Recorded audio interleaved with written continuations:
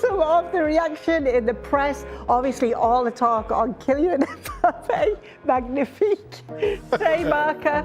Ole, ole, ole, say l'équipe. Mark Ogden is actually joining us now. Mark, you were there. I'm not laughing at the result. Yeah, it was not. It was not laughing matter. It was nothing to laugh about for Man City, was it? It wasn't, Mark. Absolutely. No, and a lot of the fans actually left before the game finished. They actually said they were so bad that they let the gates open before the end of the game. Now, usually in away games in Europe, the away fans are kept in for about an hour. But I think Real Madrid felt so sorry for Man City that they let the fans go early. So that's how bad they were last night. Look, I mean, City look like a team that's they've kind of reached the end of their journey in the Pep Guardiola, and they need to move players on and bring players in. And you know, they've probably left it about 18 months too long. You know, they shouldn't have brought Gundogan back. Kevin De Bruyne wasn't even on the pitch last night. He was on the bench. He's 34 in the summer. You know, they let Kyle Walker go. John Stones was injured after 8 minutes. Jack Grealish didn't get a game. There's a lot of players that you can see have run the race at Man City right now, and they've got to replace those players. They've started to try to do it by bringing in Kujin off at right back, who, you know, I kind of feel sorry for him. He's 20 years old. He looks well out of his depth right now. You know, Mamouche looked good at the weekend against Newcastle, but it was just a different level against Real and the Bernabeu. So, yeah, you can see that City have a lot of rebuilding to do, but that's the job that Pep has to take on now in the summer when the season finally ends after the Club World Cup. Let me stick with you, Mark, because we know they've been struggling in the league. It's been there for all to see, but, you know, in that first leg, maybe we saw something more of what we might see from Manchester City in a tournament like the Champions League. Were you surprised with what you saw last night?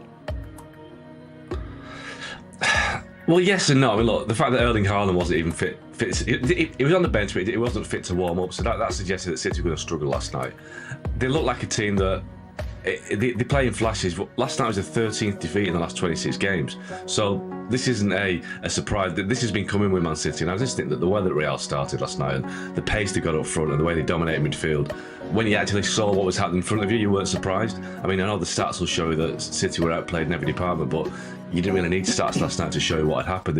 Every department of the pitch, they were overrun and outplayed. So I wasn't really surprised because they haven't got the legs to cope with a team like Real Madrid. So we're looking at the end of an era, Mark? I think so, but it doesn't mean that, you know, Sir Alex Ferguson would often rebuild teams at Manchester United 3 or 4 times now. Pep Guardiola will have the resources to do that at Man City. It's whether he has the time and the patience to stick around to do it. We know that he signed a new contract that takes him to 2027, but, you know, there is a bit of a debate as to whether Pep will see that through, whether he wants to see it through. He's looked quite frazzled recently on the touchline, so, you know, Pep says he has the ambition to do it, and I think that if Pep's still there, they have every opportunity and, you know, every chance to rebuild and start again, because they have still got some good players. You know, Haaland's going to be there for 10 years. You know, they've got, you know, Mamouche, like I say, he's got a good player coming through. Phil Foden will find his form at some point, I'd imagine. Ruben Dias is still quite young, so they're not the worst team in the world, but they do have a bit of rebuilding to do. But if Pep stays, I'm pretty sure that Abu Dhabi will back him as much as possible. So City can bounce back, but it's the end of an era for this team that, you know, delivered a treble and so many other Premier League titles, FA Cups, all sorts of trophies for Man City in recent years. Stevie, you've been through the success and then seeing the end of an era within a club during your time at Liverpool. Yep. How did you know that was happening? Why did it happen? And did you see it happening with inside before others knew it would? Well, the one thing I would say is that at Liverpool, it was a slow decline. The difference between Liverpool and City is an off the edge of the cliff decline. You know, Liverpool started getting some bad results and then they got worse, but we were still kind of competing at the top end of the league. We were still kind of in the title race, but that swagger had gone, that confidence had gone, the way that teams approached playing against us had gone. They weren't scared to come to Anfield anymore. So all of these things are a consequence of when you start failing. But for City, it's been so dramatic. There's just never been anything like it. I mean, the whole guts of this team is the biggest problem, in my opinion. You know, you go from the goalkeeper, who was the best goalie in the world at one time, Diaz was Player of the Year, John Stones, Walker, who's now gone, Gundogan at one stage was one of the best midfielders on the planet, De Bruyne, Bernardo Silva. I mean, the whole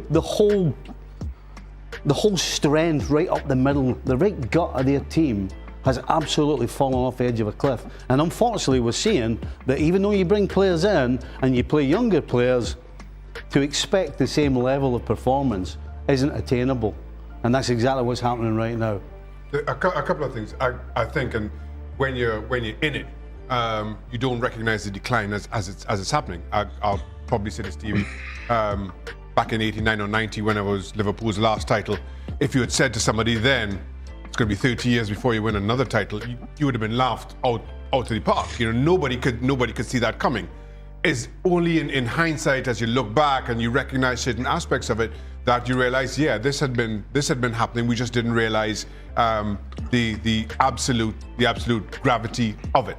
The other side to that is, I just cannot see Pep Guardiola, and I know he has a little bit of a history of this, walking away without getting this team back to where it had been. You do not dominate a league the way that Manchester City has, and then all of a sudden, when things are at its absolute worst, you walk away. I just don't feel that that's in the makeup of Pep Guardiola. I don't think that's in the makeup of any top level coach. And Mark tried to draw a comparison with Sir Alex Ferguson, who of course won the title with Manchester United before he stepped down. And we know what's happened since then.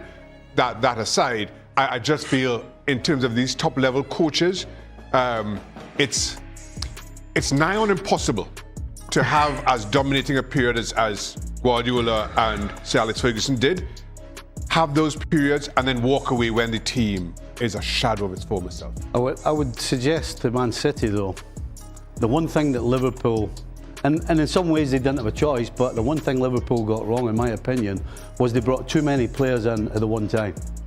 We're talking about 6 and 7 players. When Kenny left towards the end of the season, the next season, when Graham Souness came in, he brought in 6 or 7 players at the one time and expected that 6 or 7 to be the same as what they were replacing, which is impossible. You know, all the best teams are built on getting a gut, building around it, and then as you're going along and winning trophies and being successful, you add a bit on, and you add a little bit on, and so the culture's continuing with little pieces at a time. But when you start signing 6 and 7 players, putting them all in the team at the same time and expecting the results that an experienced world-class team was getting, it isn't going to happen. And that, to me, is what it looks like. Man City are trying to do that. And Liverpool tried it, and you see what happened at Liverpool. Now, Mark, obviously we will be hearing soon the outcome of the 115 charges against Manchester City. So if I'm to put that aside, and we're just to forget about that right now, and imagine that it's just purely football-wise we're talking right now. Last night, there was a question on Extra Time as to actually how many players were needed to actually change things as they are right now at Manchester City. Craig said it would be a minimum of 3 or 4, went through them. What do you think? Well, Rodri will be back at the start of next season, so that would be like a new sign. They've really missed Rodri, but Nico Gonzalez, who's come in, has already looked like he's shown flashes against Newcastle a weekend that he's much better than what they had in terms of Gundogan and the players around him. So you could already say they've maybe addressed the midfield area in that position. I think defensively, they've already added 2 defenders during the window in Kujanov and Reis. So they need a left back. I think that's definitely the left back. They probably need somebody to replace De Bruyne. They're looking at Florian Wirtz at Bayer Leverkusen. I think it would be a perfect replacement for Bernardo Silva. So I do think that if City get 3, maybe 4 players in, don't forget they added 4 in January as well. I think 3 would probably get them back to where they want to be in terms of being competitive. But there are a lot of players that need to go. I mean, we went through the list, didn't we? Stones, Gundogan, De Bruyne, Grealish. Walker's gone, that's 5.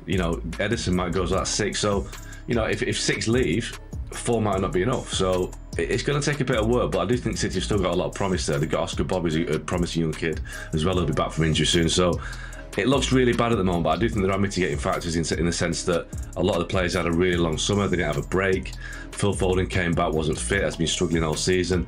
So I think, I was going to say, when City have a break this summer, they won't have a break, will they? They're playing the Club World Cup, so that will have a knock-on effect as well. But I do think 4 good signings will get City back to where they need to be, because they're not that far away in terms of the quality, but it's the key players that have got old at once. And Stevie's right. If you start replacing great players with players who are inferior, then you're gonna decline as a team. So City have to guard against that. But they have got the resources, and they've got the coach, and they've got the backroom staff and the management team to make sure they do make the right decisions in the market.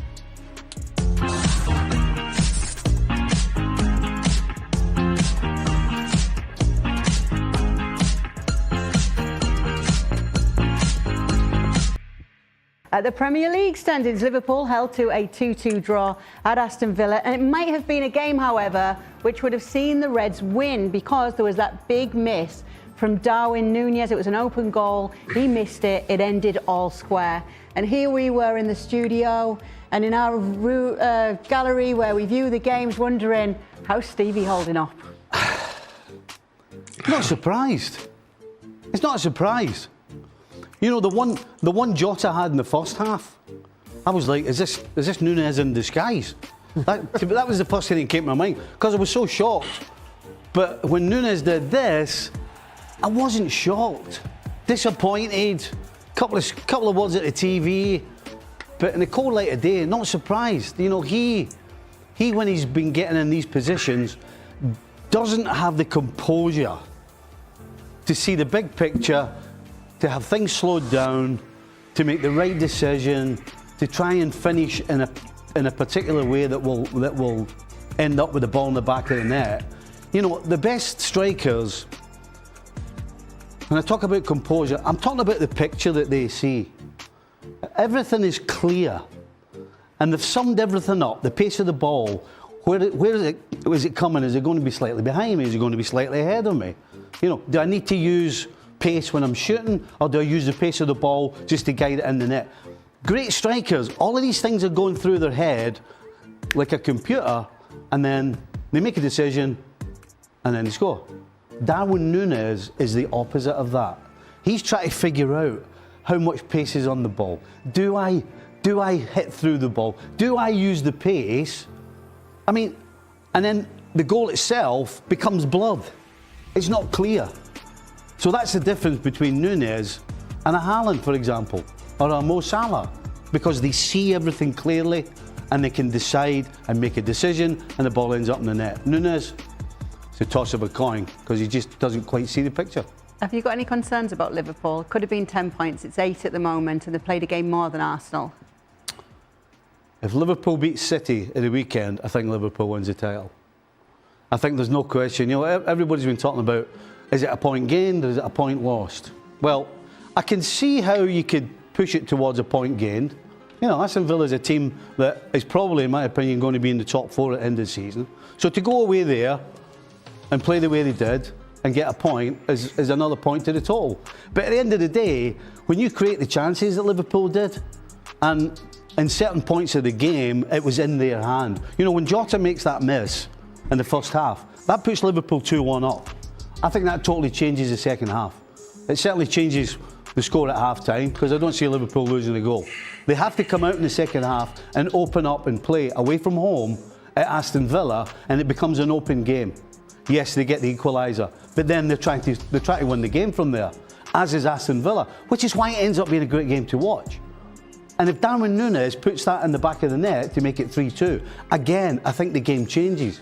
Liverpool would have slowed the game down, taken the heat out, kept the ball and tried to dominate possession.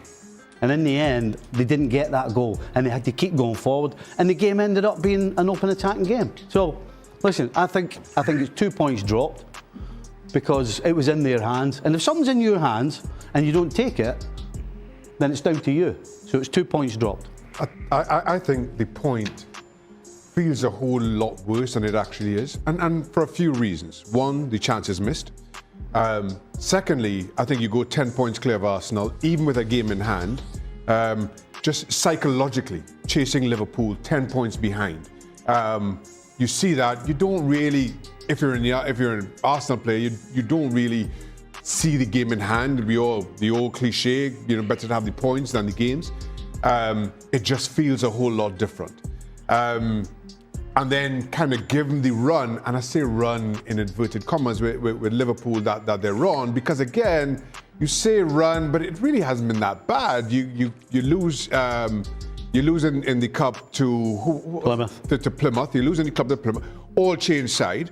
You concede very late on against Everton. You beat Wolves, but you're kind of hanging on. As I spoke after that game over the weekend, it felt like Wolves were about to score. And then this drop point.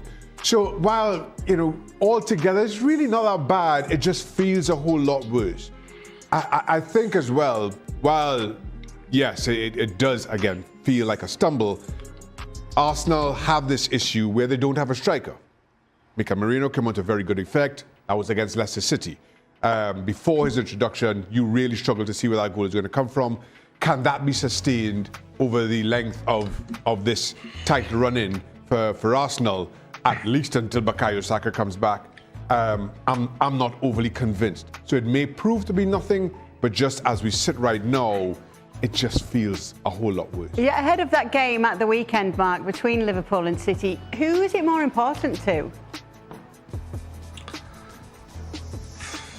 Big question. I think it's more important to Liverpool, because I still think that City will finish top 4 or even top 5. Top 5 will be good enough for Champions League and the Premier League this year, because the Premier League's so far ahead of the other leagues in the coefficient. So I think City can get away with not winning this one, but I do think that there's so much bad blood on the City part, really, towards Liverpool over the title race over the last few years, that they'd be desperate to bounce back from Real Madrid last night and also kind of, try and stop Liverpool's title charge. So there'll be a lot of motivation on City's part, but I think Liverpool need the win more. But I do think that I've seen a little bit of fatigue creeping in with Liverpool recently, and whether there's a bit of a wobble there. The Everton game, late goal they conceded, really poor against Wolves. The draw at Aston Villa. I think the next week is massive, because they've got obviously City away at the weekend. Arsenal play Nottingham Forest next Wednesday on the same night that Liverpool play Newcastle. So there's a lot that can go on in the next few days, which could actually decide whether we've got a title race or whether Liverpool pull clear. But I do think there's a bit of mileage left in it, because they do look a little bit heavy in their legs, and Arsenal just need to keep with them, really, keep the pace.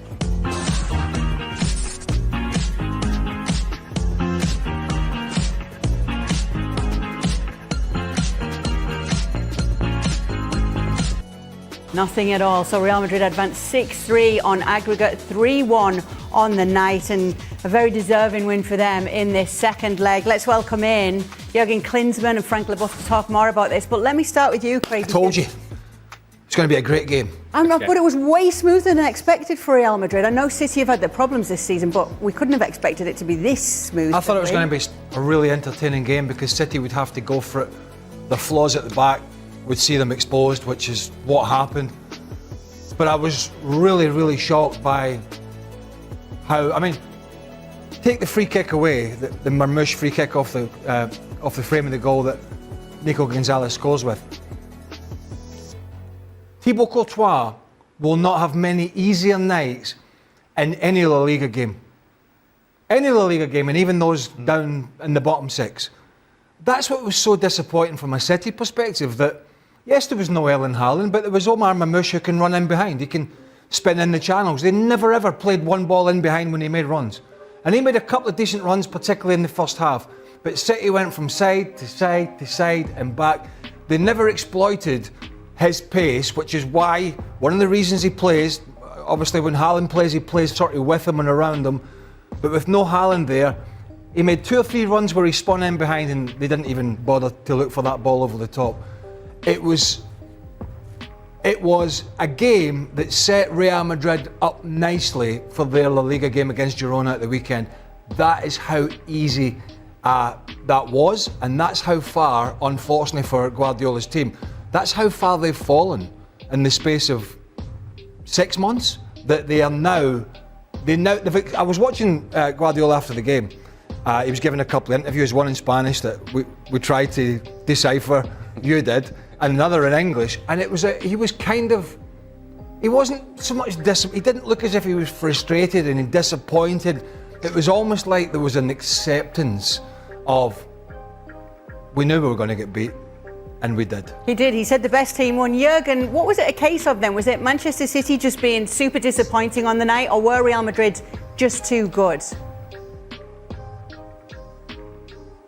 I think both of them. I think that Man City got into the game with, they were not confident. They were not really believing in the surprise, maybe scoring their first and giving them a real game, giving them a real challenge. Obviously, it helps Real Madrid if you score after 4 minutes with this counter break from Mbappe. Beautiful goal by Mbappe, but it shows you already kind of the mental state of Man City going into that game, because I mean, with a long ball like that, from a coaching perspective, this is absolutely no-go that you can get beaten so easily, over the top of your center back. The other center back is not backing up and not helping him out in time. I mean, it was just a perfect start for Real Madrid, and it proves again that Real Madrid is just a team that once the things really matter, and when it gets really into crunch time, which it does in February, March of each year, then they step it up. They step it up another couple of notches, and obviously with Mbappe now getting into a rhythm, with Mbappe now really showing his qualities, week in, week out. We discussed in the beginning of the season all his issues, all his problems, and we all had our doubts, is that the right place for him? Is it really that move to Real Madrid? And so he proved us all wrong in that way. And it's just fun to watch him now, being, having a smile in his face, being positive, being confident. And this front four of Real Madrid is just destroying you. And so this game came at the right time for Real Madrid, and it came at a bad time, or the wrong time for Man City. And it's a year that Manchester City is going through, and especially obviously Pep Guardiola is going through, where things don't work out the way they imagined, and they struggle obviously with injuries as well, and you feel for them, but at the same time you got to give Real Madrid a lot of credit and a lot of compliments, and they are right there. I mean, they're again there to challenge the Champions League trophy, and this tonight was a very, very strong statement. And to Jurgen's point, Frank, speaking about coming through at the right time, what about Kylian Mbappe? That's simply amazing. I think in 14 games he scored like 17 or 18 goals lately. He's been outstanding. He's giving all what people were expecting from him. We didn't see a good Mbappe, and we have to be fair, for like 6 months, or even just before he left for Paris Saint-Germain. But now he's back from his best. I mean, what he showed today, the commitment, the skill that he had was amazing. But it's exactly what I saw today on the perfect picture, on the perfect frame, is the first goal. Asensio, a young player, very confident, not being shy of launching a long ball, and then Mbappe, technically, so precise that he can even chip the ball over the goalkeeper. But on the other side, we are talking about Ruben Dias, one of the best defenders in the world, and John Stones not covering him, one of the best defenders in the world. And one is missing the ball, the other one is not covering, Ederson doesn't know what to do. That's simply amazing what I see from Manchester United. But in Kylian Mbappe's point of view, that's unbelievable. I'm so happy for him that he showed to the world that he's back to his best. But I have to say, the second goal from Real Madrid, it's a masterpiece. Amazing. From the back, starting from Tchouaméni towards every player almost, Bellingham, Rodrigo, of course, Vinicius. That's a masterpiece. Everything was perfect. Everywhere, the players, they had to do something. They did the perfect things. That was great. What stood out to you, LA? Well, I think I'll focus on Real Madrid. And when you think 3-1, you may have thought that perhaps this game was in question at some point. It was not. 3-1 doesn't begin to tell you how much of a difference there was today between Real Madrid and Manchester City. In fact, I'll say that how much of a difference there is in general between Real Madrid right now and Manchester City. Because if you go back a week ago, it should have been far more than 3-2, regardless. You get into this match thinking that you're going to get something out of Manchester City, and Real Madrid just displayed exactly what they can be in the attack. Through the midfield, back line, you may have some questions, but I would also say that in order for them to win the game and control the game in the manner in which they did today, they had to get work through the midfield. So shout out to Dani Ceballos, for example, who I thought was excellent today. Tchouaméni, who has been playing as a center back, in the pairing today with Dani Ceballos, he was excellent. But in order for them to be excellent, you also have to point the finger at Manchester City and look at that midfield and say, no, it's just not happening, and it's not going to happen. Gundogan looks old. He does. Bernardo Silva doesn't seem to have the spark that he once did. And the worst sort of team that Manchester City could have played against is Real Madrid. Because Real Madrid does have athleticism in transition and does have runs out of the midfield by Jude Bellingham. And nobody was tracking those runs.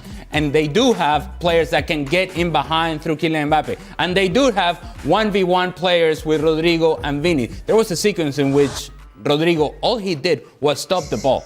Stop the ball on the turn, and Gundogan almost ended up in the stands. That is sort of the mismatch in athleticism that we saw today in full display. Attacking talent with speed that just kills Manchester City. Speed right now kills Manchester City. They have no control in matches. Real Madrid had control last week, this week, and it just felt like everything was set up for that front four to take over, and Mbappe took over today. City used to be a nightmare to play against, not just because they had the best players, the best manager. They passed it better than almost every team. Didn't always win, but they generally played teams off the park. But when you had the ball, or you tried to play out from the back, they pressed better, quicker, and faster than most other teams. They won it back. They either won it back or you gave it away. They have become so easy to play against now that teams are just playing through them. And when you allow teams like Real Madrid with their players, easy possession, and how many tackles did City make today? I mean, you look at the goals. First goal was a great ball, obviously over the top. The boys have talked about the positioning and the defending. Sometimes difficult against Mbappe's pace. But you've got to have yourself in the right starting position, which they didn't. You look at the second goal, great football from Real Madrid. But even when that ball goes to Rodrigo and then to Mbappe, there's 5 and 6 City jerseys. Nobody gets anywhere near a challenge in. Mbappe's third goal, Ali mentioned it, there's 5 City players, no Real Madrid player in sight, and nobody even gets close. Look, 1, 2, 3, 4, 5, all within 5 yards of Kylian Mbappe. Nobody even gets close to stopping the shot or getting a challenge in. And when you do that, when you're so sort of pedestrian in your closing of the ball down, with guys like him around, then what you get is what you get. You cannot be in a position to stand off the best players in the world and expect to come out on the good side of a result. And unfortunately for City, this game over 2 legs has not been a difficult one to call. It has not. We've seen Real Madrid struggle at times in La Liga against pretty mediocre sides. And I think that tells you where Man City are at the moment, is that Real Madrid upped their game, City cannot up their game. They have some big problems now with bringing more players in and the recruitment. They've already done so. But this era of most of these players, a lot of these players, and Ali touched on it, Bernat, and they have been brilliant. Walker's gone. Ederson hasn't always been a number one recently with Ortega been in. John Stones has had his injury problems. They've struggled a little bit in the sort of left back area. Gundogan was never going to come back the same player. Obviously they're missing Rodri, who is the best in the world in his position. Kevin De Bruyne can't influence games like he once did. So when you start to go through that, we're talking about the engine room of the team, the spine of a team. That is a very, very difficult situation to be in. Manchester City they've had the conveyor belt on before where players have left, like Vincent Kompany, like David Silva, like Fernandinho, and others. And they've always been able to go and bring in replacements who were either adequate replacements or better. But it's tough to see how they're going to better what they have had in the last couple of years, because it has been pretty dominant. And to go out and better that when these players come to the sort of twilight of their career, I think it's got a very, very difficult situation. And also, and I'm sorry to go on, I didn't like, and as good as he's been, I didn't like the Man City manager talking pre-game about we have only a 1% chance of winning this game. Off the back of a thumping of Newcastle at home with a Marmoush hat-trick, it's not a very good message to send to world-class players who have played at the highest level, that we've basically no chance of going to the Bernabeu and getting a result. And you're talking, for the most part there, Craig, about the level of play of this team. But you mentioned earlier that there's an acceptance to who they are. And I'm not even going to address their level of play. I'll address coming out of halftime, you're down 2-0. You're probably out of it, but if there's going to be a reaction, it's going to have to happen early on in the second half. And as they come out on the field, and they're just standing on the field, you never saw togetherness. You never saw energy. You never saw intensity. You never saw leadership. It's just guys standing there with blank stares in their face. They didn't believe that they could do this. Now, it doesn't help that your manager says we only have 1% chance. That doesn't help the situation at all. But the whole feeling of Manchester City is we're not good enough to compete at this level. We'll run around, we'll pass the ball around, and maybe we'll pull something off, but we don't truly believe that we're capable of doing this. And if they were gonna ever be able to do this at Santiago Bernabeu, they had to manufacture from nowhere.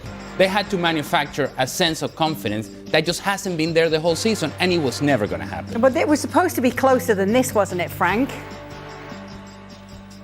Yes, and it's why I wonder, why, Guardiola is saying that. How far are we going to go before we're going to point him as maybe someone responsible for that kind of result that they have and they have been having for the season? And there is a question about the Premier League as well. You have a team who just beat Newcastle 4-0, where Newcastle have been absolutely fantastic lately. We are saying that Real Madrid sometimes they have bad games, and Man City, they come to Santiago Bernabeu, they are smashed for 90 minutes, they don't react, and they are fourth in the Premier League. So I guess that apart, and we can put Liverpool and Arsenal maybe away from that criticism, but what does it say about the Premier League? Because if Manchester City is not capable of beating or even fighting and giving hard time to average Real Madrid this season, what we see in the La Liga, what does it say about the Premier League again? So maybe some others, maybe Craig and Ali can answer to that. But really, I'm so disappointed because there is no reaction, there is no time spirit, and but they're forced in the league, in the Premier League. Let's talk about the winners. We've talked enough about Man City right now. I wanted to get a take from you, Jurgen, on Kylian Mbappe, because we did get to see all the best of him tonight. The speed, the quick feet, the finishing. Yeah, and I think, it's really necessary to talk also about Carlo Ancelotti and what he's done over the last 8-9 months. Obviously, they had their troubles in the beginning of the season. Kylian had his troubles to get into a rhythm, to find a connection with Vinicius Junior, with Rodrigo, with Bellingham. We all were questioning, and is this possible to play with these four front players and not conceding too many goals on the other end? And it's a little bit, the discussion we always had over the years, when they tried to put the superstars together at Paris Saint-Germain, which didn't work with Messi, Neymar, and Mbappe.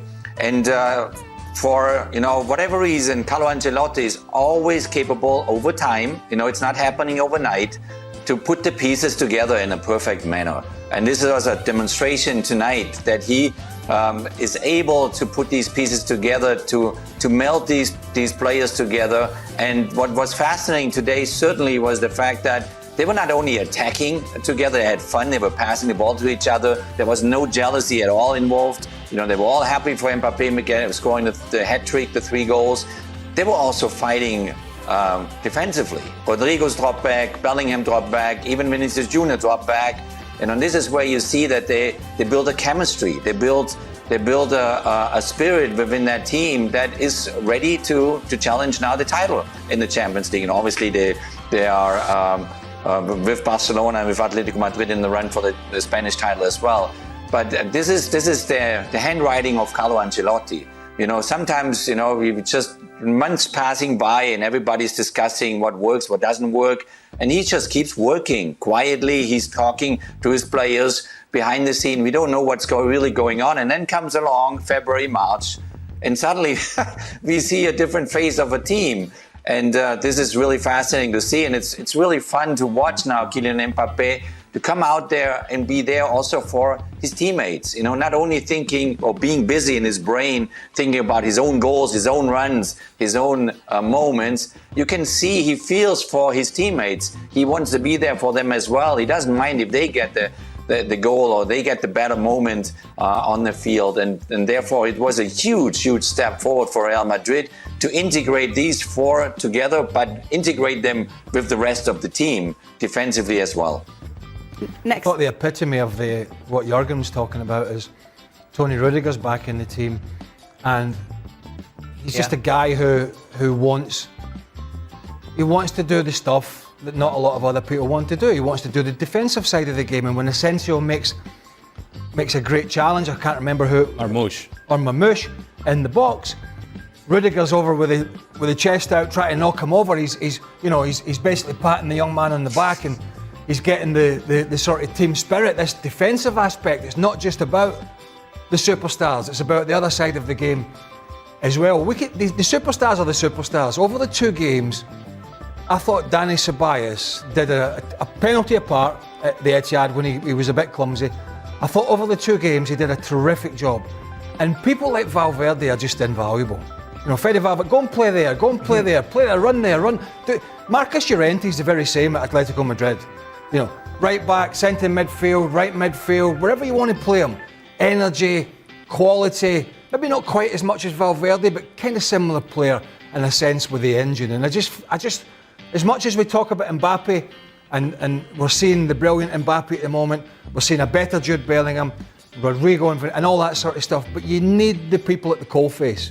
You need the people, you need the Tchouaménis, the Camavingas, the Ceballos, the Valverdes. You need all these guys to do the hard yards to get the just rewards for the big guys that get the headlines up front.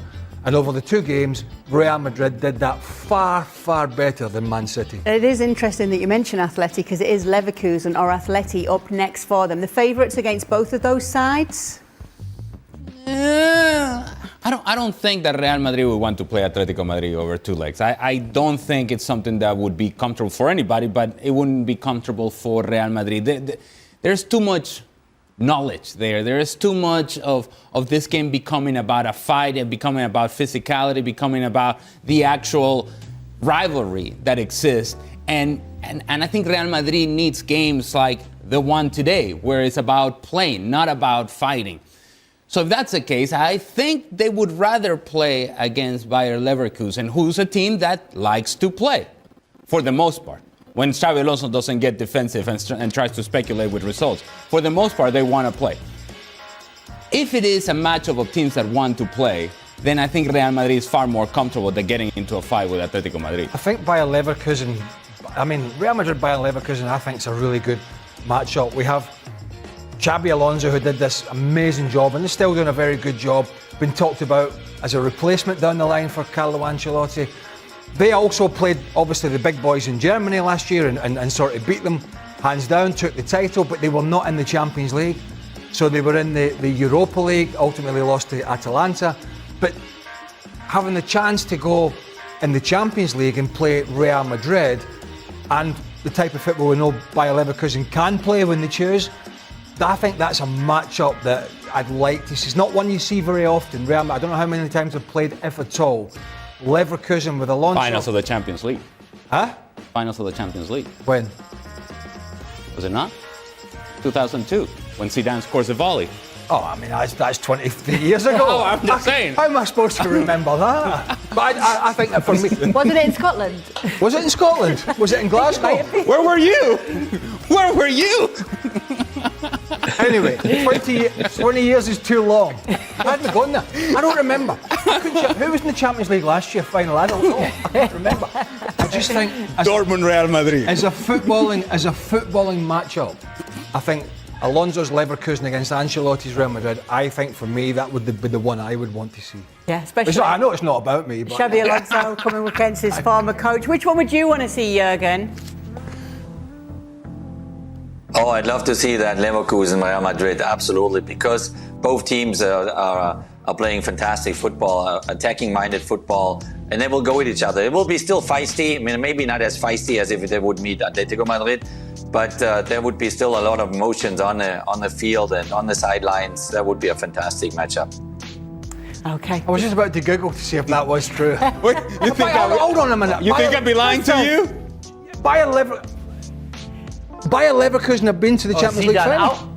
Yeah, see that volley. I remember the volley. I don't remember who it was against. How can you Alright. remember that volley? Yeah, come on. Michael You have to Ballack was remember that the volley. big player. Yeah. What? I might have had a couple of. I might have had a couple of lads beers at the Not like you. It's a Hampden Well, Park. now you know. So have they played before? Here's a little more history for you, Craig, because Man City have had their consecutive seasons snapped. It stops at 11 right now. This is most consecutive seasons in the Champions League round of 16. Real Madrid at the top of that and continuing that streak with 22 seasons. We're in from 2003, way too long ago for Craig to remember. We are in studio where we have been since 10 o'clock. My God, it's been a morning that has presented us with all sorts of breaking stories, developing stories, etc. With the Champions League draw, with the Europa League draw, with the boxing in Riyadh, and of course, a massive weekend of Premier League fixtures. Troy's alongside Alex. I mean, guys, it all kicks off 12:30 tomorrow. Everton, Manchester United. Troy, can you make a case for Everton beating Manchester United or the other way around? You can make a case for both. I think Everton are probably the favourites going into this game. I know Crookie won't like that, but I think they're on a better run of form since David Moyes come in. They're scoring more goals. They're resilient. The fan base is on side. Obviously now they're on a complete upward trajectory, especially when you see in the week they've just had the new stadium and I think 10,000 people there. So it's all high optimism for Everton. So it's easier to make a case for Everton to beat Man United than it is the other way around. Yeah, I think that's absolutely fair. And one of the questions the producers put in the running order is, are Manchester United in a better place now than when David Moyes was in charge, when he took over? And I think you have to say the team that he inherited from Sir Alex Ferguson, while it wasn't one of Fergie's greatest teams, was far better than this current Manchester United Would you side. not say also behind the scenes was in a lot better position than it is currently when David Moyes took over as opposed to now? Yeah, it's been a slow decline, hasn't it? Yeah. And I know you and Simon have spoken a lot about the finances this weekend and potential protests. And again, I think there's a little bit of a misconception that Manchester United fans are protesting because the results are poor, because the team isn't very good. It goes deeper than that. The fact that the interest payments on the loans the Glazers took out to buy the football club have now topped £1 billion. I mean, that is criminal. I don't know how that takeover ever got approved in the first place, and I don't see any way that United as an institution, and they are one of this country's great sporting institutions, recovers all the time the Glazers there. Avram Glazer was doorstepped by a reporter this week. He was asked if he would sell his shares. He said no. So how does it improve? You know, so Jim Ratcliffe is basically a shield for the Glazers. I'm not saying he's been perfect, but the real problem at United still lies with that family. I mean, Simon still says the Glazer deal, the way they fashioned it out, is one of the most amazing deals of all time. But football's about more than business, Jim. It's about more than money. Yeah, but there is an argument that supporters support the club. Supporters support the team on the field of play when the game kicks off. I mean, Chelsea fans next week, do you think they have a case protesting before Chelsea play in midweek because they're not happy? I think their big issue is a lack of communication in the space of a month. Owners. We've got our club back. I understand that. In the space of a month, we want our Chelsea back. Yeah. I mean, come on. But I think you have to look at the two football clubs in isolation, and the way the Glazers have allowed Manchester United to rot is unacceptable. Yeah, but from again, look at it from their point of view. I know you're looking at it from a fan point of view, which is fair. From their point of view, they're making money hand over fist. It's never going to go broke.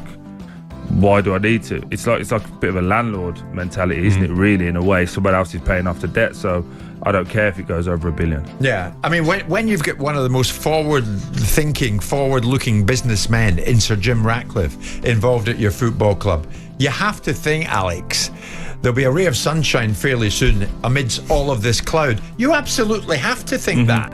You have to think that, but I'm not sure many Manchester United fans are this lunchtime, to be honest. When you see those financial results, there's a story in the Telegraph in the last 15 minutes that Omar Barada has warned staff if they leak information to the media, then they could lose their jobs. Well, somebody's leaked that information already. So there's a lot of unrest. Morale around the football club is at an all-time low. And I know you'll say, actually, and Simon would say, well, maybe they did have a bloated workforce and they needed to trim the wage bill. I just wonder if Sir Jim Ratcliffe is going about it in the right way. Yeah, and then let's go purely to the football then. So where are you at with Amorim? Because one week you are kind of seeing how it's going to work. Now you're not sure. Where are you at? No, I think the win rate, 29% win rate, it makes him vulnerable. And we've seen that Sir Jim Ratcliffe has already parted company with Dan Ashworth after just a few months of the football club. So I do think there's a fine line. I understand that he's got his principle and he's trying to have this philosophy, the way he wants the team to play. But you still need to get results as well. Of course. Can you see a way in which this is levelling out? So I think since Sir Alex has left, that club has been devoid of somebody getting hold of it, really saying, this is my club, but this is the way we're going to do it. Now with Amorim, it looks to me like you've got somebody that's probably too much going, give me the club and I'll show you how it should be ran. Do you not feel that that's a good thing for the club? Yeah, I do. Yeah. But I think they're going to have to suffer. Manchester United fans before it gets better, and I think they're going to have to be very patient because, quite frankly, there's not many players there at the moment who I think are going to be part of the journey long term. Well, guys, we've spoken virtually about everything that is going on in the world of football, the world of boxing at this particular time. But of course, it's a massive weekend of Six Nations rugby, not least with England facing Scotland at Twickenham, and certainly Scotland, it's fair to say, and this would be coming from me, Glasgow-born Jim White, Scotland certainly have got what it takes when it comes to beating England in recent times.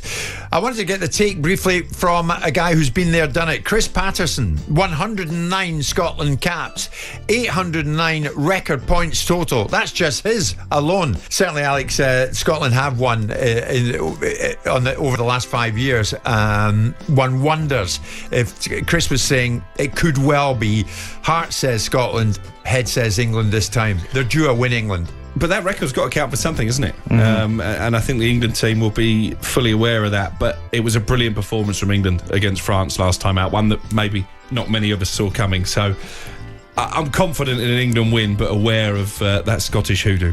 Yeah, Troy, you love your boxing. What are we about to see this weekend, do you think? It's interesting. My missus just said, what's going on this weekend? Because everyone's talking about the boxing. And I just said, basically, it's the World Cup of boxing in one night. So it's real good, highly competitive fights, top names. And we're just privileged to be able to see it, Jim. That's the honest word. We're just privileged to be able to see it. So, yeah, finishing up working here, straight home, on the sofa, will not be moving. Absolutely. Mr. Crook, thanking you as always. You'll be at Arsenal West Ham tomorrow. And we're looking forward to it. On duty for Talk Sport. Troy, thank you as always, mate. No problem. A brilliant effort this morning. If you've just tuned in, then you've missed a belter. Over the last 3 hours in the Champions League, we found out that Paris Saint-Germain will play Liverpool, that Club Brugge will play Aston Villa, and PSV Eindhoven will play Arsenal. In the Europa League, Real Sociedad take on Manchester United. AZ Alkmaar will face Tottenham, and Fenerbahce, Mourinho's Fenerbahce, face Rangers. Martin Bakole is somewhere in the air right now. He's heading via Congo, Ethiopia and Dubai to Riyadh to take on Joseph Parker, replacing Daniel Dubois. And England do play Scotland in the rugby tomorrow at Twickenham. Something for everyone. Jim White and Simon Jordan. Monday to Friday mornings from 10 on AM, on DAB, via the TalkSport app and on your smart speaker. TalkSport. You were saying, and you're not wrong, Alex, Chelsea, what is going on with them? It was dubbed one of their worst performances of the season the other night when they went to Brighton last Friday night and lost by 3-0. And it's fair to say the hierarchy, Messrs Iqbali and Bowley, under a bit of pressure at Chelsea right now, with many fans not happy about how the club is being run. We had one fan who came on this week and really sounded off. We'll hear from him again in a second. But Alex, have they got a point? Do you think they've got a point? Or is it, hang on a second? I mean, Simon's take was, be careful what you wish for. No, I think they have got a point. I mean, I tweeted at the end of that Brighton game, partly to go fishing with Chelsea fans, but it's ironic that they've been taught a lesson 2 games in a row, FA Cup and Premier League, by Brighton, having spent the last 2 years almost trying to be Brighton, taking their manager, taking their coaching staff, taking many of their players. What they can't buy is Tony Bloom and his recruitment model, because they spent £1 billion, Chelsea, and the recruitment looks flawed to me. There's some good players in the team, not least Cole Palmer, although he's gone off the boil. But this policy of buying young, therefore you've got potential sell-on value, I think fundamentally is flawed, because there's not enough experience in that dressing room when times are tough as they are at the moment. 2 wins in 9 in the Premier League. If they lose this weekend, and I've tipped Villa to win, and Newcastle win, they're down to 7th. Now, Simon Jordan's been crowing all season that he was one of the few people, when we were describing Chelsea as a circus in the summer, he said they would be challenging. Well, if they drop to 7th, are they challenging, or were we right all along? Would you say that in here if he was here? I would. No, he wouldn't. I would. He'd panic. Yeah. Yeah, he'd see Simon's Alex roll deck and he'd panic. He's not wrong. No, he's not wrong, but I think the only challenge I have when you say Cole Palmer's come off the boil, we did the Brighton game on the Saturday before the Friday game, the FA Cup game, if you remember. Yeah. He's the only one who goes and gets the ball. He's the only one who now, because they're in a position where people, they don't like this term, but they'll know what I'm saying, go hiding and go missing. He's the one he's happy to go get it off the centre halves to turn and then pass the ball forward, because but does people that not illustrate my point about a lack of experience? So when things are going well, they can look a really good team. But when things are going badly, they do go hiding. Yeah, and I also think the manager has to take a little bit of a look at himself as well, because over the last 4 weeks, he's said at times we're on track, we're not supposed to be in the Champions League, and 2 years from now is when we really should be there. It was somewhat odd. You're now creating this narrative that slipping away is okay, but I just think in a year where Forest are in the top 4, you have to be saying, right, this is our chance. And I just feel that, yes, it's a young team and they will have ups and downs, but the highlight the transfer policy, Jim, is when you have to bring Chalobah back, who at the start of the season, you put in the bomb squad, you put him away from everyone, said he's not good enough. But he goes to Palace, does really well. Now it's actually, you know what? He was quite good. So it just shows to me that they're still, for as much as they've spent, they still are void of what this actually looks like. Well, funnily enough, Troy, the manager, Enzo Maresca, he got the dreaded vote of confidence, if you like, from a somewhat unlikely source earlier in the week. Speaking on Bloomberg was Chelsea director Jonathan Goldstein, and this is what he said. What about Enzo Maresca? Do you love him equally? He's doing a great job. Chelsea have, started the season very well. The last 6 weeks have been, finding their feet a little bit more. But Enzo's clearly done a great job in bringing the team together, bringing the talent through. Still in 6th place. And we're very optimistic for the rest of the season and how that plays out. And he continues in his job for the rest of the season? 100%. I was like, of course. Well, of course it's of course. We don't expect anything other than that. And what do you expect someone like Goldstein to say when he's on a financial channel like that? Of course he's going to back that up. But what do you think Chelsea need to do from this point in to change things? I think they need to do what we've been telling them to do since the summer. They need a proper number 1 goalkeeper, and they need a proper centre forward. Because Nicholas Jackson isn't going to score enough goals, in my opinion, to get Chelsea back to where they belong. I think they have missed him because of his partnership and his relationship with Cole Palmer. But to spend £1 billion and still to be lacking in 2 key areas at both ends of the pitch is massive. Who's their main centre half? Yeah, who's the number 1 centre half? I think all those centre halves are really talented, are good players, but they're what we call number 2s. Fofana. They need to be next to somebody. But the difference has coincided with Nicholas Jackson being out of the team. Yeah, I think that relationship with Cole Palmer is important. I think they bring the best out of each other. So I do think you could Still factor only got that 9 in. goals. Yeah.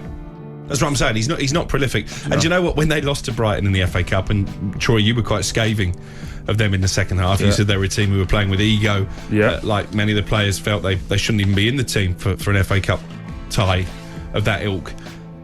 I spoke to Enzo Maresca after the game, and he said, well, the positive is we can focus on the Conference League. I'm not sure that Chelsea fans want to hear that. Absolutely, no. and you have to remember that when I'm scathing of a team, it's because we're there, we're live, we're seeing it.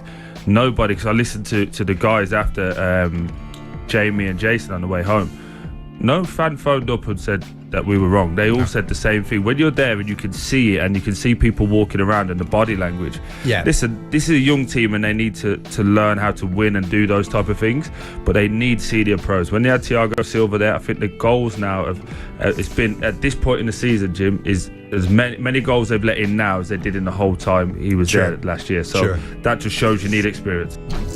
Jim White and Simon Jordan. Monday to Friday mornings from 10 on AM, on DAB, via the TalkSport app and on your smart speaker. TalkSport.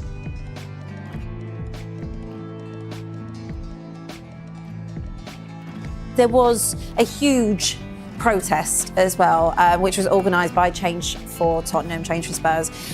It was all about Levy out, Enoch out, which has been building a lot of kind of traction lately, and I guess rightly so. You know, people are not happy with the way that the club is being run on the pitch.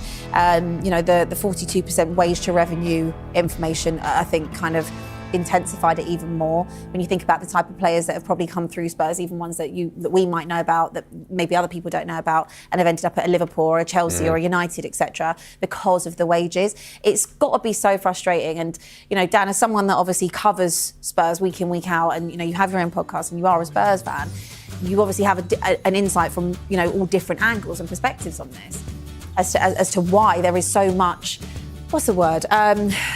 Frustration, yeah. I mean, I can totally empathise, and there is a lot of frustration at the ownership at the moment. I think partly, and Anne just said this, it's not a secret, that's because of current results, you know, the results over the last 2.5 months. I think if Spurs hadn't had the injury crisis and they carried on punching around sort of 5th to 7th, which I think is where they were after the City win in November, then I think there would still be simmering frustration, but it wouldn't be on the scale we saw on Sunday. But I think this is much bigger than just this season, right? I mean, we've had nearly a quarter of a century of NX ownership, one trophy in that period, and there is a sense, I think, from Spurs fans that the ownership's decisions are the reason that the club doesn't fulfil its obvious potential. You know, no one doubts they've done, you know, a huge amount of good for Tottenham. You know, we see the stadium every single weekend, and it is magnificent. And on the commercial side, Spurs are flying, and they're kind of future-proofed and in a great spot in terms of the financial rules, etc. But the success on the pitch hasn't been there, and I think people look at Levy, fans look at Levy and say, he's got a brilliant vision for the business and commercial side of the club. He hasn't matched that with a vision for the football side of the club, and that is the issue, and that's the kind of gnawing frustration for supporters. So I think if Spurs pick up from here, you know, the injured players come back, they go on a deep run in the Europa League, and they put together a streak in the league, then some of that will die down, but not all of it. You know, until Spurs get to a place where they're kind of challenging for the biggest trophies every season, and they're kind of fulfilling their potential as a big club, I think that frustration's not going to go away. Yeah, this will hurt Daniel Levy. This will hurt the protest. Look, I dared to criticise Daniel Levy one time on TalkSport when I was on here. I dared to criticise his tenure at the football club, and it worked against me. It was clipped up. The clip was clipped up at TalkSport. I was due to do a sponsored event for Crystal Palace. Couple of Crystal Palace ex-players, couple of Spurs ex-players, do a little track, a little electric car around a racetrack and see who gets the best time. So yeah, I obviously chose the wrong time to air my frustrations. I got a call the next day from the Palace press saying that representatives of Spurs have rung up and said unless I'm taken off the gig, they're not going to be turning up. I asked, was it anything to do with Daniel Levy? And they said, well, his name was mentioned. So look, I dared to criticise him. He got upset over it. That's why I say this is going to hurt him. Because, and I've always said it, and I said it in the clip that was clipped up, business, he is very good. He's a very astute businessman. The club is probably one of the most well-run clubs businessly in the world. On the pitch, it's not good enough. And that's what supporters want. That's what I want as a supporter. We both want these. We want trophies. I know new ownership's not going to guarantee trophies, but I sometimes compare this to a certain degree to the Newcastle situation when Mike Ashley was involved. And you want a club to be proud of. You want a club to, have ambition to win trophies. And as you said, the wage to revenue, 42%, lowest, one of the lowest in the Premier League, definitely the lowest in the perceived Big Six. It's not going to happen. Players are going to come and go because you're not giving enough to these players. So the ambition's not being shown. I think that is the frustration. And look, fair play, the turnout to the protest at the weekend was really good. There were thousands there. And will this work? I don't know. I think consistency, you might start to see it work, but I don't know if it's going to work. Yeah, I think, you just telling your story, there's so many instances. I've had my own instances with the club about being vocal and not happy with the ownership. And as a paying season ticket holder, I think I'm in my rights to say what I want. So as long as I'm paying for my season ticket, as long as everyone else is paying for their season ticket and giving back to his £6 million bonus that he takes home every year, I think we're well within our rights to criticise, don't you? Look, I think the Change for Spurs protest was brilliant. I think that's the first time in years. I think this really kind of all started to spiral with the ENIC out more so after the sacking of Pochettino and how heavy-handed that was and trigger-happy it was. And I think that there was just so much maybe hurt with that situation from the fan base and just felt that it was just a real just a bizarre move. It was like a Levy fetish thing that he had to go and get Jose because he couldn't get him the first time round, all those years ago. And it was like fulfilling his own little prophecy rather than actually thinking what was best for the club and allowing Pochettino the time to rebuild. And that's just kind of grown and grown and grown over the last 5.5, 6 years. I don't know whether this is smoke and mirrors because it seems like every time that we get to a place where there is big criticism on ENIC and Daniel Levy, there seems to be a rumour that starts going around, the Qataris are interested, this American consortium are interested. Qatar might be forced to pull out of PSG due to the legal challenges and criticism surrounding Al Khalifi. So how true, Dan, are these rumours of the Qataris being interested in Tottenham? Well, I don't know about the Qataris pulling out of PSG, but I do know that, I believe that Levy met with Nasser Al Khalifi, he's the PSG president, about a year ago. So they have held talks in the past over a minority stake. There was interest there from Qatar. I believe that has since died down. But I don't know about this PSG stuff. But if they left PSG, that would potentially pave the way for them to come and invest in the Premier League. So I don't think we can completely rule that out. The Guardian had a story a few days ago about private investors from Qatar potentially looking to buy a minority stake in Spurs. So there have been lots of rumours swirling about a potential takeover. And Levy's on record saying he wants a minority partner. He said that. That's no secret that Spurs are looking there. And that part of the world, as we know, Qatar, Abu Dhabi, Saudi Arabia, are investing a lot of money in sport, are investing a lot of money in football teams, and they're looking to the Premier League. And Abu Dhabi have Man City, Saudi Arabia have Newcastle, and so Qatar logically, will want to get their own Premier League side and start competing. I don't know kind of how true it is that they're kind of in talks with Spurs, but I think we certainly can't rule that out. And it feels like something that will plausibly happen in the not too distant future, whether that's at Spurs or another top flight club. Yeah, he doesn't do many interviews, Daniel Levy, and I was listening back to one that he has done previously, and he did say if there was a bid on the table that benefited the shareholders and first and foremost the football club, which was his words, they would really consider it. So look, everyone gets excited when these billionaires come and take an interest in your club because you look at potential football teams who could be playing for you.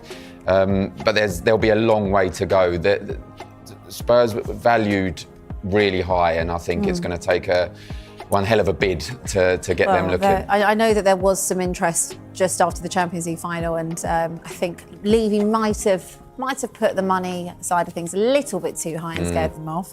But they are currently valued at around 3.75 billion by Daniel Levy.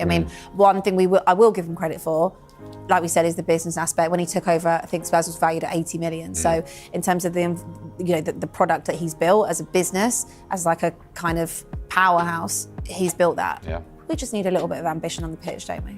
Just a little bit. I would say one thing just on this subject area that I think is massively in Levy's defence is that if the Premier League had been kind of regulated in a different way. So, i.e., if states and oligarchs hadn't been allowed to buy clubs, i.e., Abramovich hadn't been allowed to buy Chelsea, or Abu Dhabi hadn't been allowed to buy Man City, how much more successful would Levy's approach, his kind of cautious, slow building approach, have been? I think it would have been a lot more successful. They'd have had more top 4 finishes.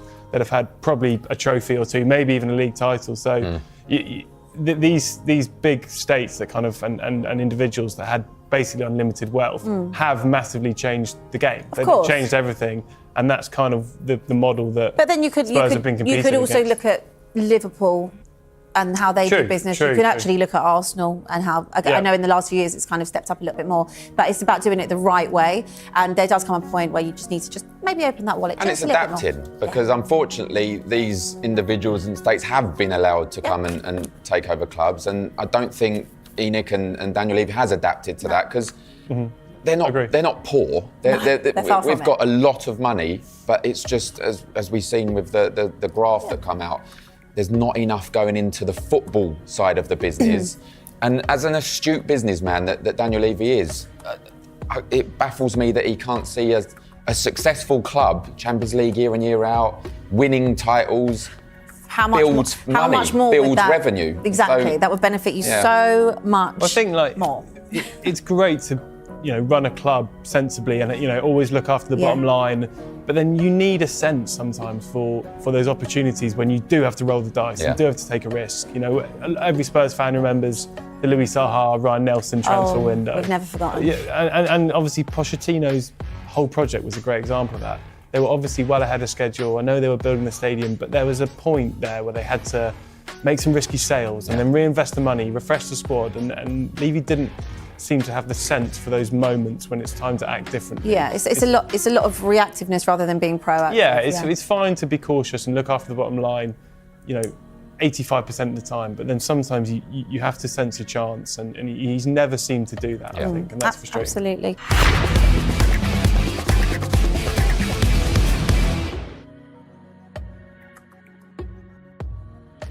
Alex Crook alongside me and Troy Deeney. Alex, you must have commentated in plenty of games when Darwin Núñez is playing. Whilst you're commentating, I know you get the chance to watch these guys at close quarters. Overall, what's your perception of Darwin Núñez? I think Troy hit the nail on the head when he talked about maybe the price tag weighing heavily, because I think you have to argue, despite a goal every 3 games, the money they spent on him probably hasn't been justified. It's those big chances he misses. Having said that, we were at Brentford, weren't we, when Liverpool were going to drop points that day. He comes off the bench, classic Darwin Núñez actually, scores twice in the space of 4 minutes, and then probably should have got himself sent off. He got a yellow card for taking his shirt off in celebration, and then he put in a really poor tackle that was definitely worthy of second yellow. So maybe that's Darwin Núñez in a nutshell. Yeah, so Slot quite outspoken about him, saying, his head went down, I'll need to have a word with him because we're not having that. Núñez, where is he in the eyes of Liverpool fans? Because Liverpool about to run into a clutch of extremely important fixtures starting Sunday against Manchester City. Ryan is a big Liverpool fan. He's dialed 03717 223344. Ryan, good morning. Darwin Núñez, first off, was Slot right to make it public? I think he was. I think it's a bit of a kick up the backside for Darwin. I also think he's being treated a little bit harshly. In my opinion, the Jota miss was worse than Núñez on the night. I've watched Núñez numerous times live and on the box, and he absolutely works his socks off for the team. And you just want him to go on a run of scoring a few goals. And I feel sorry for the lad because you can see him, his head's down. It's massively down. The way he trotted off the pitch at the end there, his head's gone. Yeah, right, Ryan. Can I just say to you, mate? First off, I totally agree with you with the Jota chance. By the way, that was huge, and it's all about moments in games, right? Where they would have scored that, it'd have been 2-0 up in figure space of 3 or 4 minutes, and they would have been running away with it. I think Liverpool fans, and I've been at about 8 games live this year, are really receptive to Núñez. He gets the biggest cheer when he warms up, the biggest cheer when he's on the pitch. I think to this point now, it's kind of a Slot laying down the gauntlet of come on, mate, because he's fallen off the edge of the cliff, really. First season, 15 goals. Second season, 18 goals. This season, 6 in 35 games. So I think it's more of a kick up the backside. I hear your point. I don't think it's harsh though. That's the only thing I would say. I don't think it's harsh. No, I agree. I think it's a kick up the backside. Like I think I said earlier, it is what he needs. Like you said, Troy, he's definitely spoke to him behind closed doors, I reckon, numerous occasions, and it's not worked. And like you said, he'll score a worldie, and next minute, he's missing a sitter. Yeah. It's like he's over, as a striker yourself, he's overcomplicating things. He just needs to hit the target. Yeah, good call, Ryan. Thank you for that. So it's up to him to show what he's made of. Is he good enough for Liverpool? Don, another Liverpool fan. Good morning, Don. What do you think? Yeah. Good morning. Good morning. My first point is with reference to him smiling and laughing at the end of the Villa game. I think far too much has been made of it. I think it's just poor judgment on his part. He's in a goldfish bowl. He didn't realise, and I think we should move on from that. That's just—it's a nothing. It's an absolute nothing. It's just poor judgment on his part. Secondly, is he good enough to be a top striker at Liverpool? I don't think so, and the reason I don't think so is because he doesn't have the subtlety and the composure in front of goal.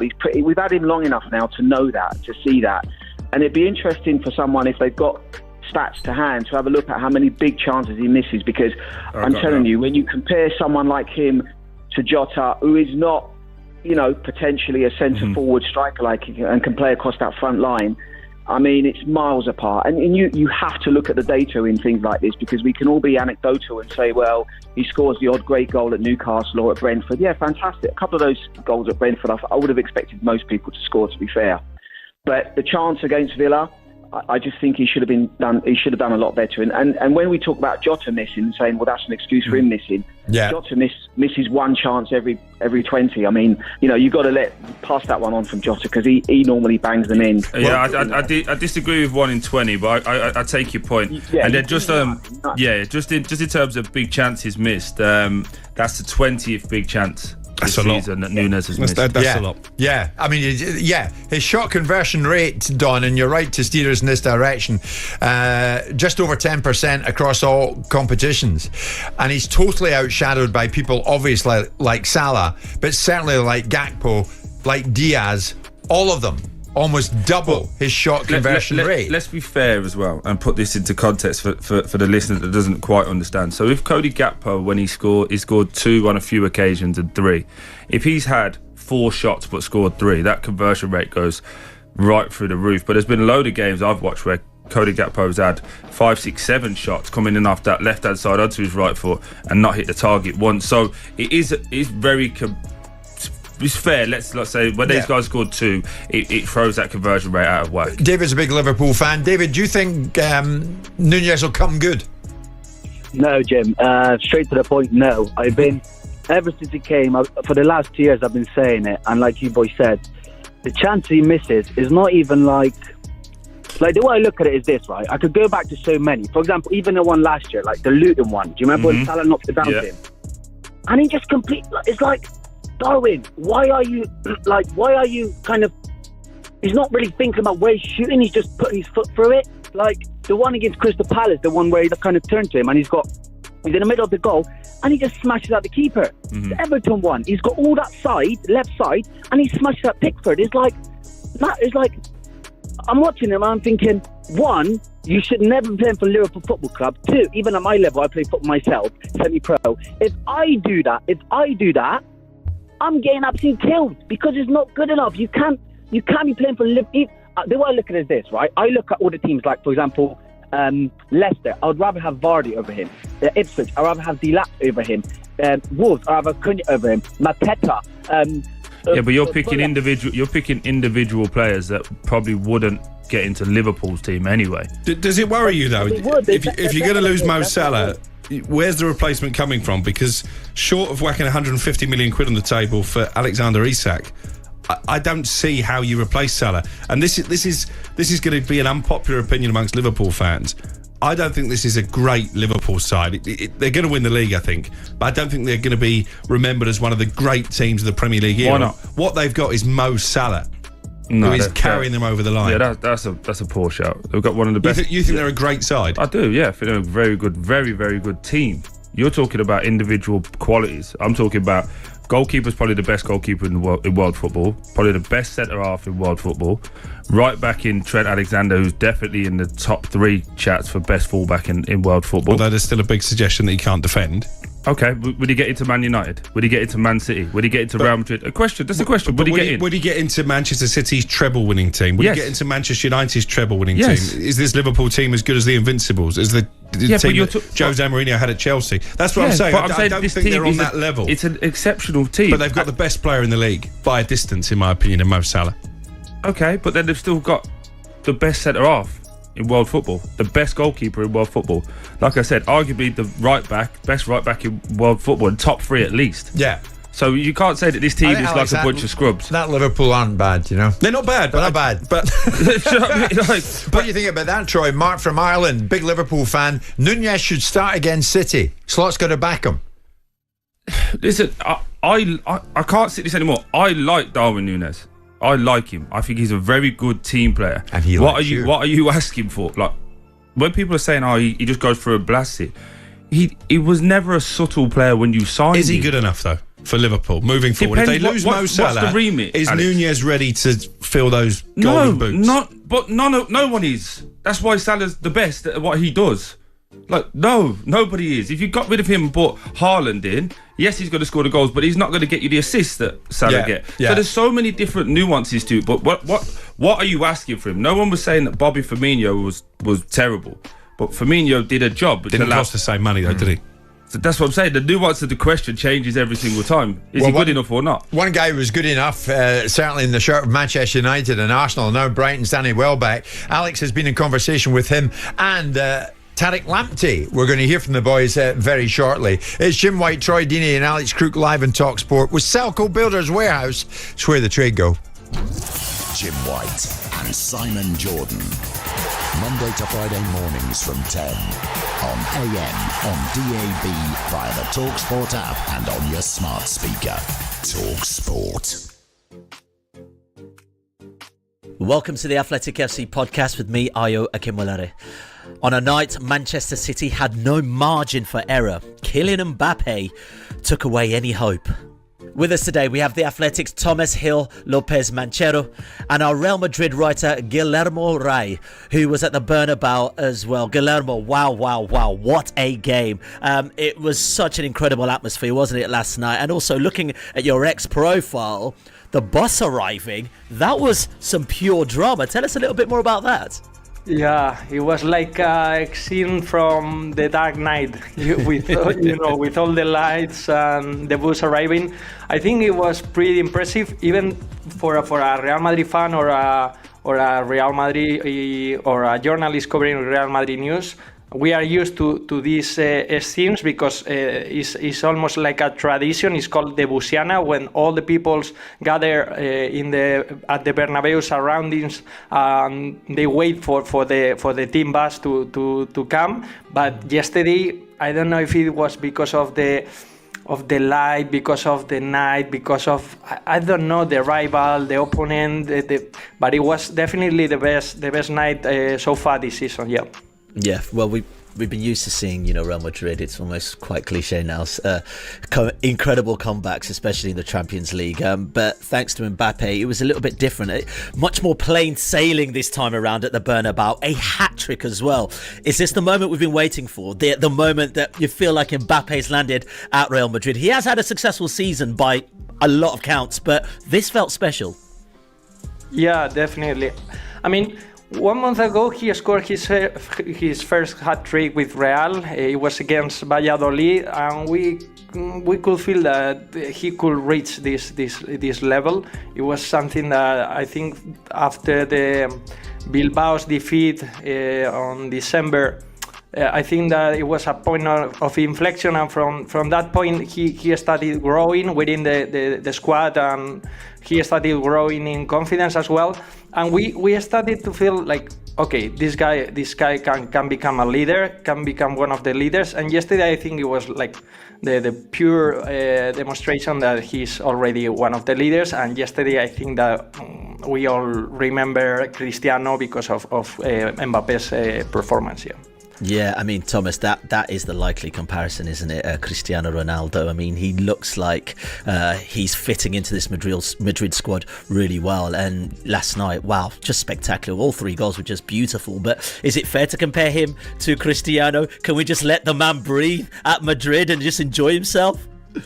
Yeah, I mean, I think it is fair. Like you say, Io, it seems a bit unfair because Ronaldo, you're talking about one of the greatest players of all time, but then Mbappe was kind of signed to scale those heights, and at Madrid, those expectations are so much higher than at other clubs. I think it is fair to compare them because Mbappe, I think, is now on 28 goals for the season, just 5 off Ronaldo's total in his debut campaign with Madrid in 2009-10.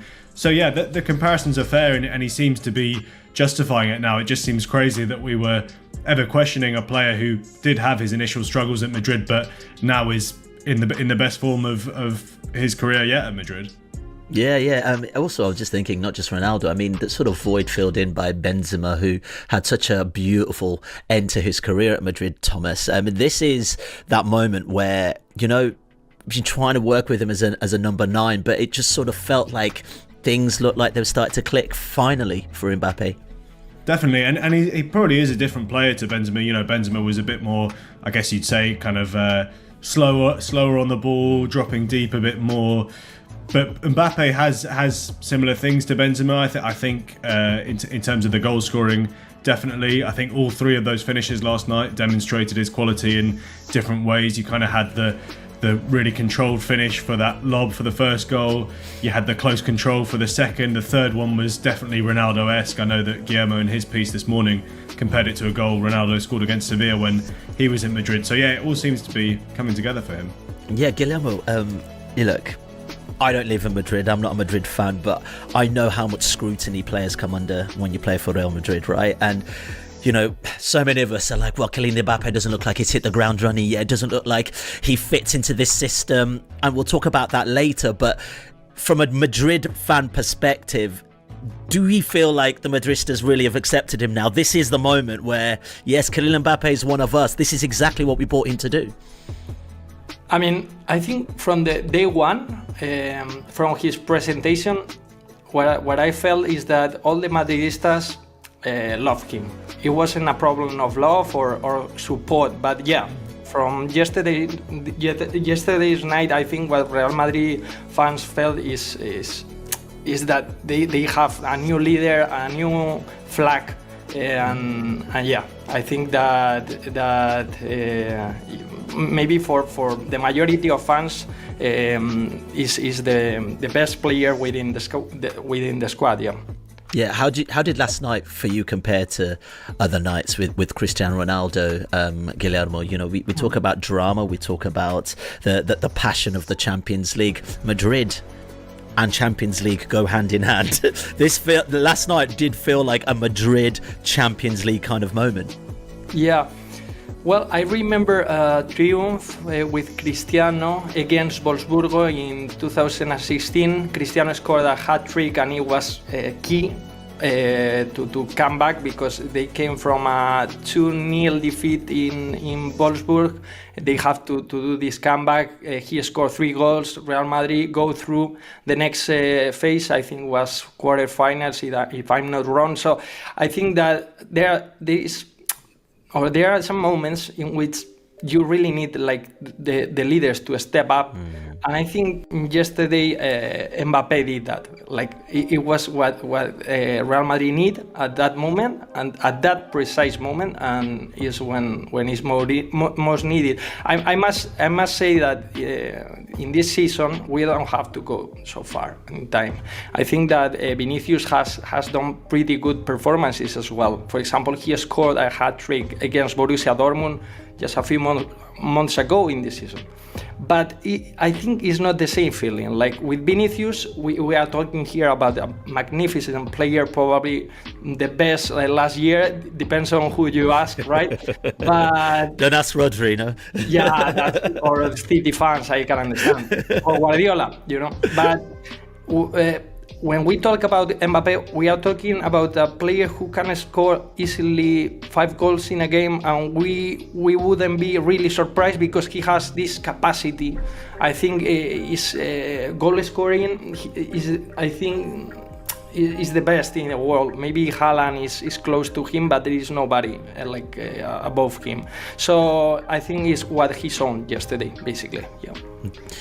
Thomas, we have to talk about Manchester City. I know we're going to move on, but I mean, how much did they play into Real Madrid's hands yesterday? I mean, we think about the first goal and the sort of carelessness from Diaz, trying to knock the ball down, header it, and then missing it, and it just felt so calamitous. Did they play into Madrid's hand? Did they make it look easy for Madrid? Oh, 100%. I mean, as you mentioned there, yeah, Diaz for the first goal, that's not the kind of defending we're used to seeing from such an experienced centre-back like him.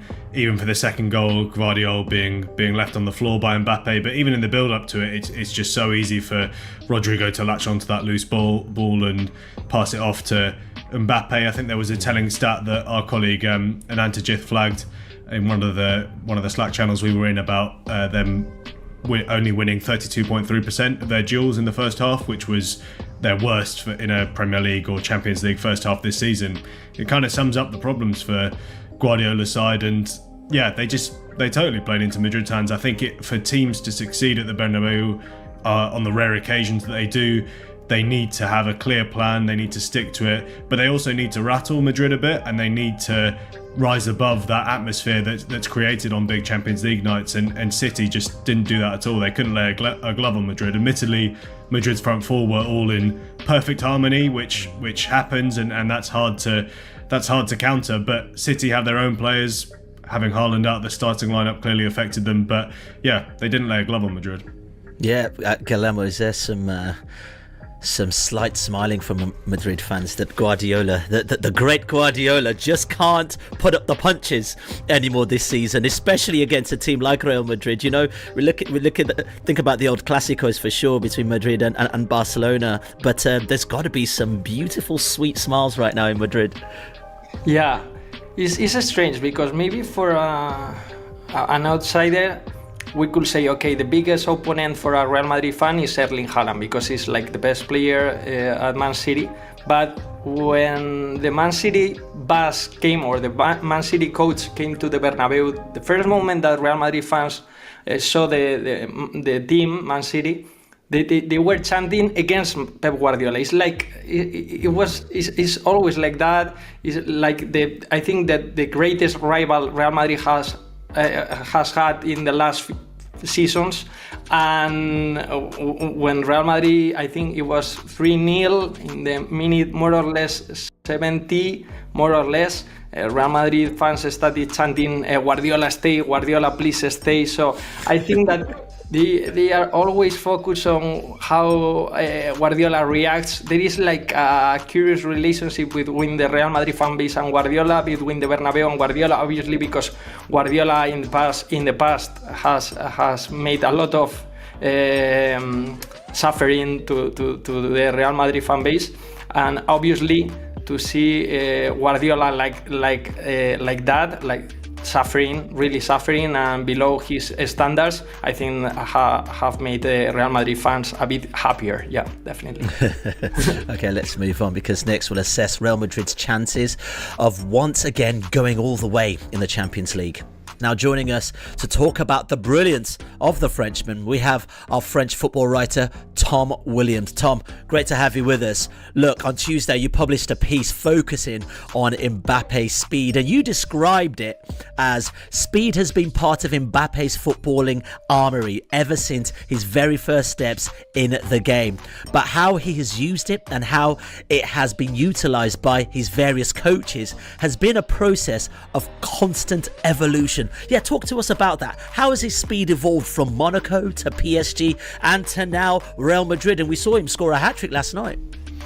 Yeah, I mean, he's kind of come full circle in a way, in that the piece looks mainly at how the different clubs that he's played for have used him and sought to utilise that remarkable pace that he has, which he's always had and which has always been one of his main weapons as a footballer. We go back to his breakthrough season at Monaco 2016-17, and he generally played in a 4-4-2 alongside Radamel Falcao. The first version of Mbappe that the world ever saw, or certainly in club football, was as a centre forward. But then he goes to PSG, finds himself playing on the right initially to accommodate Neymar on the left and Edinson Cavani through the middle. And a similar thing happens with France. And at the 2018 World Cup, which is obviously the moment when he really sort of confirms his reputation as the most exciting young footballer on the planet, he's again playing on the right hand side. And what happens over the course of his time at PSG is that as he gets older and as his influence within the club and in the changing room grows, he begins to realise that actually he'd quite like to play on the left-hand side. And so that's the story of what happens to Mbappe at PSG. That the seasons go on, and some coaches try to play him at centre forward. Thomas Tuchel had this idea that it was possible to fit all the kind of superstars in the same starting 11. So you had Mbappe and Icardi up front with Neymar and Di Maria on the wings, and sometimes it worked and then sometimes it was a disaster. But all the while Mbappe is kind of shifting across the pitch to the left, and like lots of players with his physical profile, you can understand why. He's super quick, he's right-footed, play on the left, cut inside, Thierry Henry style finish, and away you go. But one of the things that happened at PSG was that he kept being asked to play at centre forward. And to begin with, he didn't like it very much. You go back to the 2022-23 season under Christophe Galtier, and he's complaining about being asked to play as un pivot, being asked to play as a target man, as he said. I mean, he was never played as a target man, but you had to fit him and Neymar and Messi into the team somehow. Mbappe's obviously going to be the guy who plays through the middle. And at that time, he talked about how much he loved playing for France because he had freedom. He was out on the wing. It was all really nice and smooth. And at PSG, I have to play there with my back to goal, etc., etc. But it was obvious when he went to Real Madrid last summer that he was going to have to play through the middle, because where else do you put him?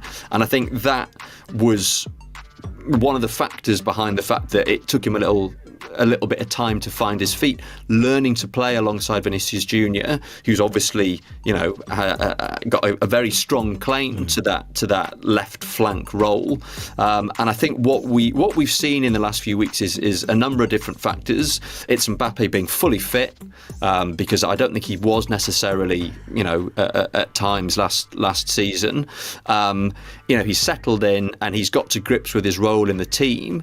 And I think what we saw against Manchester City was him realising actually how much fun you can have as a centre forward, but also how much freedom it gives him. I think he tended to think of the centre forward role as being a bit of a burden, playing with your back to goal, having to facilitate what your teammates are doing.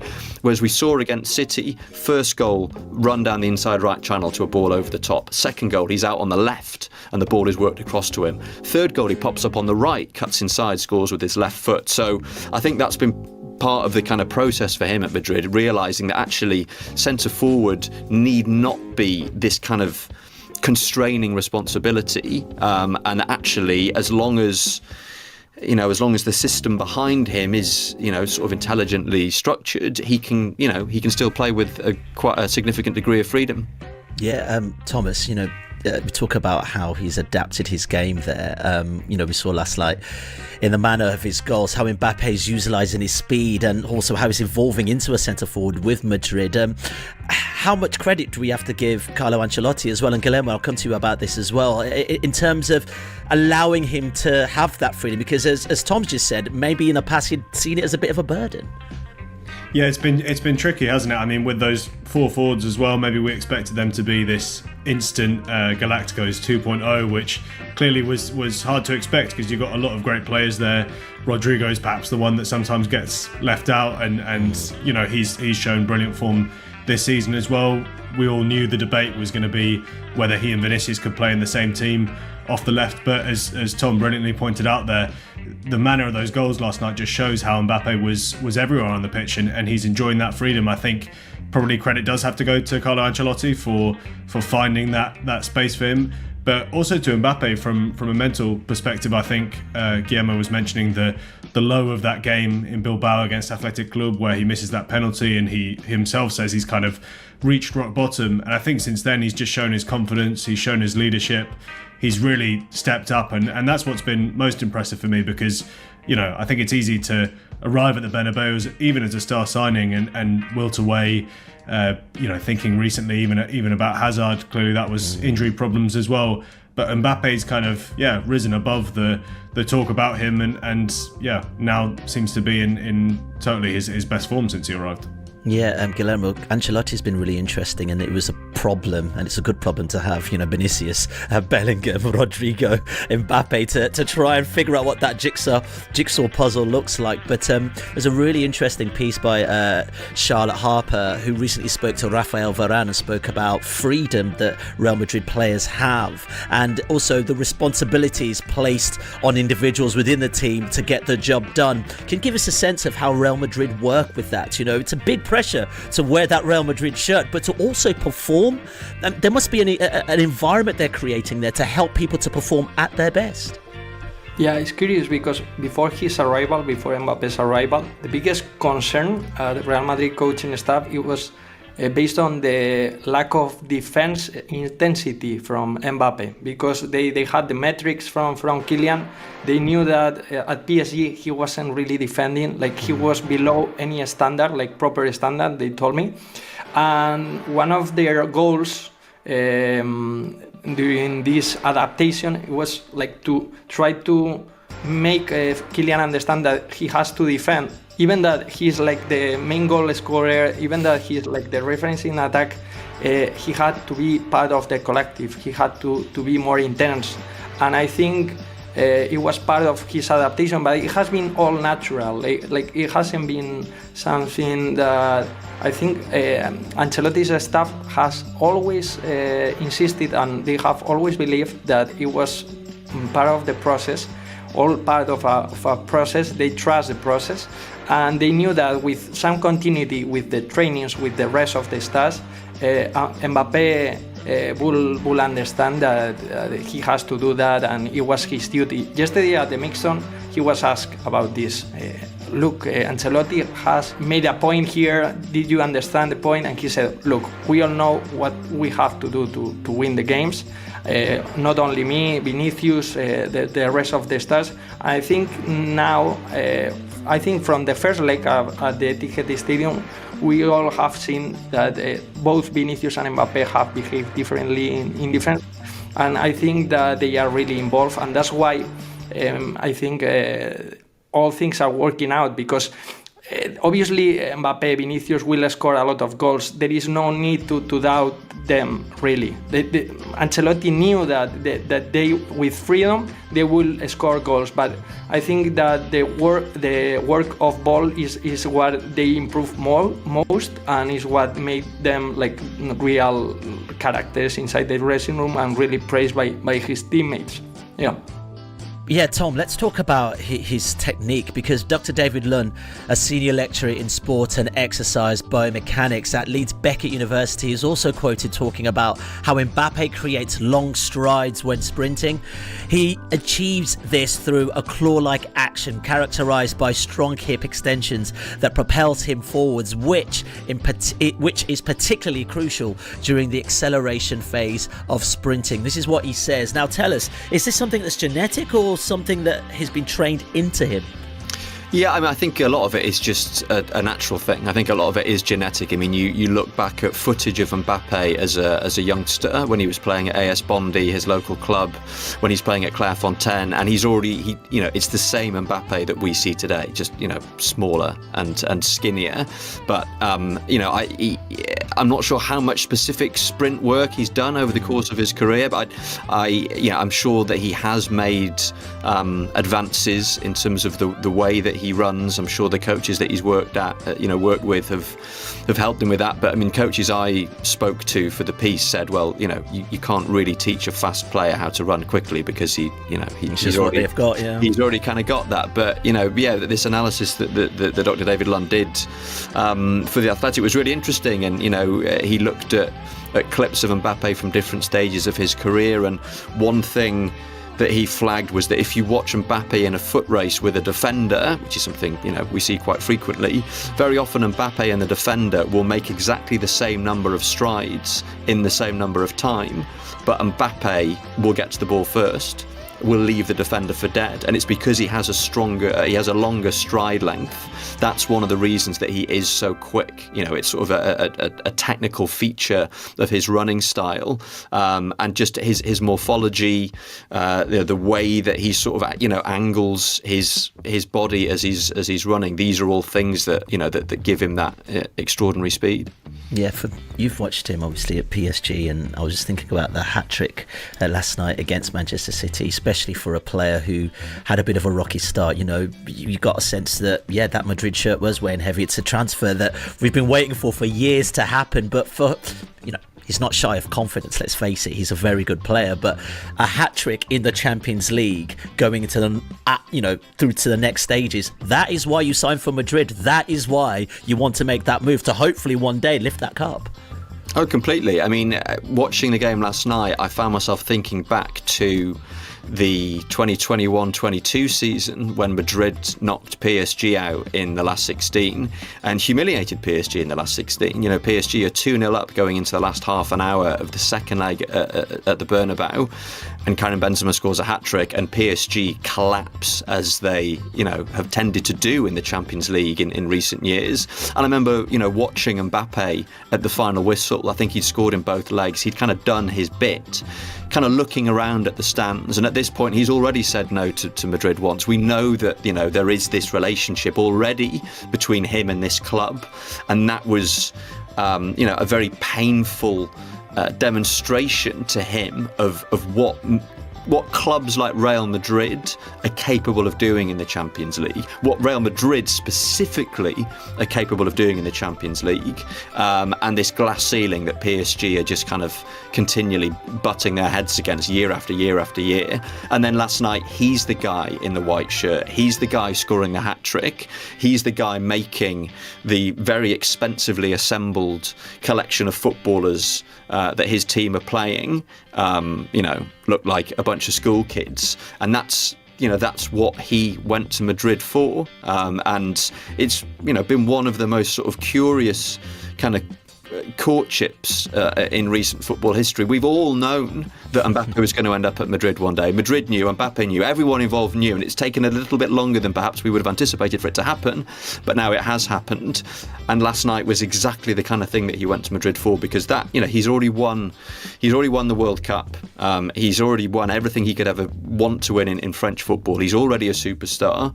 The one thing that he hasn't yet done is win the Champions League, and he's gone to Madrid to be a superstar, to win not just one but multiple Champions Leagues, and to win the Ballon d'Or. And I think, modern footballers care more about the Ballon d'Or than I think football fans and football journalists do, but it is nevertheless a really big motivating factor. And I think scoring a hat-trick, and such a brilliant hat-trick in such a big game, is the kind of thing that is going to move him very squarely into Ballon d'Or contention. Yeah, fascinating. Well, Tom, thank you so much for joining us. I do implore you all to go read his piece with Mark Carey as well, actually, on the intimate relationship with speed. That's so good. Cheers, Tom. My pleasure. Thanks very much, guys. Right, Guillermo, last season Real Madrid lifted their 15th European Cup, Champions League. Is there now an expectation, as we've seen, or is there an element of inevitability that, in a few months' time, Real Madrid will potentially make the final, and we probably know what happens when Real Madrid get to finals in the Champions League? They will lift that cup. Well, there were a couple of questions about that at the Carlo Ancelotti's press conference just after the Man City game.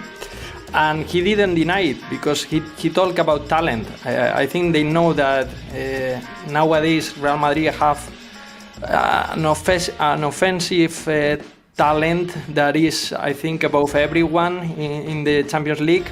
And also because in the last 3 seasons, if Real Madrid or Man City have won this tie, they have won the Champions League, so it has been almost like something certain, right? It's still early. We are only on the last 18, right? Last 16 of the Champions League, so it's still difficult how to predict. But obviously, after yesterday's performance, Real Madrid showed that there is some favoritism, and they don't really rule out this type of feeling. They can handle it, and I think they shown that they were happy with this status, right? Thomas, it's the age-old question, isn't it? You know, what makes Real Madrid so good at the Champions League? Every time they recruit, I almost wonder whether you just walk through that front door and before you even say any word, they just say Champions League. Get it in your head, because you don't join this club if you don't want to play in the biggest, European club competition there is and want to win it. Yeah, 100%. And it's so hard, Io, to actually put your finger on why Madrid have this aura about them in the Champions League. I think just the simple fact of having that record number of titles clearly influences it. There's a bit of ego about it as well. I think this is really the competition by which Madrid measure themselves by. They've suffered some pretty damaging defeats to Barcelona this season in La Liga and the Spanish Super Cup, and yet ask any Madrid fan and I'm sure they'd happily take those if it means they're going to lift a 16th title at the Allianz in May. So it's really interesting. I was drawn to a quote that Mark Carey used in his piece about how clutch Bellingham has become from his first season at the club, where he talked about just being around those kind of players every day and that mentality rubbing off on you. And I think it probably does come down to mentality, because you look at those Madrid teams that won all those Champions Leagues, that won even last season, and you wouldn't have said they were particularly brilliant tactically, you wouldn't have said they were revolutionary tactically, but they just had that ability to stick in games. If you think about the City quarter-final that they won on penalties last season, there is just it's that elite mentality of the belief that they can just get through anything. And I think even if some of those players from last season have now left, I think Nacho and Kroos have both actually proven to be pretty big losses, Kroos especially. They just seem to have rubbed off on the other players. There's actually some pretty young players there who now have that Champions League expertise with them, and I think that would have certainly helped Mbappe as well, even if he has already won the World Cup and already has plenty of Champions League experience himself from PSG, to look around him and see these teammates who have been through it all before and just know the drill. And I guess the final thing I'd say on that, Io, is Ancelotti, after that first leg in Manchester, says that this is where our season starts for real, which is just a crazy thing to say at any other club. Imagine that halfway through the season saying, this is where it really starts. But it's a kind of an ability to flick the switch at the crucial part of the season, because this is their favourite competition. Yeah, Guillermo, I think about that. If you think about how Real Madrid, even look at I say like a siege mentality that was created when Vinicius did win the Ballon d'Or. Real Madrid put their players first. They really put them on a pedestal, and they try to protect them, don't they? Yeah, I mean, it's a pretty protective club, I will say, but also because they have a lot of experience and they know how to handle the stars. They know that they have to have a bit of control. If not, it's impossible to make things work. And we were talking just a few minutes ago about Mbappe. I think it's the perfect example to show that at the club they know how to run things. There weren't doubts in reality. They just let Mbappe to adapt. There was obviously pressure from the fan base at the Bernabeu. We had whistles. I think I didn't, in the last 2-3 seasons, I haven't remember, or I haven't heard whistles at the stadium, but there was pressure from outside, but inside the club I think that they understood that they had to make things easier for Mbappe, for their stars. And because of this also, I will say, confidence they are giving to them, things started to work out in the end, yeah. Yeah, for sure. Right, let's look to the latter stages of the Champions League. Guillermo, there's a Madrid derby, maybe, or meeting former player Xabi Alonso, who's been heavily linked to maybe replace Carlo Ancelotti. You know, this could be a really tough test now, actually, because you know Atletico are looking very good this season, actually, and they've got a really top team. But also, I mean, Leverkusen, you can't write them off. Yeah, I wouldn't dare to contradict what Mbappe said last night because he was talking about how many trips they have done already, that they are tired of traveling, and because of that they would prefer Atletico Madrid, also because of the rivalry, of course. But I will say that from my point of view, it will be better for Real to face Bayer Leverkusen. For journalists also, it will be better because we will have a lot of stuff to write about, the links between Real and Xabi Alonso, obviously, the constant links. But I will say that what Atletico have shown from all the Diego Pablo Simeone's era is that it's really, really tough to beat them. I think Real Madrid have faced them like 4 times during this era, during the Simeone's era, and they have won a Champions League, but every time it has been so difficult that I'm afraid that it will be tougher than Leverkusen, even that Leverkusen, of course, is the last German champions. Yeah. Okay, well, let's wrap it there. Really appreciate your time, gentlemen. Guillermo, and also Thomas, and also Tom, who joined us earlier. Thank you so much for listening. Matt Davis Adams will be with you tomorrow for the preview, looking ahead to Liverpool's visit to Manchester City in the Premier League on Sunday. Thanks for listening. If you want to watch more episodes of the show, please subscribe to the channel. We'll be joined by the likes of David Ornstein, Matt Slater, Adam Crafton, Carl Anker, and plenty more through the season. If you'd like to listen to the episodes in full in audio form, search The Athletic FC wherever you get your podcasts from.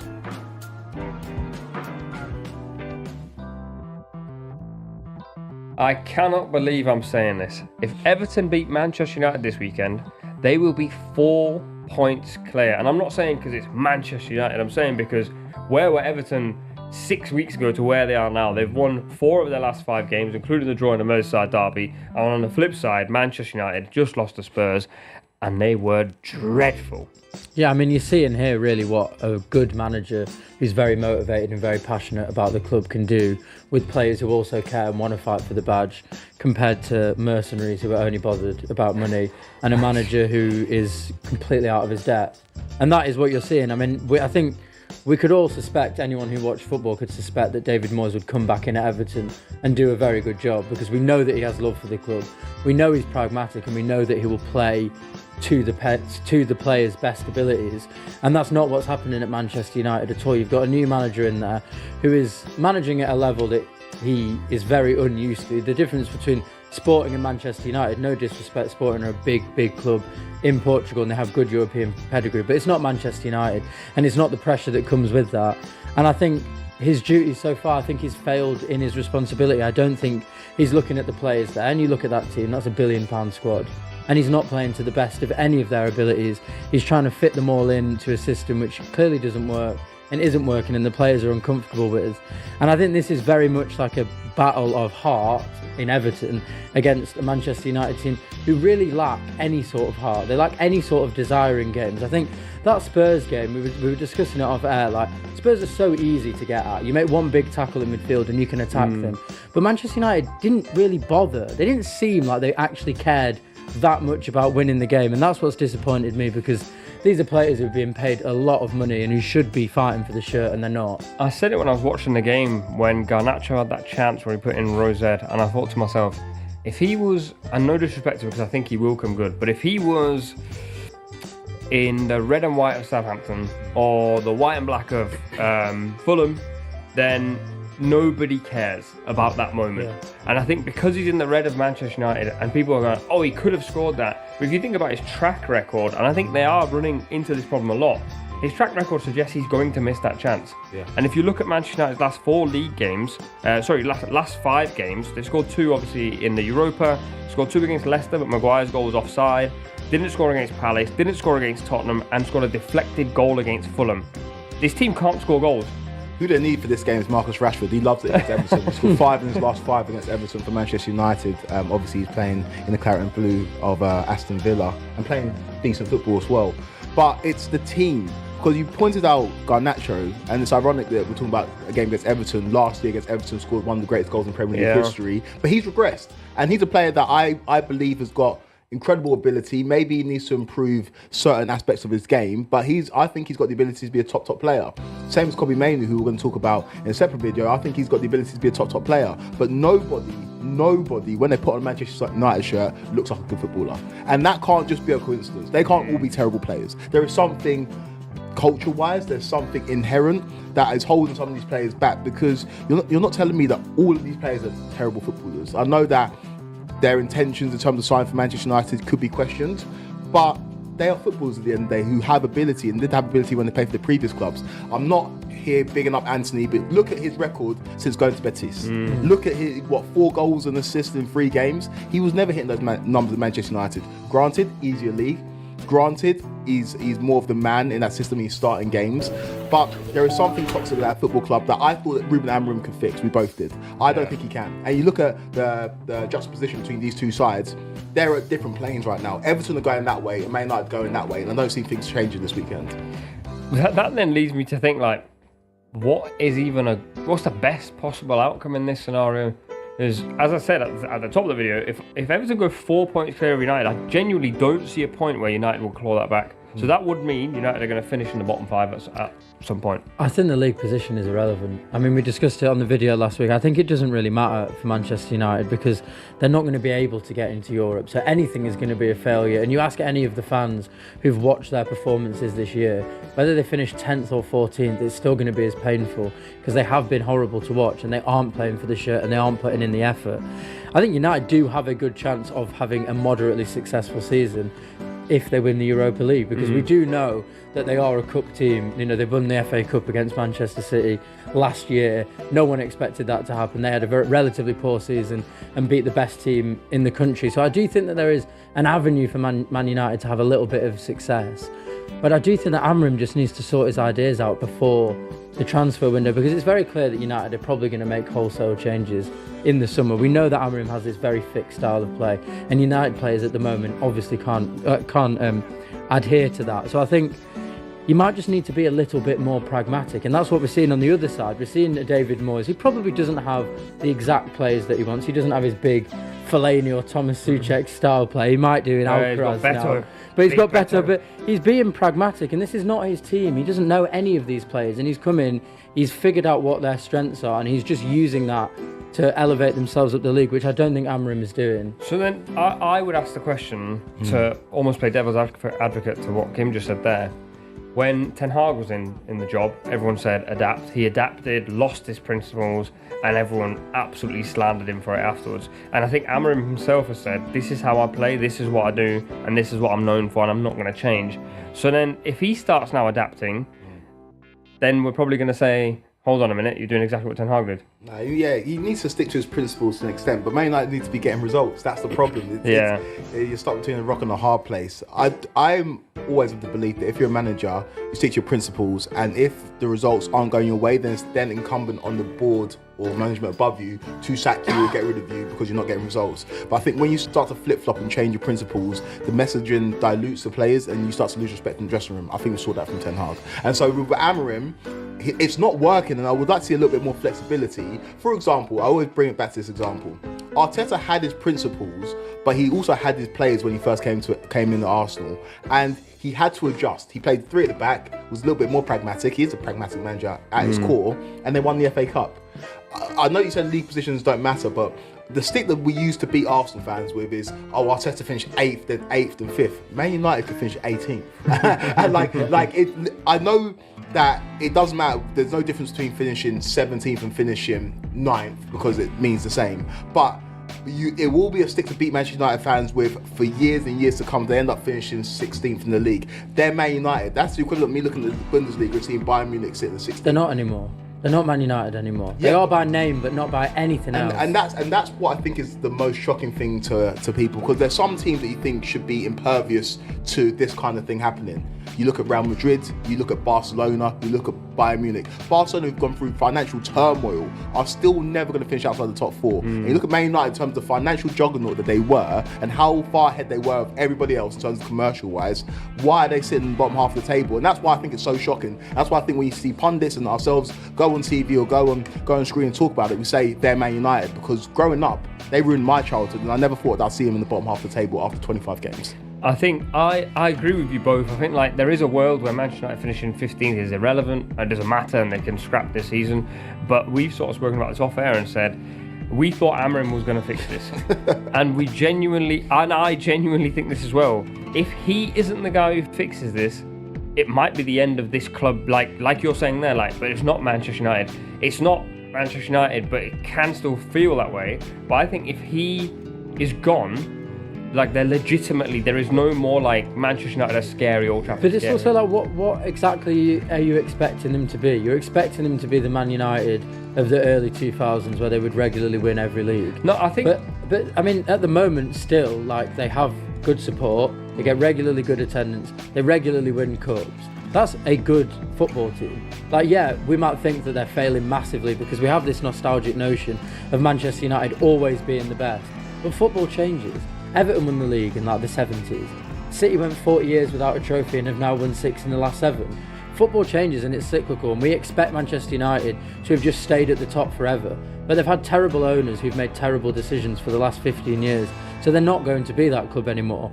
So whether they finish 15th, you might beat them you might beat the fans with a stick, and it's really funny, especially for me as a City fan. United ruined my childhood as well, not just yours. Yeah. And it's fantastic to see them where they are as a fan.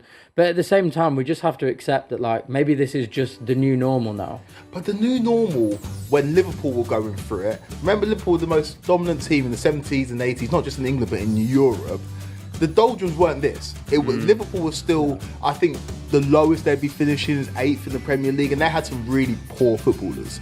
This is abnormal, and the level of dominance that Man United exerted over the rest of the league in terms of their draw, their pulling power, their ability to pay players, was that of a team that you didn't think would ever be able to be caught, and they have been caught, and they are now one of the worst teams in the Premier League, which is just insane to think about. The one thing that I don't have an answer for, and I genuinely don't understand it, is I feel like there is a curse on the club at the moment, because as you mentioned, the players that they bring in are always better before and after they go to United. But the position is so strange because they spend so much money, and not every transfer can be bad. But Anthony can't have been a terrible player because he's just gone to Betis, and as you say, it might be an easier league, but he's showing signs of being a fantastic footballer.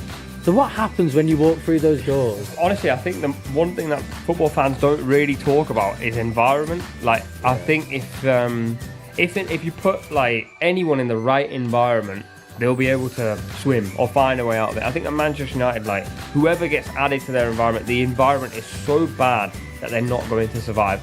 Say Cole Palmer, for example, went from City, fantastic environment, but not an environment for him.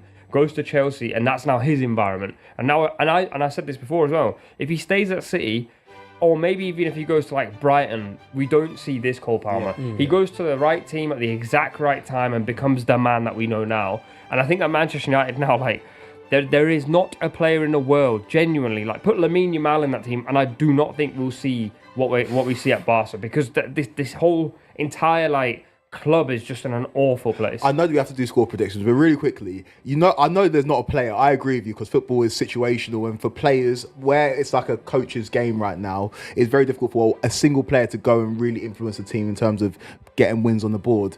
But for example, say Pep Guardiola went to Manchester United and they gave him everything that he wanted. Do you think he could turn things around on the club? Yeah, but that's because he brings a culture and a character with it, I think. I think But surely it's incumbent on the managers to change the culture. But I think what happens is these guys come in, we're comparing Guardiola and Amorim, let's say. Okay. But Guardiola's won every trophy in the back. Let's say we put Slot in that job at the start of the season. Slot is doing exactly what Amorim's doing. Might do it slightly better than he is, might do it slightly worse, but the general feeling at the club is exactly the same.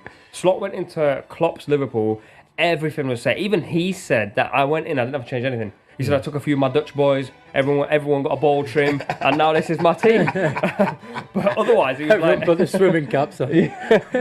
Otherwise, he was like, it was just a gift for me, basically. Yeah. Anyone who goes to Manchester United now, like Amarim's situation right now, we've spoken about it so many times, but if I look at that 11, I don't want any of those players in my team. Even on their best day, I don't want any of those players in my team. And that for me is already like a massive problem. And then on top of that, you got the roofs leaking and everything else, and the noise around Manchester United. I honestly think any manager goes there, unless it's Guardiola. I don't know. Like, I was going to say get Sir Alex in there, but I think even he would drown right now. Like, it's such a bad... Ancelotti would drown there as well. Yeah, he would. That's what I mean. Like, that's why I think no one singular player could save this team. Score predictions. Everton win this one. Yeah. Everton win this one. They do. Like, there is no... It's not a quirky, Everton are favourites. They are genuine favourites, and they should win this one pretty comfortably. I'm going for a 2-1 Everton win. Yeah, 2-0 for me. They've got the dog in them, and United really don't. I think 2-0, but I think United are going to get absolutely battered. Every long ball is going to be a horrible day.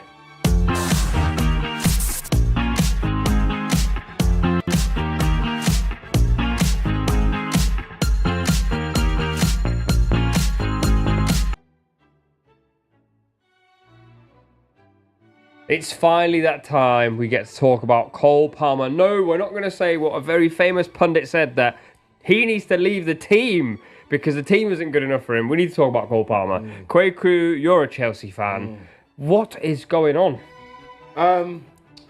There's a couple of things. Obviously, his form is not where it was last season, where he took people by storm, really, and people didn't really expect what they got from Cole Palmer.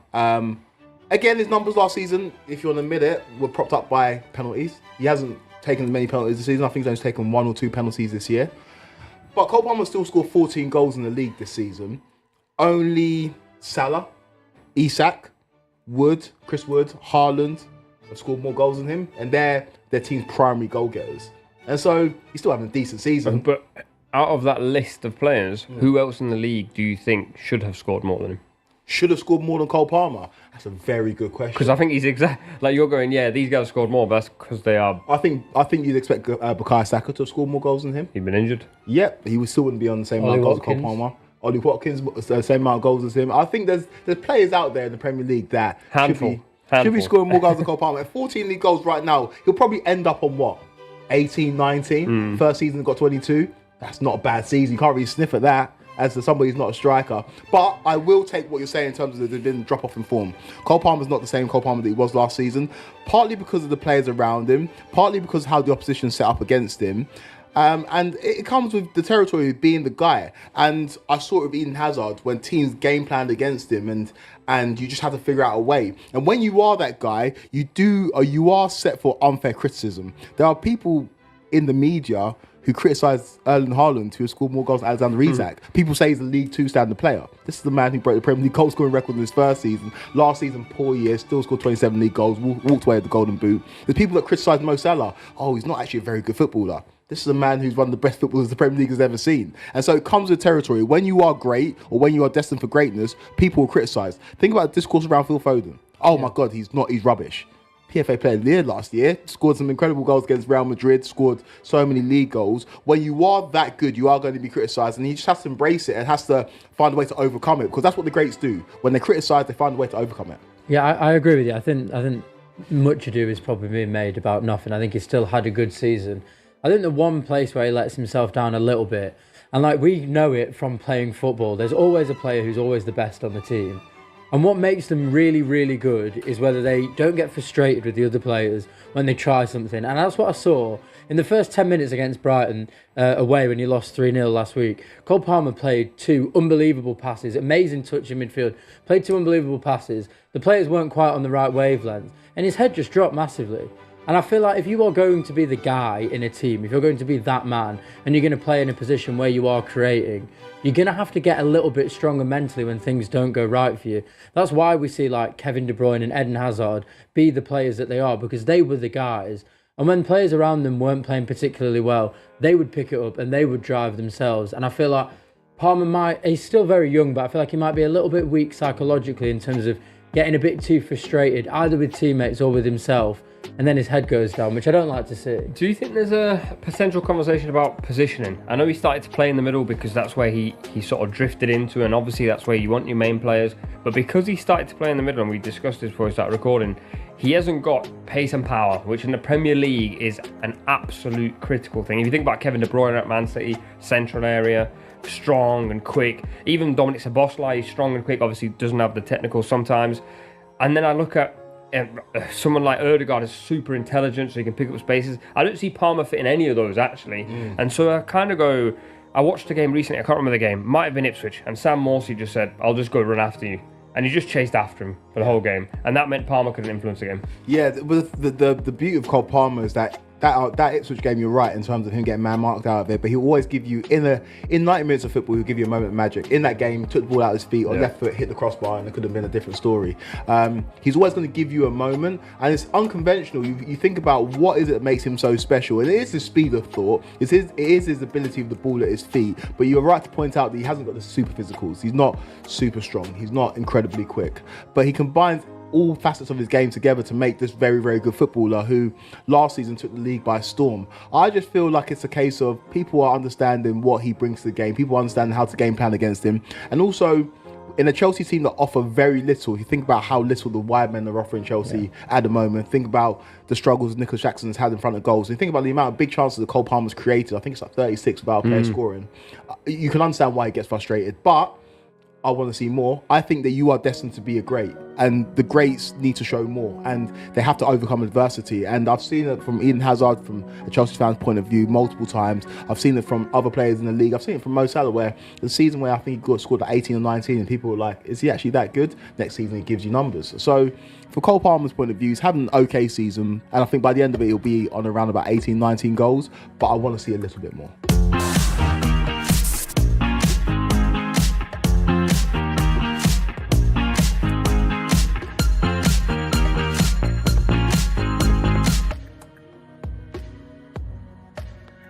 He definitely wasn't backed by his coach. He said Lookman was not supposed to take that penalty.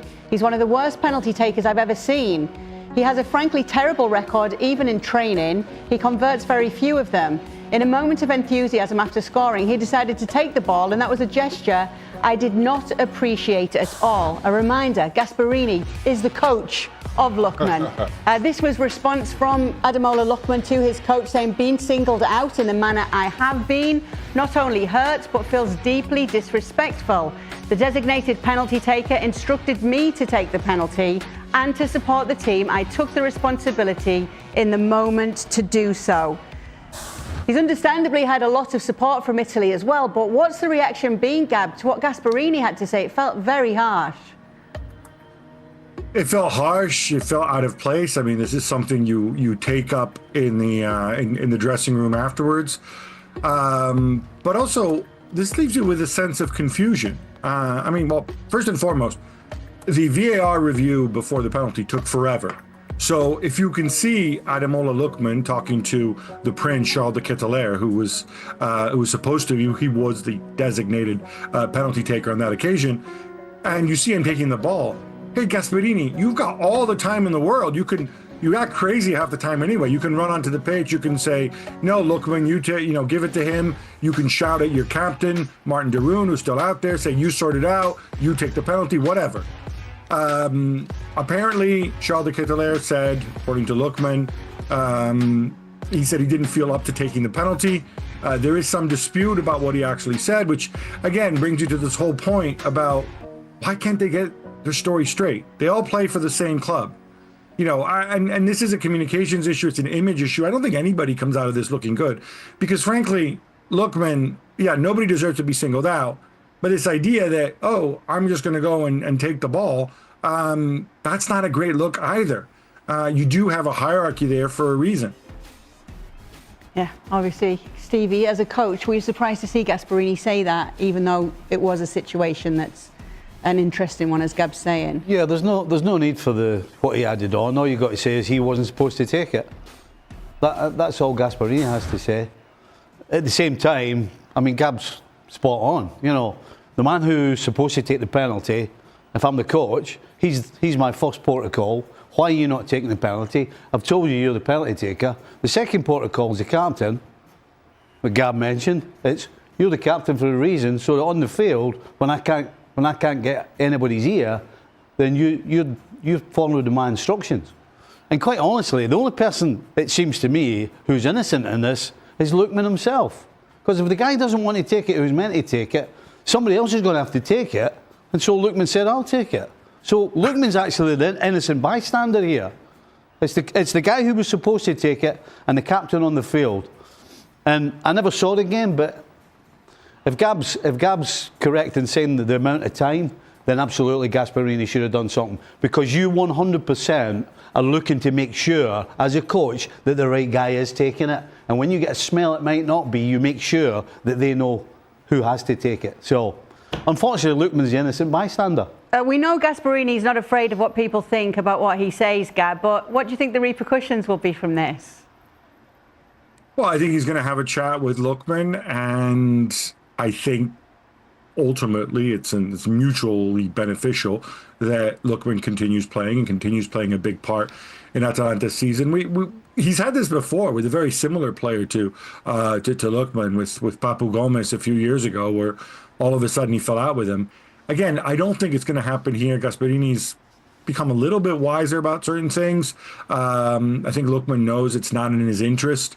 He's going to move on in the summer anyway. He's got a year left on his contract. There is a club option. That's always been the plan. He just turned 27, I think, in November. So they're going to see the season out. He's beloved by the fans. And look, in the end, if they take a step back, and like I said, if they get their story straight, and by the way, this business with Charles de Ketelaere sort of saying, oh no, I don't feel like taking penalty, kind of smells to me about somebody kind of sticking up for his teammate here after what happened. So I mean, there's a whole other sideline to this as well. But look, it doesn't take away from the fact that I think Atalanta felt they got screwed by that penalty at the end of the first leg. But Bruges were so good in transition. In the end, Atalanta, they had 30 shots on goal. They had an XG of more than 3. But in the end, you can't get it done. I think you have to ask questions. And this penalty, I don't think should overshadow everything.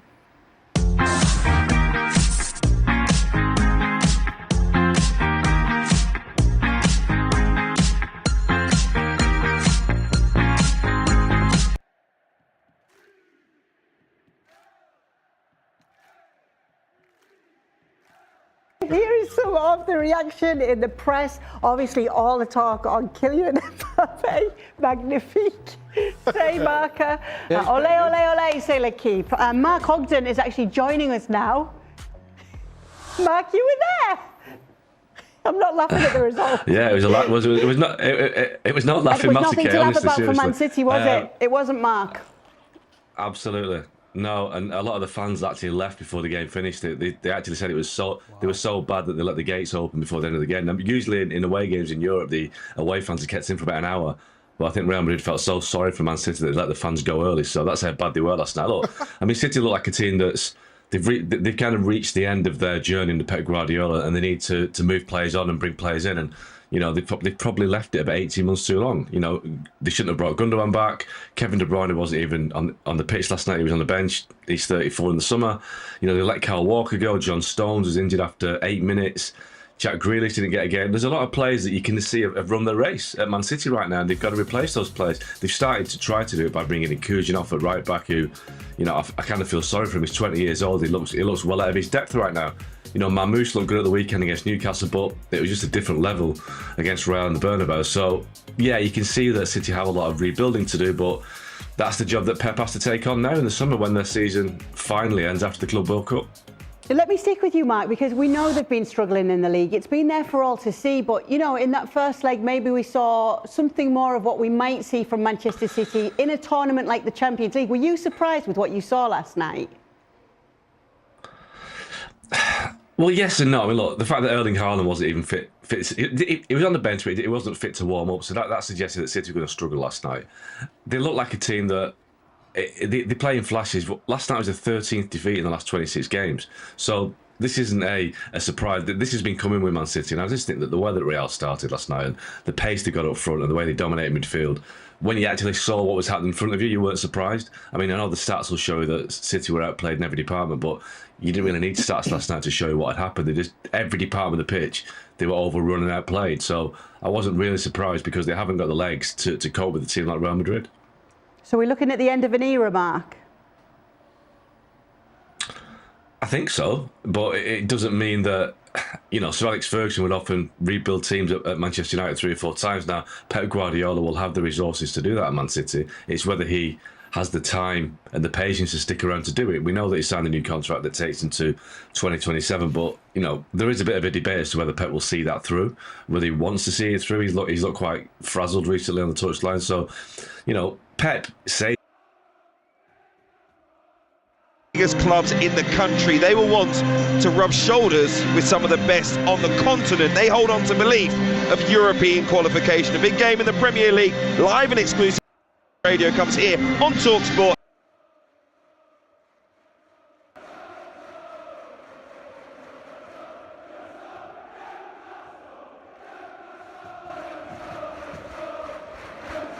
I'm Hugh Withenscroft inside the King Power along.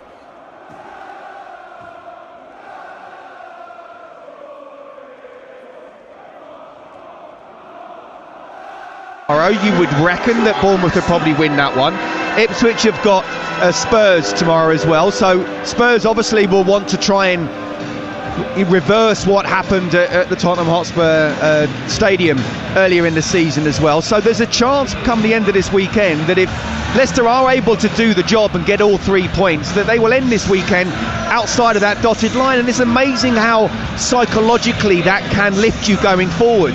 It might just take one game to do that, but still I just genuinely don't feel that even if it was the case that they're good enough to sustain it. We talked about the fixtures they've got coming up with West Ham, Chelsea, United, City, Newcastle and Brighton, and a lot of those away from home. It's going to be very, very tough for Leicester, but they can take positives from the last 2 games, and that's something that I'm pretty sure that Ruud and his backroom staff would have taken a lot of sort of video footage and shown the lads, look, this is what you're capable of. We're going to play a Brentford side that are very good away from home right now, but they're not as good as certainly as Arsenal. So why not try and build on that? And you're right, to get that first goal, the opening goal, can change everything, and it changes the whole atmosphere. And I can speak from a player's point of view that once the fans are behind you, it is so much easier. When the fans are on top of you, even though they're not having a go at you personally, it makes it much harder. A lot has been made of this goal-scoring record of Leicester City of late, but they have actually conceded 55 Premier League goals. Only Southampton have conceded more, but most Leicester have conceded at this stage of a season for 66 years. They've got to stop Mbumo, Bissa, Sharda today, and the threats that Brentford have from set pieces. It's going to be a very difficult night. I hope Jason isn't listening to that. There's Mikel Damsgaard as well, isn't there? Yeah. I mean, look, honestly, if you ask me, you're fancying a point here, aren't you? A draw. I personally think Brentford, if they play anyway how they have in the last few away games, that they will go on and win this, because they've got 3, 4, maybe even 5 key players that can change a game. Okay, let's very quickly check in on the live action underway in the Championship. Lawrence Moore is at Bristol City versus Middlesbrough. Yeah, Bristol City 0, Middlesbrough 0. A bright start under the lights at Aston Gate. The home team on the front foot early on. City forward Scott Twine saw a swerving drive, narrowly flying over and landing on the roof of the net. Victory would send Bristol City into the top 6. Borough desperate to stop the rot of 4 straight defeats. But with 12 on the clock, it's Bristol City 0, Middlesbrough 0. The Lionesses begin their Nations League campaign against Portugal. Charlotte Richardson. It's Portugal 0, England 0. A bright start for the Lionesses, who won a corner with their first attack on goal. It was taken short, and Ella Toone found Jess Park, who whipped the ball in first time. It was flicked clear. It's been a front-footed beginning from England. Lauren James with plenty of touches, linking up play. And Manchester United pair, Grace Clinton and Ella Toone in harmony, led to Toone coming close to breaking the deadlock. We're coming up to 15 minutes played, and it's Portugal 0, England 0. Remember, live Championship action over on TalkSport 2 as Burnley host Sheffield Wednesday. But here at the King Power, it feels like a seismic evening. Ruud van Nistelrooy's appointment was meant to be a step forward. Instead, it feels the Foxes have taken 3 steps back. They're staring an immediate relegation back to the Championship down, while Brentford want to do the double over their hosts for the first time in 72 years and move into the Premier League's top 10. Let's find out if they can do it in the company of former Chelsea and West Ham defender Scott Minto and TalkSport's Joe Shannon. Thanks, Hugh. Good evening, everyone. Well, perhaps no greater pressure in football than that of a relegation battle, and Leicester find themselves in the thick of it at the wrong end of the Premier League. 9 defeats in their last 10 league matches, scrutiny on the director's box, and perhaps 2 in the manager's dugout already for Ruud van Nistelrooy. Brentford are here hoping to add to the misery, and they have their sights set on Europe. Leicester, Hermansen in goal, Koulibaly, Fass, Okoli and Christensen, Ndidi and Soumare, Di Cordova-Reid, El Khanous and Ayew behind Vardy, and Brentford, Flecken in goal, Ayer, Collins, Pinnock and Lewis Potter, Norgard and Janelt, and Burmo, Damsgaard and Schade behind Visser.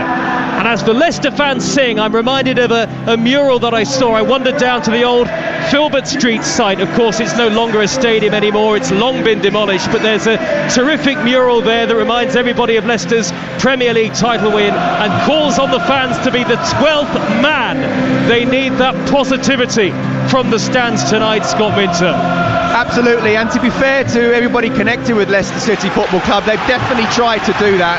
The PA, the flames, the lights, they're creating the atmosphere. Now it's down to the players. Yes, the floodlights are on. It's not full at the King Power Stadium, but mostly so as we begin the start of yet another huge long weekend of top-class football all across the TalkSport network. Leicester desperately need a win in their relegation fight. Brentford out to further their European challenge, and the visitors in the red and white striped shirts, black shorts and black socks, playing from left to right, get the game underway. Early ball hoisted down that far side towards Kevin Schade, out of play for a Leicester throw, and Woyo Koulibaly will take it, the Leicester right back making his first start for the club. Leicester are all in royal blue and playing from right to left in the first half. I can already see Ruud van Nistelrooy watching on from the near side touchline as Leicester go long towards the halfway line, out for another throw, just shy of halfway. Let's get news of a goal in the Women's Nations League. Portugal against England. Here's Charlotte Richardson. It's Portugal 0, England 1. Alessia Russo breaks the deadlock. Lauren James switching up play from the left to the right hand side, where Lucy Bronze dinked the ball towards goal. It was a simple enough tap in for Russo, who's in the right place at the right time. Portugal 0, England 1. Thanks, Charlotte. That kicked off about 15 minutes ago, and underway in the Championship, Burnley against Sheffield Wednesday over on TalkSport 2. Make sure you download our app. It's free and easy to download. You'll need it particularly ahead of next midweek, Tuesday, Wednesday and Thursday. All 10 Premier League matches live and exclusive across TalkSport, TalkSport 2 and Talk Radio, as Brentford win a free kick just in front of the dugout on the near side of the field as we look at it. Thomas Frank with his arms folded. We're seated at the back of the main stand to the left of the halfway line, and there's a long time to get Brentford the ball, would you believe it? And Christopher Ayer in fact will take a throw on the halfway line. He goes square to Mikkel Damsgaard, a regular source of assists for Brentford so far this season. His pass up the inside right is too heavy.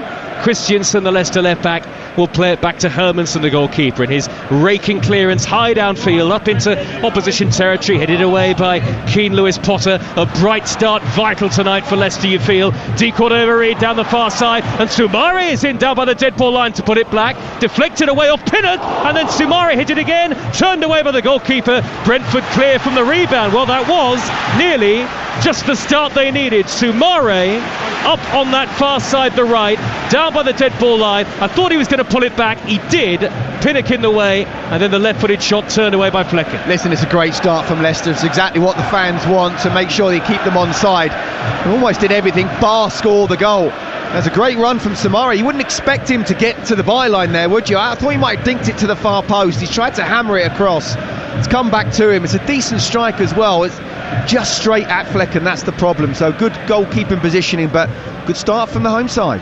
Former Chelsea defender Scott Minto with us tonight. Brentford go high down the inside left. Schade over the top of Wout Faes, who was watching it drop over his shoulder unconvincingly. Schade slows the play down, plays it back to Vitaly Janelt midway inside the Leicester half. Back out wide to the left and Schade. Leicester 0, Brentford 0. Live tonight on Talk Sport. A few latecomers to our right in the director's box here. And as I say, a lot of scrutiny on the off-field staff at Leicester City. John Rudkin, the director of football, under particular pressure, given what has been perceived poor recruitment at Leicester, and you can't really argue with that, given how their season has gone. And Burmo out on the near side, the right for Brentford. On the underlap coming forward is big defender Christopher Ayer. Down by the dead ball line, he's tracked all the way by Ayew, but he's poked it into the path of Norgard, edge of the penalty area, robbed of possession. Now Leicester set Vardy away, racing into the Brentford half. This is where he's so dangerous, away from Pinnock, then back onto the left. What a run! Good save, Flecken. Well, the goalkeeper stood up, tall and firm. That was explosive, Jamie Vardy, rolling back the years as Leicester look on the attack again. Pinnock in the way once more. That is twice in the first 4 minutes that Flecken's made good saves. And now De Cordova-Reid crosses from the right-hand side. Vardy goes down inside the box. Nothing given bar a goal kick by the referee. That was Vardy twisting and turning Pinnock inside out. Flecken there again with the save. 0-0 Scott Minter. Oh, that deserved a goal, didn't it? You have to be a Brentford fan to say no. But brilliant Jamie Vardy play. It's exactly how he wants, that kind of ball in behind. And it's a good little race with Ethan Pinnock. To be fair to Pinnock, I mean, look, he's 38 years old, but he was still able to, first of all, get onto the ball. Pinnock kind of got with him stride for strides, and then he realised he had to come inside one way and then back outside the other, and got the shot off. Oh, I tell you what, if that had gone in there, what a Jamie Vardy goal that would have been, and what a start for Leicester City. It reminded me of Leicester's title-winning season in particular. So many goals scored by Jamie Vardy from that sort of position. It's what he wants though, Joe. It's exactly the type of ball that he wants, in space and behind. Open start to the game. Schade in the penalty area at the other end. Looked like he was tripped. Referee says no. VAR will check it as De Cordova-Reid and Koulibaly closed in on Kevin Schade. No real appeals from the Brentford players, and it remains 0-0. Leicester have made the better start, but that was Brentford's first real threat. Need to see that one again. It looks like he came from behind. Christensen with a great cross from the Leicester left, headed away by Collins. It'll drop down to Ayew, about 5 yards from the edge of the penalty area. Leicester 0, Brentford 0, but Leicester already could have scored twice in the game. Live on Talk Sport. They could have scored twice, and can you believe Brentford could have had a penalty. Well, I wouldn't expect it to be 0-0, Scott. Particularly given Leicester's defensive record this season. That's true. I was going to say let's not say that, but actually you can say that. We can back it up with stats, I'm afraid. The most Leicester have conceded at this stage of a season for 66 years. El Khanous with a right wing cross, headed only half away by Janelt, then hooked over his shoulder by Collins. That's dropped up to the midway point of the Brentford half. A purpose and zest about Leicester in the very early stages, but it is 0-0 and they really need to take their chances tonight. A win takes them out of the Premier League relegation zone. Brentford would go 10th if they were to win tonight. And on the right hand side for Leicester is Soumare, a half touch back towards the run of Wilfred Ndidi, who couldn't get there, and then a foul coming across by Soumare again, Koulibaly rather. And Brentford clear long from the resulting free kick. High up to the left-hand side where it's brought down by Schade. And Burmo in the middle, so too is Damsgaard arriving late. Schade goes towards the dead ball line and his touch is too heavy and it's swept away from his feet by Wout Faes, who'll hammer it towards halfway and away from danger for Leicester City. Tell you what a start to the game we've had. Both teams trying to go for it. And I agree with you. I think Leicester, when you're on top, when you're starting so well, but you're also fragile in confidence, you need to score early so you can keep that going. The longer it goes on with 0-0 and Brentford come into the game, which you would expect they would, then that's when the sort of confidence saps away a little bit and the fans become a little bit tense themselves, which can emit onto the pitch. Jordan Ayew now racing upfield for Leicester over the halfway line. He's got Vardy to his left, almost square there. Vardy was a 1 yard ball to find him. Vardy pings the ball crossfield into a central area, and Wilfred Ndidi, the number 6. Now arriving on the overlap is Koulibaly, looking lively early on. Back out wide to the right-hand side for Leicester. El Khanous crosses right-footed, big deflection off Schade, and that'll be a throw to Leicester. Away on the far side, the right, deep into Brentford territory, in front of those away supporters. Bristol City 0, Middlesbrough 0, a latest score in the Championship. Burnley 0, Sheffield Wednesday 0 in our live game in that division on TalkSport 2. And Portugal 0, the Lionesses 1 in the Women's Nations League. Leicester 0, Brentford 0 here, as Leicester work their way into the penalty area towards Ndidi. Again, right down by that right dead ball line. It's smacked away up into the dark night sky by Pinnock. Not too far though, as Leicester look to try and win it back, but now Brentford have it with Visser. Very calm with a layoff to the right back position, and Ayer, who's jinking away from Ayew and chipping the ball up the right hand side. Too much on it from Burmo. Christensen retrieves the loose ball. How about that penalty shout for Brentford, Scott? Pen for me, Joe. I don't think he's got any of the ball, Koulibaly, and Schade's very clever but not clever as in he just sticks his leg out to get fouled. He actually genuinely wants to put his foot there because he wants to get close to the ball, and Koulibaly makes the tackle and doesn't touch the ball, brings down Schade, and I think that's a penalty. And do you know what? I'm actually glad that VAR haven't got involved, even though I'm saying it's a penalty. We're complaining all the time that they get too involved and it should be a light touch.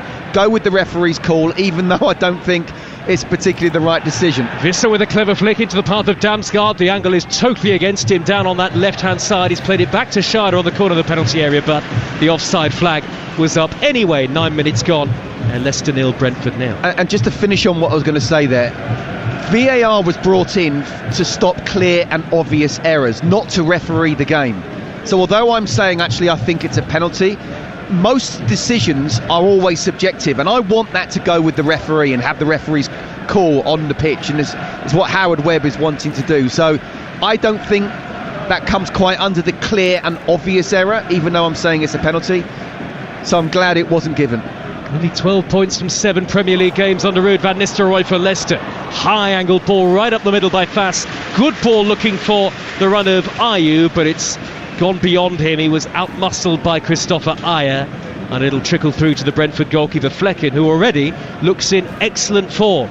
Brentford's number 1. All 4 clean sheets that he's enjoyed in the Premier League this season have come away from home, and Brentford's away form has dramatically improved over recent times. You might remember the terrible run on the road they had earlier in the season. Well, now they've won 3 on the spin away from West London. Koulibaly looking lively, winning it back over the halfway line for Leicester, but Schade there to track in front of him and roll it all the way back to Flecken again. But that was the one change that Van Nistelrooy made tonight, enforced in the right back position, and the man making his full debut looks like he can potentially provide some important touches for Leicester. He's got to do some work defensively now as Schade wriggles in field, but his touch is very heavy, and it's easy for Hermanson, the Leicester goalkeeper. Yeah, look, I wanted to see Buonanotte starting, to be honest with you. I think when you're down there, you need a little bit of a maverick.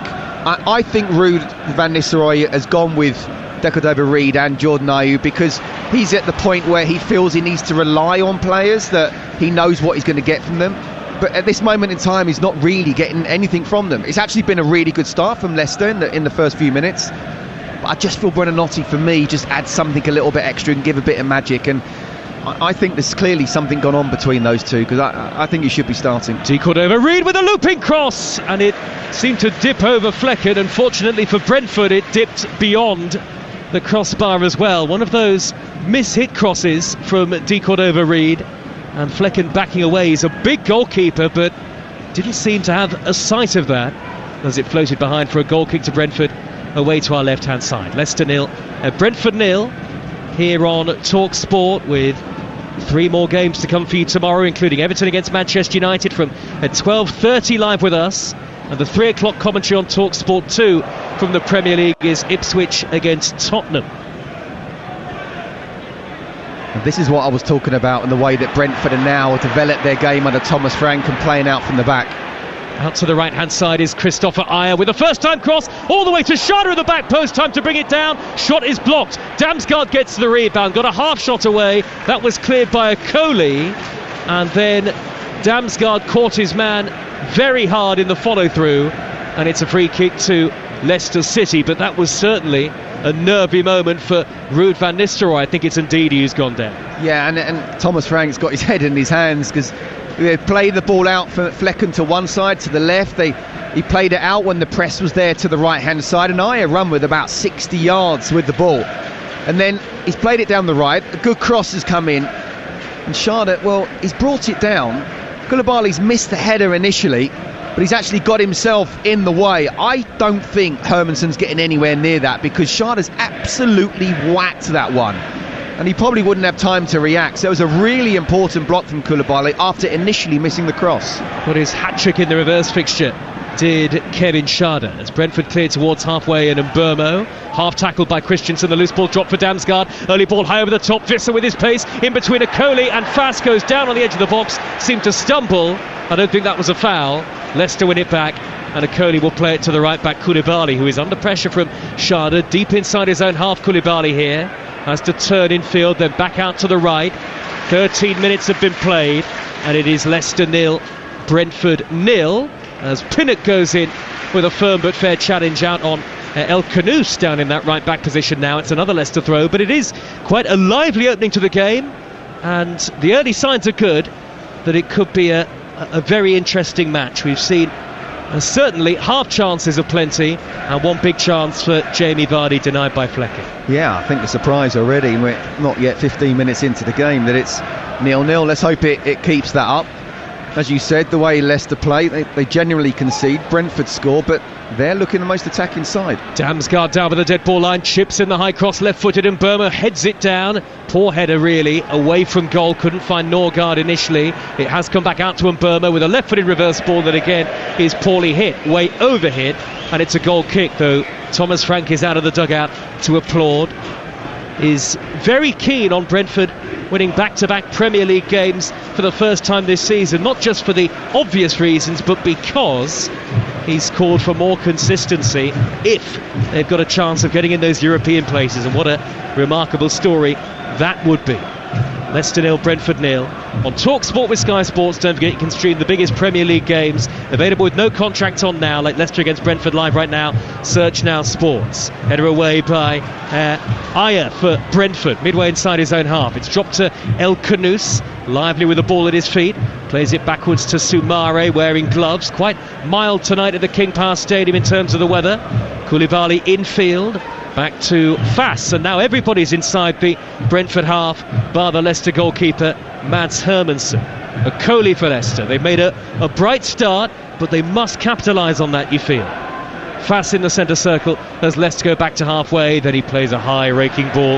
Again, much too much weight on that, and it's harmlessly out of play. Ironic cheers from the Brentford fans. It's a goal kick, Scott. Yeah, he's forced that when he didn't need to. Just keep passing and until you see an opening.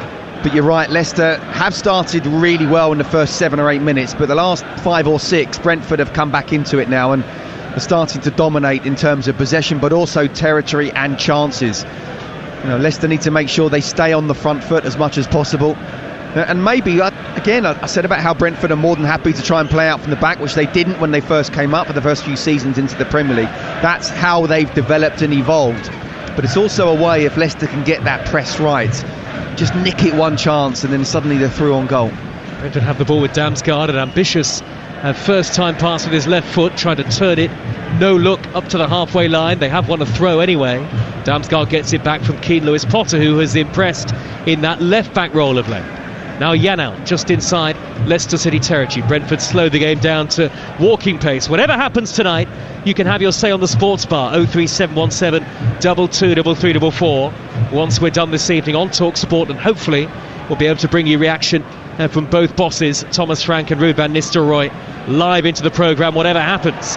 Brentford on the attack again. Sharda, left corner of the penalty area, plays it square to Damsgaard in a very tight area. Lovely feat to dink it down the middle towards Visser, who scored in off the post. He made the run out of nowhere. Leicester split apart down the middle, and Visser turns it in off the post. And Brentford lead. It owed so much to the nifty footwork in the build-up, and Visser the man to turn it beyond Hermansen. Yet again, Leicester's soft centre defensively is exposed. Yet again they concede, and it's Leicester 0, Brentford 1. Johan Visser almost out of nothing. Well, again, we were saying about how Leicester started well, but Brentford are coming back into it, and they just lose the ball in a dangerous position. Sharda plays the ball inside. Damsgaard, it's a great little dink over the top. But oh my goodness me, how are the two central defenders, in particular Okoli, not able to deal with that? Again, it's just really poor. The movement in behind, no one's coming round and tucking round or reading the danger. No one's getting tight on the edge of the box. And lovely little flick. And look, it's a really lucky goal in terms of he's kind of kicked it down, it's bounced, gone over Hermansen, and then it's gone in off the post. But again, how often have we said this? Just really poor Leicester defending after what was a very good start. Brentford's record Premier League goal scorer has another for the club. Johan Visser, 1-0. Vardy though, inside the area. Tight angle denied by Flecken. Leicester looking to respond immediately. If ever in 18 minutes, so far as we've seen, was to sum up Leicester's season, this would probably be it. There have been fleeting moments of promise, but a poor goal conceded, and they're behind in the Premier League yet again. Reverse ball by El Khanous into the path of Soumare, left edge of the penalty area, cross to the back post, too much on it for De Cordova-Reid. Now Ndidi hoists one up high to the far post again. Nathan Collins heads it behind. Leicester with a corner, that's a good response. Absolutely, when you go 1-0 down, especially at home, you sort of look at the body language and the character of these players, and certainly in the first few minutes since that goal, they've been very much on the front foot. Again, we talked about they could do with scoring the first goal. They really could do with scoring the equaliser soon. Well, here comes the corner for Leicester City. Remember, lost 9 of their last 10 in the Premier League. El Khanous short to Ayew. Back out wide to El Khanous again. The number 11 looks for the run of Soumare to the dead ball line. It's now going away from goal. Had to feed El Khanous, hugging the touchline still. Left-hand side, led with the edge of the 18-yard box for Leicester, who are 1-0 down on TalkSport. El Khanous with the reverse ball, it's come off Norgard and deflected out of play for a Leicester throw. The Leicester fans are behind their team, but can they respond on the field to that setback? A strange goal in many ways, even though the build-up was good from Brentford and the ball from Damsgaard was delightful. Visser stolen out of nowhere, but how were Leicester caught like that with 4 or 5 blue shirts back in the penalty area? Still they couldn't defend it. Fass in the centre circle, gets a return ball back from Soumare. Now Okoli, just inside the Brentford half, left-footed chip up the inside channel, header away by Christopher Ayer for Brentford, and it's just like Brentford to strike decisively at that sort of point in the game as Damsgaard picks up the ball midway inside Leicester territory, plays the ball back to Norgard and now on to Visser again, 25 yards out, he jinks away from Okoli, is caught, that's a free kick. 20 gone. Brentford are flexing their muscles now, 1-0 up, Scott Minter. Yeah, after that initial good start, we did say that Brentford are coming back into it, and look, Leicester don't deserve to be a goal down. I think on the face of it, what we've seen so far, good start from Leicester, Brentford come back into it, but it's about being clinical. Jamie Vardy's been unlucky, a couple of chances where decent saves you'd think that a goalkeeper should make, and yet, again, you just talk about that Leicester defence.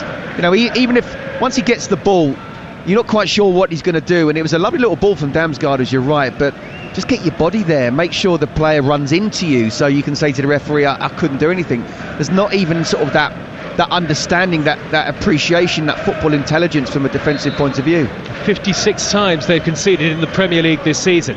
Damsgaard whips in the free kick for Brentford, high into the penalty area, thundered up into the air by Ndidi, and nervousness about the Leicester defending. The ball bounces down at the midway point of the Leicester half, then El Khanous on the half volley with a high ball, hopeful towards Vardy, looked like handball by Norgard, nothing given by the referee. Leicester fans, players and Ruud van Nistelrooy all appeal. Norgard with a downward header straight to Mbermo, but he climbed all over the top of Ayew there, and that's an obvious free kick to Leicester. Leicester 0, Brentford 1. Goal in the Championship at Bristol City. Here's TalkSport's Lawrence Mora. Bristol City 0, Middlesbrough 1, and Tommy Conway on his return to the club has headed his side in front. He was following up a shot which was saved by O'Leary, but just pushed it out. There was Conway 6 yards out to head it home. He's been booed mercilessly from the start. He's gone and celebrated in front of the City fans who've rained bottles down on him. So a really ugly scene on the far side of the pitch, but it is, after 37 minutes, Bristol City 0, Middlesbrough 1. And still goalless in our live TalkSport 2 commentary tonight. Burnley 0, Sheffield Wednesday 0. Burnley hoping to close the gap on the top 2 in the Championship. Sheffield United against Leeds United, live on TalkSport 2 on Monday night, and then next midweek, Tuesday, Wednesday and Thursday, every single Premier League game in that midweek round is live with us on the TalkSport network.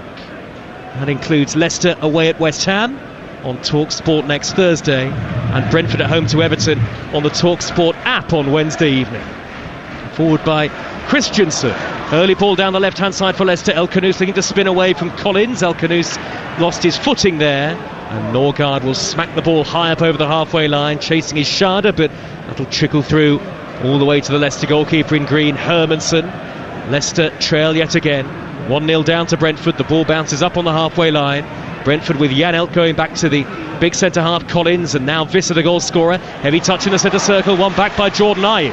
Ayew immediately looking to dart forward. On support on the overlap is Christensen. He called for it. Leicester go infield to a central area, and Soumare, who then sprays the play wide to the right-hand side. Koulibaly unchallenged with a very odd cross-come shot that has ended up high into the front row of seats. Now, you tell me whether he was thinking about crossing that or trying to blast one with his laces there. Actually, looking at the replay, it did look like he was almost having a shot. I thought he tried to whip it as much as possible.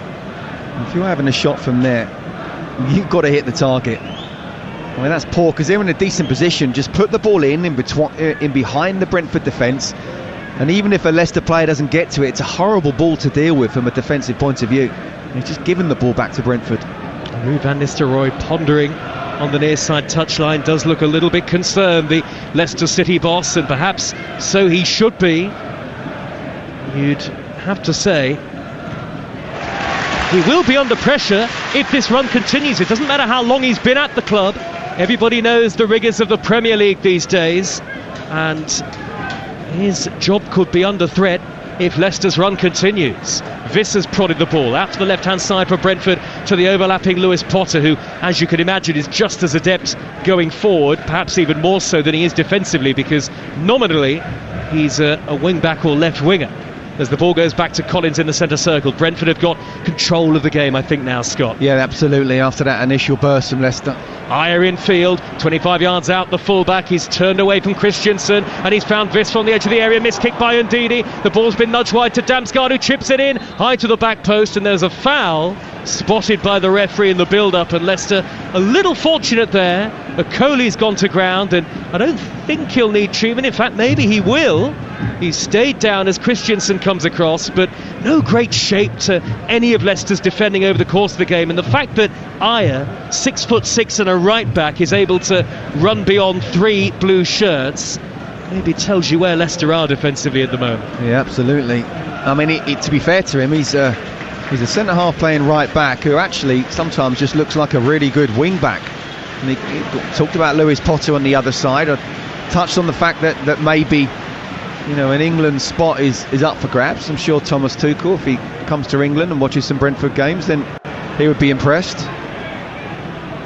Ayers won it back for Brentford on the halfway line straight away. Okoli okay to continue for Leicester, who are 1-0 down, being heartily backed in most part by the home supporters, I should say. De Cordova-Reid on the halfway line, looks for the run on the overlap of Koulibaly, but Brentford win it back again. Norgard, the number 6, pushes it on to Damsgaard, who's looking threatening every time he gets the ball. Out wide to Mbeumo, inside the area, angle against him, left-footed corner, picks up the corner, makes it 2. Leicester falling apart yet again in the Premier League, and now the boos ring around the King Power Stadium. That was so simple for Brentford. Mbeumo to cut inside Christensen, curl it beyond the desperate dive of the goalkeeper. One-way traffic in Leicester tonight, and once more it's all going against Ruud van Nistelrooy. The pressure piles on the Leicester manager. Leicester 0, Brentford 2. Well, it's just far too easy, isn't it? For all the huff and the puff and whatever Ruud can try and do to try and set them up, still, you've got to defend better. We've got a perfect angle from when Mbeumo picks up the ball, and I'm saying, show him outside. And what happens? I mean, Christensen can turn around and say, well, I didn't get any help. But if that's the case, you've got a one-on-one situation. Show him down the line, on his wrong foot, where the goal suddenly looks smaller. What happens? He stands off him, 2 yards? He doesn't even have to do that much of a skill. Comes inside, on his best foot, the goal opens up. and it's a simple finish in the end. And do you know what, we were talking before the game, and I was saying like they're down already with defending like that. How can Ruud van Nistelrooy, for all what I've been saying about how he's got to do something different, he's got to try and put different players on, I still think he should, but ultimately it's just shocking defending, it really is. And it's a championship defence, it's not a Premier League one. Leicester trying to attack from the kickoff once again. Lovely back heel. Koulibaly with the square pass, steered away. Good back heel by Ndidi in the build-up, and then Koulibaly rolled it towards the edge of the 6-yard line. Nobody there in a blue shirt to turn it home. Brentford rather more robust defensively than Leicester, and there's a yellow card out of the pocket of the referee, I think here for De Cordova-Reid. Maybe something that he said after Brentford won the free kick. It is 2-0 to Brentford here, and I wonder whether some of the Leicester fans, well, after that second goal went in, there were a flurry who headed for the concourse areas. Maybe they're only heading off to get a pie or a pint, but who knows, maybe some in the home crowd have seen enough already. Leicester just cannot defend. That is 30 goals conceded in 13 matches now under Ruud van Nistelrooy. High ball downfield, straight down the middle from the goalkeeper Flecken, controlled by Schade in between the two centre-halves. He's gone wide to Mbeumo, down by the dead ball line. Mbeumo taking on Christensen, who backs off. Mbeumo crosses. Oh, Vista should have scored. Spun off his head and deflected away from goal. Now Lewis Potter on the edge of the penalty area. All credit Brentford, who are seizing upon the Leicester nervousness now, as Damsgaard with a deflected cross, headed away by Jordan Ayew for a corner. A third goal will surely seal it for Brentford, and we haven't even yet had half an hour of play. At least Christensen, even though he kind of got done, he showed Mbeumo down on the outside, so Mbeumo had to put the cross in. It allows for your defenders to set themselves up properly, which is what they did there. I mean, that second goal, it's just schoolboy defending, it really is. And it's put Leicester under so much pressure. 1-0, they're still very much in the game. 2-0, and suddenly all the pressure comes on them, especially what's happening both on and off the pitch and where they are in the league right now. Corner to Brentford, taken short by Mbeumo. Corner of the penalty area is Damsgaard. Back out to Mbeumo. Dangerous ball in left-footed, punched away two-handed by Hermansen from inside the 6-yard box, and then a towering header away by Wilfred Ndidi. No great leadership in those defensive positions at the moment, it doesn't look like, for Leicester City, as Van Nistelrooy, arms folded, watches on helplessly in his long dark coat on the near side touchline. A truly great former Premier League striker, but the situation at the moment at Leicester looks helpless for him. As Brentford come forward again, Lewis Potter 10 yards from the corner flag. We'll give you the latest odds with Ladbrokes in just a moment, as Leicester with De Cordova-Reid, he can't win it back. Little touch forward by Lewis Potter down the left hand side. He was fouled, and it will be a free kick to Brentford about 5 yards from the corner of the box. Those latest odds right now, you can back Leicester to win at 18-1, back Brentford to win at 10-1 on, or the draw at 8-1. That's all thanks to Ladbrokes 18+. BeGambleAware.org. It's not just the live football we're bringing you this weekend. We've got top boxing commentary tomorrow night on Talksport from Riyadh as well. Beterbiev against Bivol. That's also live on our boxing YouTube channel, as well as all of the live football we've got this weekend, including Everton against Manchester United in the Premier League tomorrow at 12:30. 2-0 Brentford, and Burma will take the free kick about 10 yards infield from the left towards the corner of the penalty area. Plenty forward for Brentford here. Leicester have got everybody back, but every time Brentford come forward, they look like they can score. We'll get a word with Scott in just a moment. And Burma's left-footed free kick, floated to Norgard, header in, 3-0. Easy as you like. Brentford are absolutely cruising, and Leicester have capitulated in this first half. More boos, more fans out of the seats. Leicester remaining firmly in the relegation zone, and at this point, with the way they're defending, surely there is no way out but back to the Championship. All three goals have been absolutely routine. Norgard heading home the latest, totally unchallenged inside the 18-yard box. And if you had to have any chance of staying up in the Premier League, you simply cannot defend like that. The Leicester fans boo, they are right to do so. Leicester 0, Brentford 3. Yeah, and look, let's talk about the positive first. The movement from Norgard, who got in between the defenders. He just got in front of Vardy, and you're just sort of thinking, it's a free kick. I mean, it's a good ball in and it's a good run, but how can you not, even if you can't get ahead on the ball, you get the blocking, you get your body in the way like I talked about with the first goal. I'll tell you what, Joe, 3-0, we're just over half an hour. This is going to be a very difficult hour left for Leicester City. Well, credit to Brentford, as now dozens of Leicester fans, it looks like, are certainly heading for the concourse areas. Maybe they're heading for the exits here already. They're not all going for pies and beers. They're not. And if they are, they'll run out of them pretty quickly. Deep displeasure and disappointment at the King Power Stadium. Leicester City 3-0 down, and Brentford have dismantled them here, and all credit to Brentford for that, you have to say. Leicester free kick midway inside Brentford territory. They've actually looked lively at times going forward, Leicester.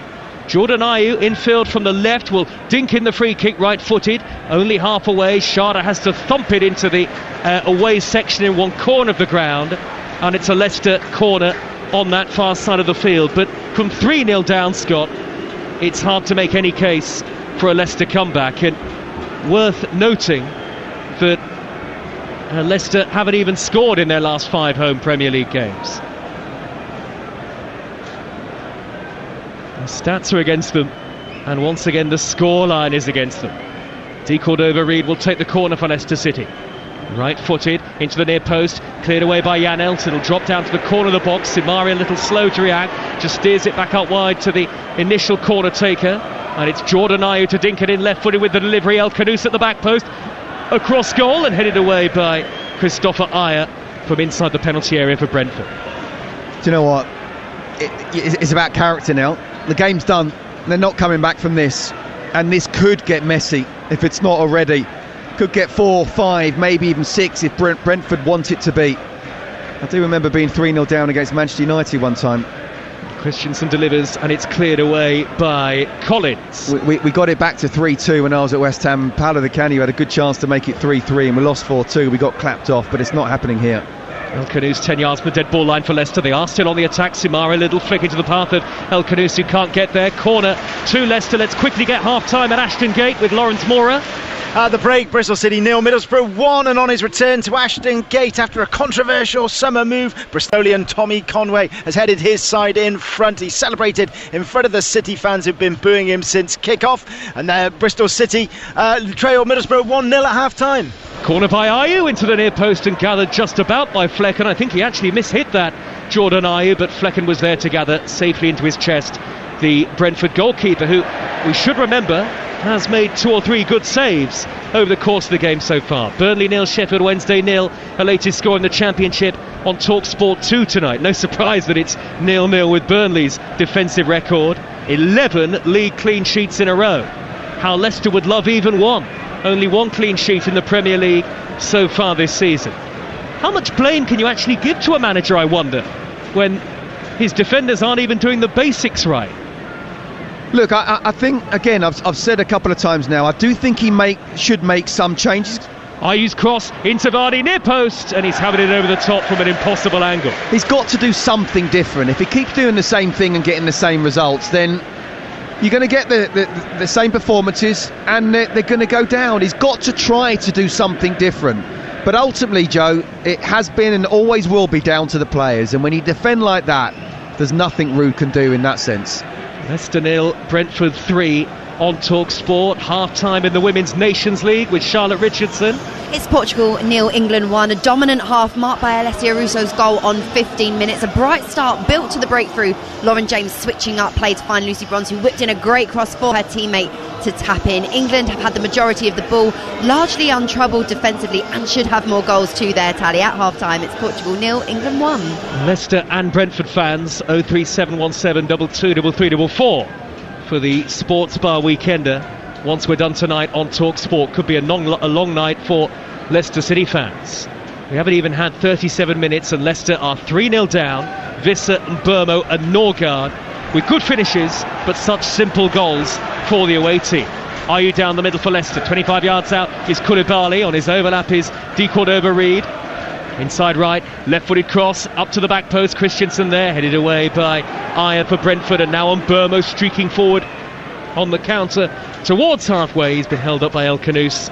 He'll play it back to Christopher Ayer. Janelt back to Collins.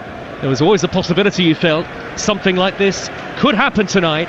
And you're absolutely right, Scott, to say that we really should give credit to Brentford as well. This is a Brentford team absolutely flying on the road in the Premier League, and they've looked for Visser with the high diagonal ball in the penalty area under pressure. McCauley, and the angle was closing on Visser, and he's hit it high over the top. It's a goal kick. But aren't Brentford playing well in the Premier League at the moment? Absolutely. Do you know what? They're playing the ball out from the back. They're happy to pass and give it back to Flecken and come out the other side. They're also happy to go long. It's not a long ball, it's a long pass. And that ball over the top is certainly troubling this Leicester City defence. And I think there, when you see where Visser actually had the shot, it was inside the box. And it was a 50-yard crossfield pass. So really, Hermansen should be coming out and claiming that, but he's having a lack of confidence. Flicked by Damsgaard down the middle. Coley having to really stretch for it against Schade. Did well initially, the defender there, but the ball has bounced down towards the edge of the D. Coley does just enough at the second attempt to smuggle it away from Kevin Schade. And now indeed he's given it away. No confidence at all in this Leicester team at the moment. Do you know what, Joe? I can't tell you how hard it is to be 3-0 down at home when you're struggling, lacking in confidence. The fans wanted to be behind this Leicester City side. They started really well, but again, we said they have to score when they are on top early on. They didn't. Brentford came back into it. 1-0, 2-0, 3-0. Now any misplaced pass, and there are massive groans. Di Cordova-Reid, right corner of the penalty area for Leicester, taking on Lewis Potter. Deflected cross loops up into the air, and it's another Leicester corner. I think the one positive for Leicester is they are at least showing some attacking intent in the game. The forward players don't seem to have lost the appetite for the fight, and I'm not saying that there's no effort from the defensive players either. I don't think that's the case at all, but they are bereft of confidence and quality, it feels like. Absolutely. I think both of those at the moment, and that's a recipe for disaster. You know, difficult for Koulibaly coming in for his first game, but the other three are really struggling as well, and where you're hoping Ndidi and Samari can protect them, that ball over the top, they've got to deal with it themselves. Jordan Ayew floats in the corner for Leicester, way to the back post edge of the penalty area. Visser somehow gets above, fast to head it away, and now Leicester will restart the play effectively with El Khanous, whose ball is charged down by Mikkel Damsgaard, who has impressed with yet another couple of assists for Brentford tonight, and that takes him to double figures in the Premier League for assists this season. That is a Brentford Premier League club record, and he really has evolved into one to watch. Another player, yet another player improved by Thomas Frank, and a key cog in the Brentford wheel. 3-0 up, 5 minutes of the first half to go. On Talk Sport with Enterprise Rent a Car. Enterprise has vans of all shapes and sizes, so if you've got a plan, they've got a van. El Khanous whips the ball with his right foot out to the far side. Ayew has brought it down, corner of the penalty area, goes on the outside of Lewis Potter, crosses charged down and blocked. And Brentford, I think, well, they'll know to remain diligent here, won't they? Scott Minto, even at 3-0 up, you never quite know in the Premier League, and there's still at least a half of football to go. There's not too many games, Joe, where a team's 3-0 up and have ended up losing or even drawing it. Well, I think was it Luton last season? Bournemouth, Luton. They were 3-0 up. Yeah, I did Bournemouth that. won 4-3. I did that game. Yeah. I don't see that happening here. Well, who knows? That's the beauty of football. But it does feel unlikely. Koulibaly lunged with the arm there in the aerial challenge. The referee's going to come across. He's not racing to Koulibaly. Here come the two Brentford physios to look after Norgard, I think it was, who was caught. Koulibaly being called over now by the referee. It looked a really poor challenge at first glance. Tony Harrington, I think, is just going to produce the yellow card for Woyo Koulibaly, the former Parma man making his full Leicester City debut tonight. It was a poor challenge aerially there, and he sort of caught Norgard with his shoulder, maybe. Scott? Yeah, it wasn't like an elbow. I mean, it played the ball in, followed his run, the ball came up. It's a definite foul. It's a definite yellow card. I think that's the right decision, not a red card for me. Well, they've called for the physios here, Brentford, and indeed a stretcher is on the near side touchline. Good noise from the Brentford supporters on the far side of the field. Lots of Leicester fans now leaving their seats. 3 minutes of the first half to go. I think quite a few Leicester fans have already left the stadium tonight And Ruud van Nistelrooy is left to have conversations on this near side touchline with his coaching staff. They added Andy King, the Premier League title winner, to the coaching staff this week, did Leicester City, and Ruud van Nistelrooy has been talking all about how he knows the club, but no change in results for Leicester City. And it's never nice to ponder a manager's future, Scott Minto, but again, with the rigours of the Premier League and the demands on managers at this level, he must be under a great deal of pressure. It doesn't feel sustainable if this run of results carries on much longer. Look, I mean, again, I go back to, he's got to try and change things, and you would think he's got to try and change things at half-time. But actually going forward, they've been okay. It's defensively, they've been absolutely shocking. And you look at the bench, there's Vestergaard. Is he better than what they've got? Is it worth at least just trying something different? Oliver Skipp, Connor Cody, Mavididi, Daka, Thomas, Luke Thomas, maybe. You know, going forward, they've actually not been that bad. And Jamie Vardy looks sharp. He's had a couple of chances, created them really for himself. It's just defensively, they're just... Every goal in any way they concede, and the third one sums it up. If you get opened up, that's one thing. Just a simple free kick, ball into the box, movement, not following it, free header, goal. It's just shocking defending, it really is. Soumare 10 yards shy of halfway, a risky ball back by De Cordova-Reid. Fats had to knock it high up into the air on the half volley, header away by Pinnock from midway inside his own half. It's Leicester 0, Brentford 3, miscue by Coley, midway inside his own half, and then he's caught Visser with a high boot. That'll be a free kick, that'll be another yellow card out of the pocket of the referee. Third yellow card for a Leicester player in this first half, and a Brentford free kick in almost exactly the same place from where Mbeumo whipped it in left-footed for them to score the third goal as we head into the last 40 seconds or so of normal time at the end of the first half. Burnley have scored against Sheffield Wednesday in the Championship. Burnley 1, Sheffield Wednesday 0. I think it's Marcus Edwards who's got the goal for Burnley. Live over on TalkSport 2 tonight. TalkSport 2, your home of the EFL, and tomorrow lunchtime they've got commentary of another important game in the promotion race and the relegation battle as Sunderland take on Hull. We've got all of the football all of the time, the live boxing tomorrow night as well, and all 10 Premier League matches live across the network Tuesday, Wednesday and Thursday, live and only with us. Well, at least it's not a 0-0 with Burnley. Yes. Free kick to Brentford. 5 yards to the corner of the penalty area. Damsgaard has set up 2 already. He will drift it in right-footed this time. Header away by Christensen. The ball has dropped to Lewis Potter. 4 added minutes at the end of the first half. Lewis Potter delivers left-footed. Schade hits the post with a header. Totally unmarked. And Leicester scramble it away through Koulibaly. Fortunate not to be 4-0 down at the end of the first half. Cannot come soon enough for Leicester's beleaguered back line in particular. My goodness me. I mean, if you're any of the front three, you're thinking, I've got a chance of getting a hat-trick. Kevin Schade must be thinking, I want to play against Leicester every week. Hat-trick obviously in the last game. They will get chances, and the way Leicester are playing as well, and they're losing their heads a little bit. A few people on yellow cards already. One missed-time tackle. I don't see Leicester even lasting with 11 men to the end of the game. This could get ugly.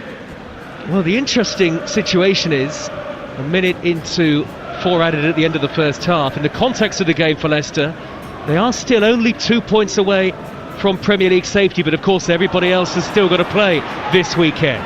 Damsgaard for Brentford into the path of Lewis Potter, 25 yards out, dead centre, wide to Johan Visser, took it well back towards Lewis Potter, and it will be turned in. It is 4 off Lewis Potter with the final touch, although Leicester appeal for handball, and I think the referee has given Leicester City a free kick. It hit fast, hit the goalkeeper, came out to Lewis Potter, must have hit his arm before going into the net, and the goal is ruled out. And so, off the arm of Lewis Potter, certainly handball, though VAR is checking it to confirm. It is just 3-0 to Brentford. Yes, and correct decision. It's gone directly from his arm to the goal, and that's what the law says. How easily were Leicester opened up there into the box, ball whipped across. Belfast very nearly an own goal.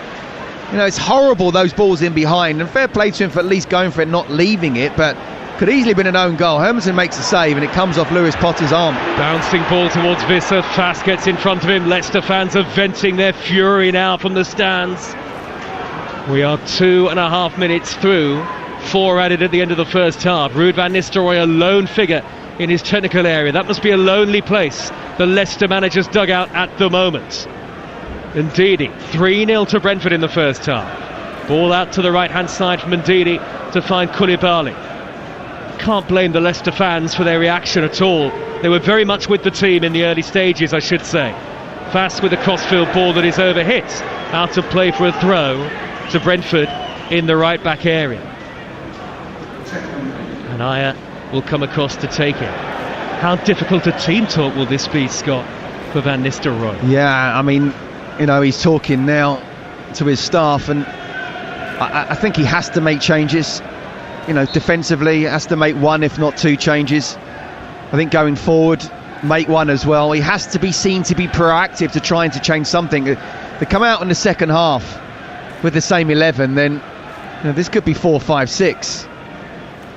Keen Lewis Potter shimmying infield from the left-hand side for Brentford. Good crossfield ball with his right foot. Well headed away by Christensen on the stretch. And what he'll be saying is, this second half now is about character. Everyone's waiting for you to absolutely capitulate if you haven't already. So are you going to somehow bring it back into it? Maybe make it a 3-1, maybe even a 3-2.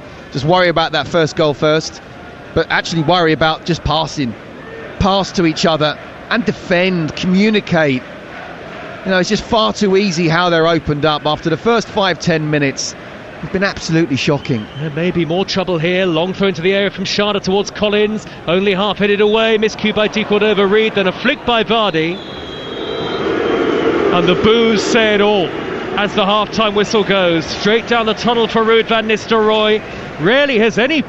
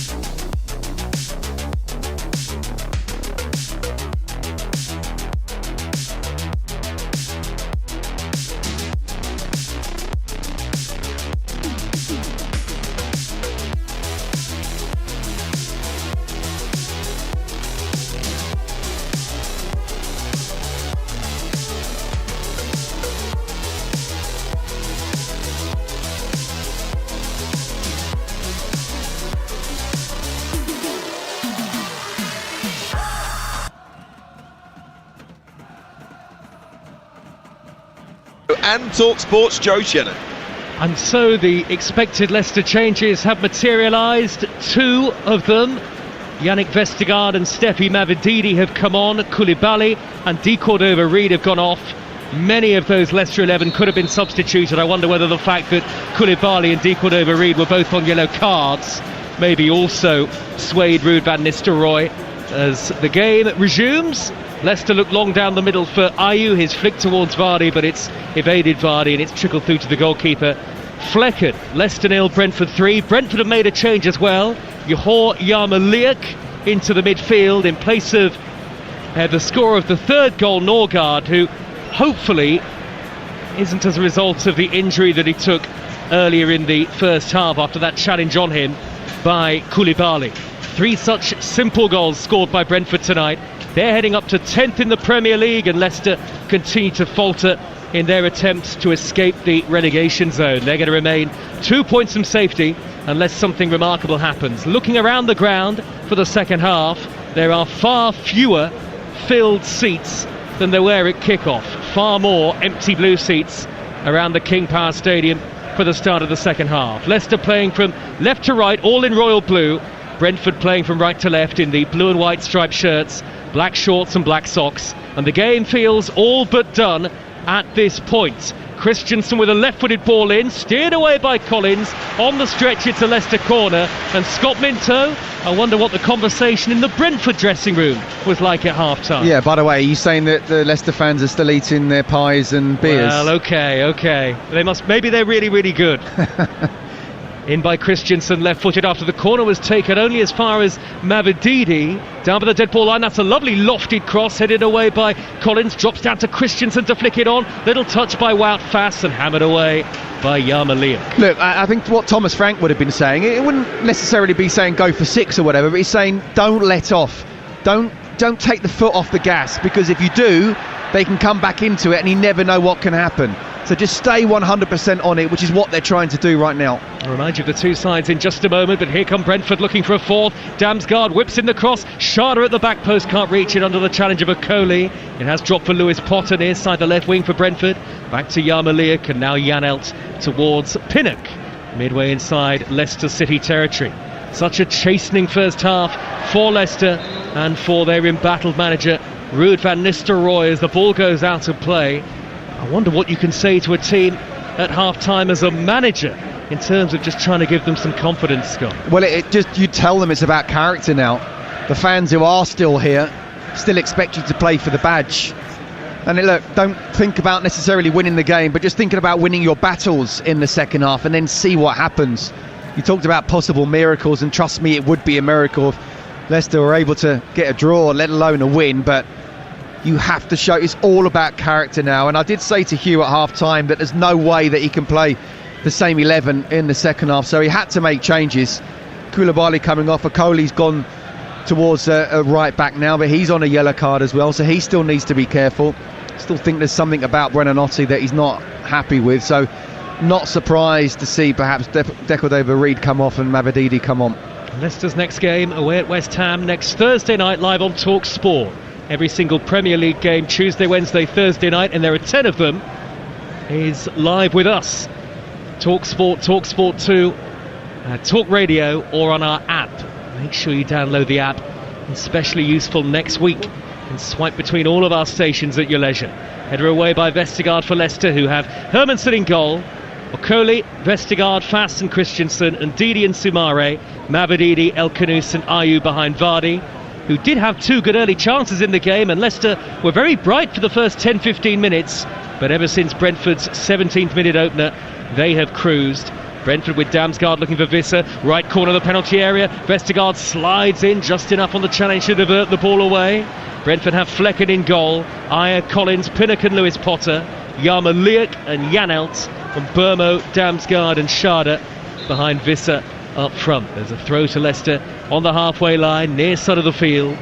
Brentford heading for 4 successive away league victories for the first time since 2011, back in their League One days. Always worth a reminder of just how far Brentford have come and the tremendous work that everybody at the club has done to get them in that position. Aston with goalkeeper Hermansen now, all in green.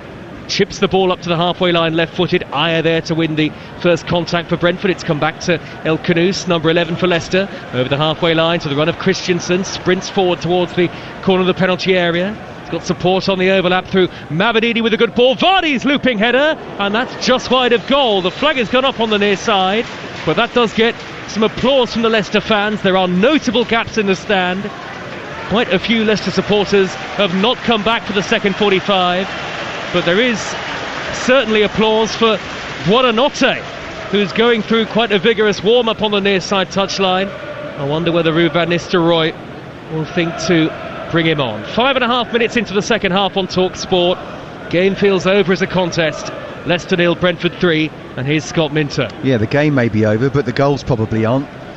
I mean, what I would say at the start of the second half, Leicester have tried to be as positive as possible, created a couple of half chances, Jamie Vardy being offside there, but at least they try to get forward, put the ball in the box.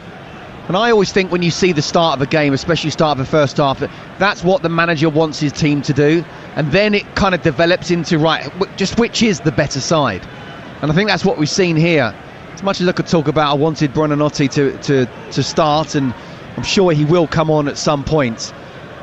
The team that they set up and how they started, that's what Ruud van Nistelrooy wanted in the first 10 minutes, but they're just not good enough to keep it going. But to be 3-0 down the way they defended in that first half is criminal. And this plays pass from Fass out of play this time, as if to illustrate the lack of confidence in the Leicester ranks. Brentford go back to the halfway line, leading by 3-0, looking for their first league win at Leicester since 1953, 72 years ago.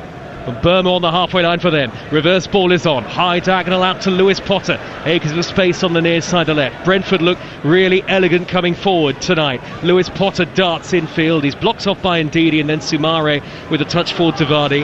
Back to Ndidi, now works it wide to Ayew on the halfway line. Bristol City 0, Middlesbrough 1. The latest score in the Championship. Burnley 1, Sheffield Wednesday 0. Live over on TalkSport 2 tonight. England's women lead in Portugal by 1-0. And on the left for Leicester, the number 10 Mavididi with another promising run down that far side, but the cross is overhit this time, left-footed. Although that said, I think the Leicester fans are upset that nobody in Royal Blue was really there to make contact. What they've got to start doing at home, first of all, is finding the net again. But Brentford are on the attack, 3 against 2 here, and Burmo prods the ball down the middle, cleared away by a retreating Vestergaard. 6'7", Vestergaard, and now Damsgaard to the corner of the penalty area for Brentford. His immediate left is Schade, wearing number 7. Schade, left corner of the penalty area, forced towards the touchline by Vestergaard, who then hacks him down with a crude challenge from behind. And that is a Brentford free kick. Important goal in the Championship at Ashton Gate. Which way, Lawrence Mora? The equaliser, Bristol City 1, Middlesbrough 1. George Earthy off the bench and tapping home from 6 yards out after Sykes had returned the ball from the left. Bristol City been pushing hard for it. It's finally come. Bristol City 1, Middlesbrough 1. And if Bristol City were to go on and get a winner, then they would go into the Championship playoff places. We'll keep you right up to date with Lawrence for all the goals as they go in there. Now, Leicester are readying Buonanotte with the game feeling all but lost. 3-0 to Brentford, and the Brentford fans who've travelled in numbers up the M1 on their feet on the far side of the field, singing loudly, arms outstretched up into the air. You cannot understate yet again the job that Thomas Frank has done this season at the helm of Brentford, who are at home to Everton next Wednesday, live on the TalkSport app. Got a free kick which Burma will take, and set pieces have looked really troubling again for Leicester City this evening. And Burma stands over the ball. It's level with the edge of the 18-yard area. Here he comes, left-footed, just pumps that into the penalty area, hit it flat like a sort of knuckleball. Turned away by a Coley, but I think the flag was up anyway, Scott. It was a great ball in, wasn't it? That's a good description. Knuckleball, yeah. It was just whipped in there. Still don't know how he quite did it. You know, Ronaldo used to take those free kicks and dipping in. It was a horrible ball to be put in. Listen to the crowd now. Well, I think as Buonanotte comes on, the loud cheers of approval from the Leicester fans. I don't think they're cheers for Ayew coming off, no, but not. I think the Leicester fans are making a point to Ruud van Nistelrooy. Absolutely. Get Buonanotte on, and the manager has done that 10 minutes into the second half, but that I think is An illustration at the moment of the disconnect between the manager and the supporters. Leicester down the middle towards Buonanotte, immediately trying to race onto the ball in the area. He almost got the wrong side of the defender and then did trip Lewis Potter.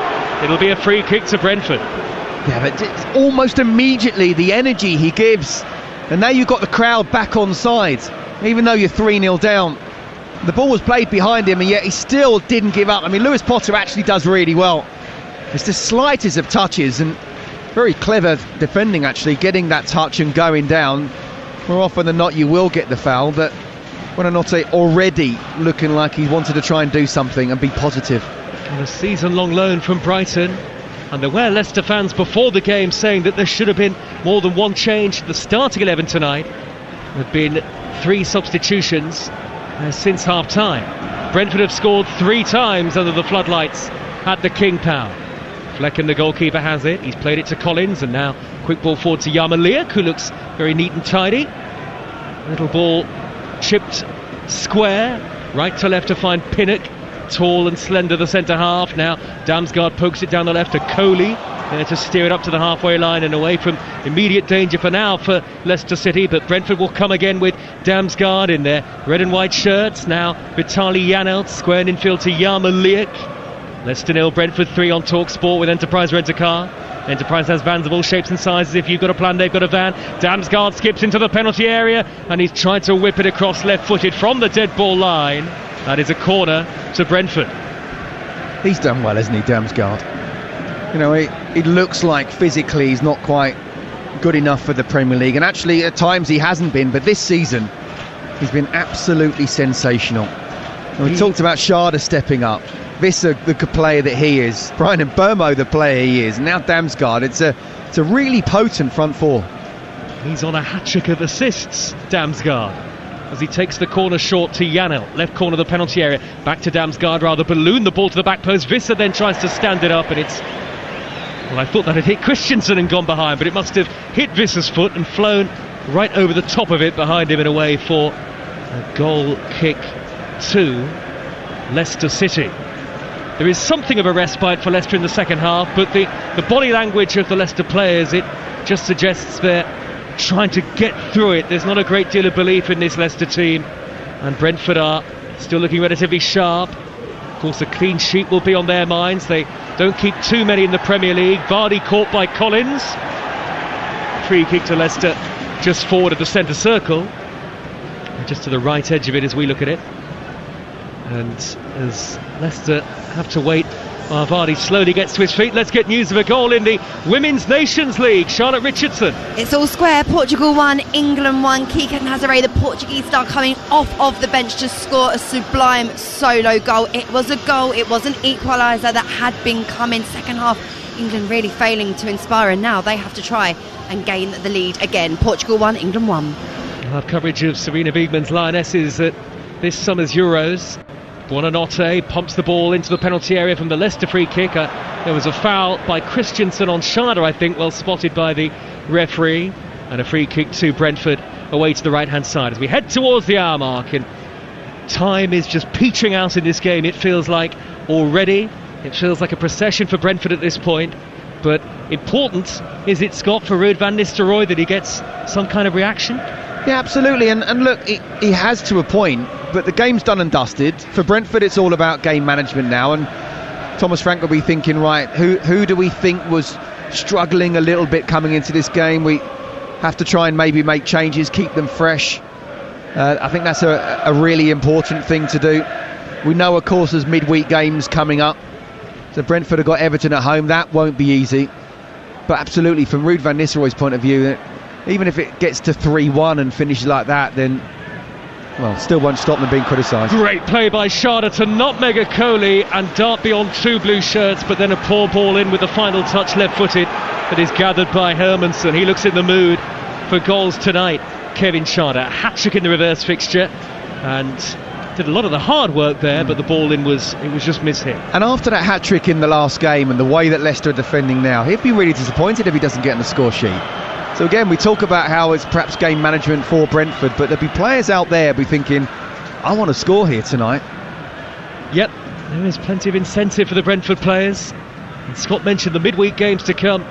Tuesday, Wednesday, Thursday next week, all live on the TalkSport network. Tomorrow lunchtime, Everton against Manchester United here on TalkSport in the Premier League. Ipswich against Tottenham on TalkSport 2 at 3 o'clock. That could be very interesting. I saw Ipswich at Aston Villa last week and they were excellent. Ipswich, of course, Leicester's rivals, among their rivals in the relegation fight, and Leicester will only be 2 points adrift, but of course everybody else around them will have a game in hand.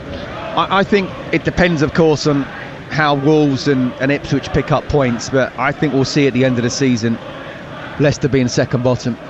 Well, obviously Southampton are where they are, they're down. I don't see them getting anywhere near even probably the points that Leicester are already on, but I do feel Leicester are the second worst team in the Premier League. Second bottom is where they are at the moment. 19th in the Premier League table. Burnley 2, Sheffield Wednesday 0. Is the latest score in the Championship. Burnley closing the gap on the top 2 to 2 points. Buonanotte for Leicester. He's run 30 yards. He's poked it onto Vardy. Angled tight in the area. Across came Collins. Did enough with the challenge to steer it away from Vardy. Buonanotte has raced onto the field of play.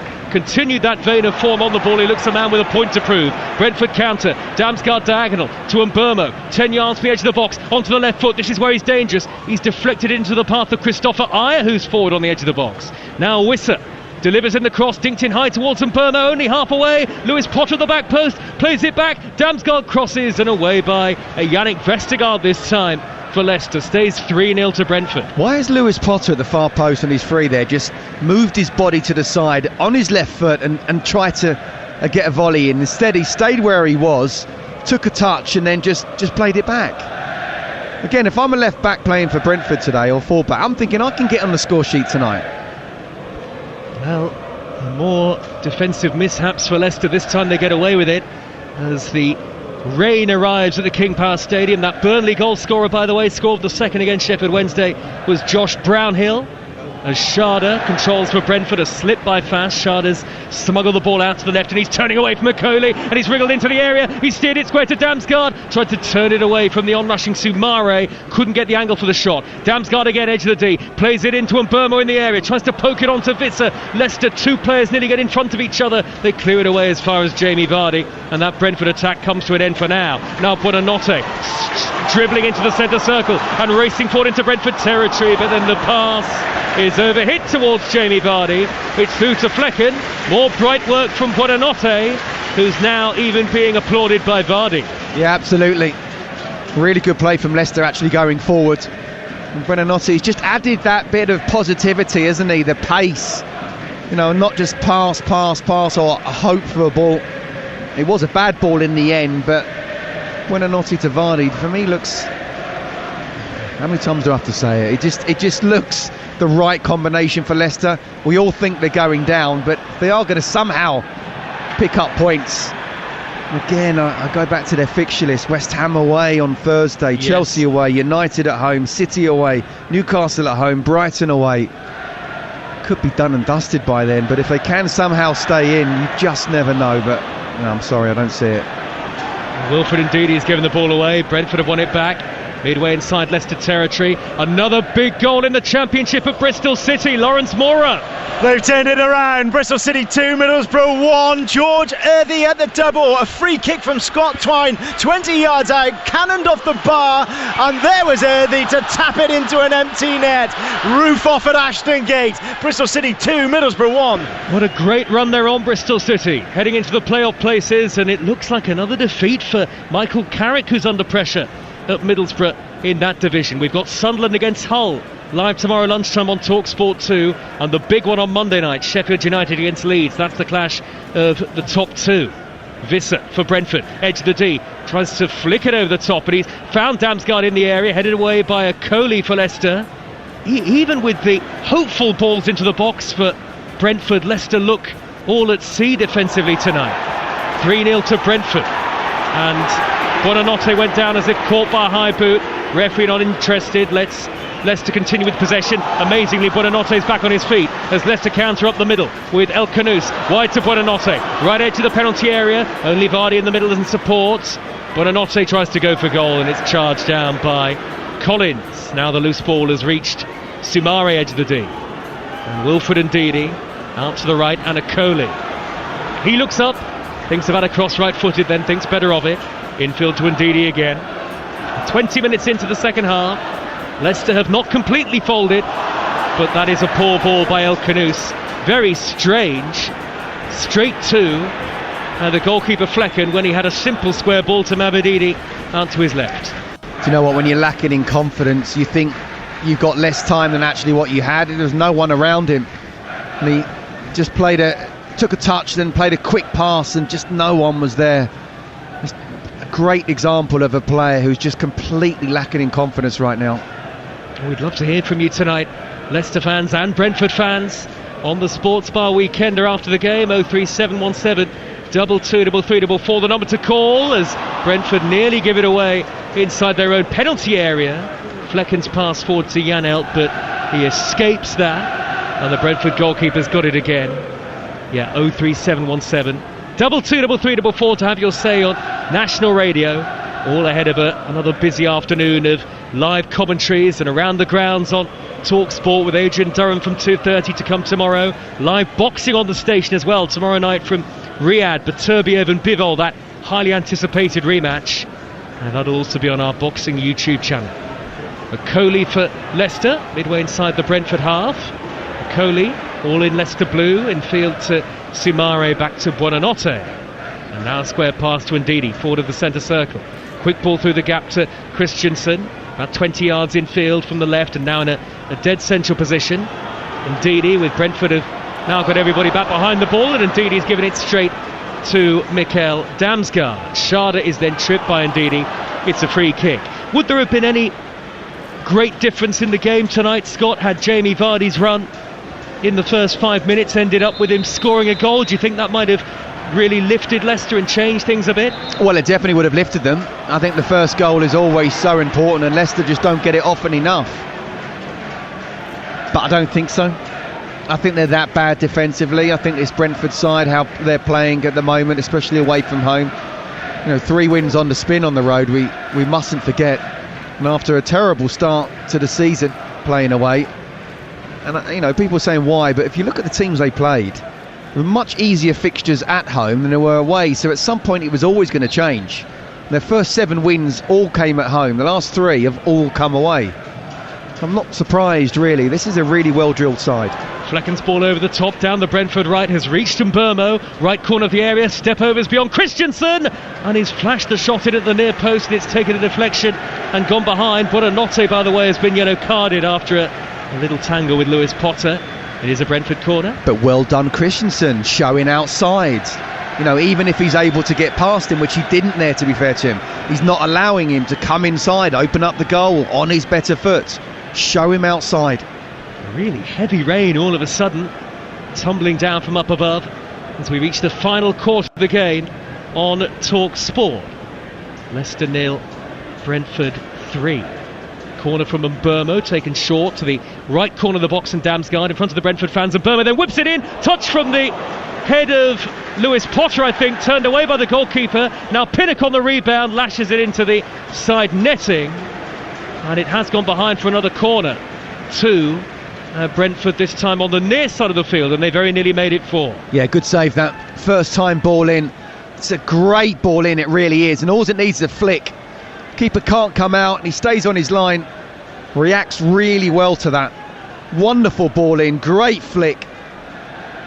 Yeah, could easily have been 4. It was actually Yarmoliuk who got the flick in at goal. Hermansen with a good save to tip it away. Keep the score down for Leicester. Burnley 3, Sheffield Wednesday 0 in the Championship. Burnley closing the gap on those top 2. Sheffield United and Leeds, the leaders, who meet on Monday night on TalkSport 2. We've also got Watford against Luton in this weekend. That's a big derby game, and Luton are desperate to get away from the relegation zone. Scott will be there. He's a busy man, Scott Minto. You got the weekend off, have you? I do. As Damsgaard takes the corner. Well, he's going to have to wait, in fact. Schade he's ended up right in the back of the net there, Scott. He's not just ended up falling over on the goal line. He's actually hit the back of the net. Well, he wants to hear you say that, but not quite in that way. That's true. Well, maybe he will I mean, he's standing as close to the goal as it's possible to be without being in it at the moment. He's on the goal line in front of Hermansen.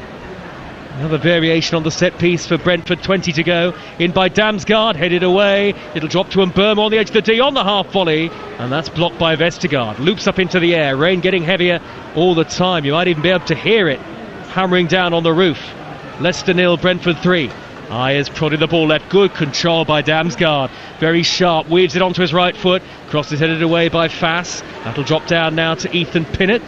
And now Yarmoliuk out to the left-hand side, and Lewis Potter. Quickly forward now to Damsgaard again. Credit to Brentford for the way that they're trying to maintain their intensity. And Damsgaard is easily passed to Coley, and it's headed away by Vestergaard this time at the near post, Fass rather, for another Brentford corner. Brilliant play down the left-hand side. Damsgaard just bringing Coley out. He's playing it right back in the second half with Koulibaly being off, but he's not comfortable being out there. Certainly if there's any one-on-one situation, just a little drop of the shoulder. And he went past him easily. As if it could hardly get worse for the Leicester fans. Their team are 3-0 down, and some of them are getting absolutely drenched. Heavens have opened, haven't they? Having to retreat to the back of the stand. Damsgaard with a right-footed corner, punched away by Hermansen, decisive. He's knocked it a long way from goal. Lewis Potter nearly tackled by Mavididi, but it's been turned wide by Yarmoliuk to the right-hand side, and Visser, who skips away from two Leicester players, steers it across goal. A simple touch would have made it 4. In the end, the ball is rolled along the goal line and out of play for a throw to Leicester City as Brentford get ready to make a double change. Fabio Carvalho and Paris Magoma. Here comes Damsgaard. Scott, one of the most influential midfield players in the Premier League at the moment. Indeed. He's made some assists this season, hasn't he? I think he's the highest for Brentford in the Premier League era in terms of it in a season, but he's been brilliant. He's been brilliant again tonight. Kevin Schade has been really dangerous, and Visser and Mbeumo have just been Visser and Mbeumo. It's a really, really, really impressive Brentford side that perhaps we don't talk about them enough. The story obviously is with Leicester, but if you're a Brentford fan right now, you think of, it wasn't that long ago, they're in League One, let alone in the Championship. And now, I don't think they're going to make Europe. I think they're a little bit too far off. I think there's too many clubs to try and climb over. I'll tell you what, Thomas Frank is building something special here, and if you're a Brentford fan, it's a golden period for sure. So Carvalho on for Damsgaard, and Paris Magoma, a former Spurs player, replaces Janelt, who's another important and often underrated player in the Brentford side. Magoma with just his 8th Brentford appearance. 17.5 minutes to go. The game was over at half-time, really, you felt. 3-0 to Brentford was the score. 3-0 it has remained, though Brentford have had a couple of chances to increase their lead. Bristol City 2, Middlesbrough 1, late in the game in the Championship at Ashton Gate. Bristol City heading up to 6th in the table. Lawrence will bring us full time shortly, I'm sure. Burnley 3, Sheffield Wednesday 0. Portugal 1, the Lionesses 1. Brentford nearly win it back half the pitch. Bass clears away for Leicester. Everybody on the field of play absolutely soaked to the skin. It's really heavy rain as Ndidi is tripped by Yarmoliuk, and Leicester get a free kick just shy of halfway. Yeah, and I talked about how for Thomas Frank at half-time he would have been saying, look, just keep the tempo up. He wouldn't have been bothered about scoring. He wouldn't want to concede, and that's what's happened. And then you're thinking about, okay, there's a midweek game coming up, make some substitutes, and I think it's couple of really good substitutes. You know, Paris Magoma getting more time, and especially Fabio Carvalho as well, who, you know, we talked about how the front four of Brentford right now are very good. He must be frustrated, so it's a great opportunity for him. He'll be coming on the pitch and wanting to be doing something special and showing his manager that he should be in the starting 11, as difficult as that is right now. Here's Buonanotte out on the near side, the Leicester right. Sports Bar Weekender follows us, remember. 03717 223344. Looking back on tonight and ahead to yet another great weekend of Premier League football and in the EFL as well. Buonanotte's ball up the inside right towards the run of El Kanous, who kept it in. Low ball from the dead ball line was hacked away by Pinnock. A fast square to Vestergaard for the centre circle. Now Mavididi back to Vestergaard again. He looks up. Feels such a long time since Leicester won that Championship title under Enzo Maresca, and even a long time since Steve Cooper was sacked earlier this season. El Kanous looks for the run of And Didi down the right, his cross is charged down by Yarmoliuk. And between him and Lewis Potter, they do enough to win it back for Brentford, and now Visser's got it midway inside his own half. He's so quick to tear forward, Johan Visser. And they want even more here to Brentford, and he's run 30-40 yards to the halfway line to hold up play. Back to Ethan Pinnock he goes. Yeah, he needed brilliant burst of pace. He needed to lay it off because it got to the point where he's holding on the ball so much. When you're 3-0 down, trust me, as a defender, you're going to go straight through him. So you can't afford to take advantage here. Just keep passing, keep doing the right thing, and do not get injured. Here is Lewis Potter on the halfway line for Brentford. Forward ball to Yarmoliuk. Less than 15 minutes of normal time to go now. Ruud van Nistelrooy has not really left the technical area in the second half. Not used to losing as a player, certainly not at this rate. It'll be 10 defeats and 11 in the Premier League for Leicester. Is there any solace he can take from the second half, maybe, Scott? The fact they haven't conceded more? Or am I just clutching at straws, maybe? I repeat. No, not really, to be honest with you. I mean, obviously, the fact that they haven't conceded. Brentford could be looking for another one here with Johan Visser. Left-footed effort across the face of goal, cleared away by Fass. Good work by Carvalho in the build-up. It was actually quite selfish from Visser because Mbeumo was all alone to his right. Yeah, if he'd have known he was there, he should have passed it. But no, Brentford have taken the foot off the gas and yet still look like they could get a fourth. Good work by El Khanous to rob Lewis Potter of possession, and he's prodded it forward to Soumare as the rain gets heavier yet again. No foul by Yarmoliuk in the centre circle, no. There was in the end. The referee has decided to pull the play back. Let's get full time in the Championship at Ashton Gate. Lawrence Mora. All over, Bristol City 2, Middlesbrough 1. Liam Manning's side up into the playoff places, up to 6th, and banging on the door for the past few weeks, but they did it the hard way. They trailed at half-time 1-0 after Tommy Conway's first half goal. George Earthy equalised on 72 and then picked the winner on 82 as he tapped home from Scott Twine's free kick, which had hit the bar. Ecstatic scenes at Ashton Gate. It's all over and finished. Bristol City 2, Middlesbrough 1. Well, Bristol City on a great run and pressure on Michael Carrick. Leicester have made a change. Oliver Skipp for Ndidi in midfield. There are 13 minutes to go here. Full time in the Women's Nations League. Charlotte Richardson. Portugal 1, England 1. A game of two halves sees the spoils shared. Alessia Russo's early opener reflected a strong 45, but concerning how England dropped off.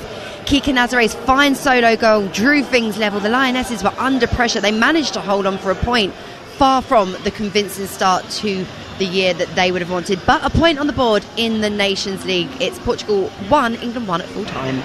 Leicester 0, Brentford 3 here. There were some appeals for handball from the Leicester fans as the ball hit Yarmoliuk's foot in the box, then bounced up onto his elbow. In the end, Leicester have got a free kick in the right wing position. We can give you the latest odds from Ladbrokes. 3-0 to Brentford.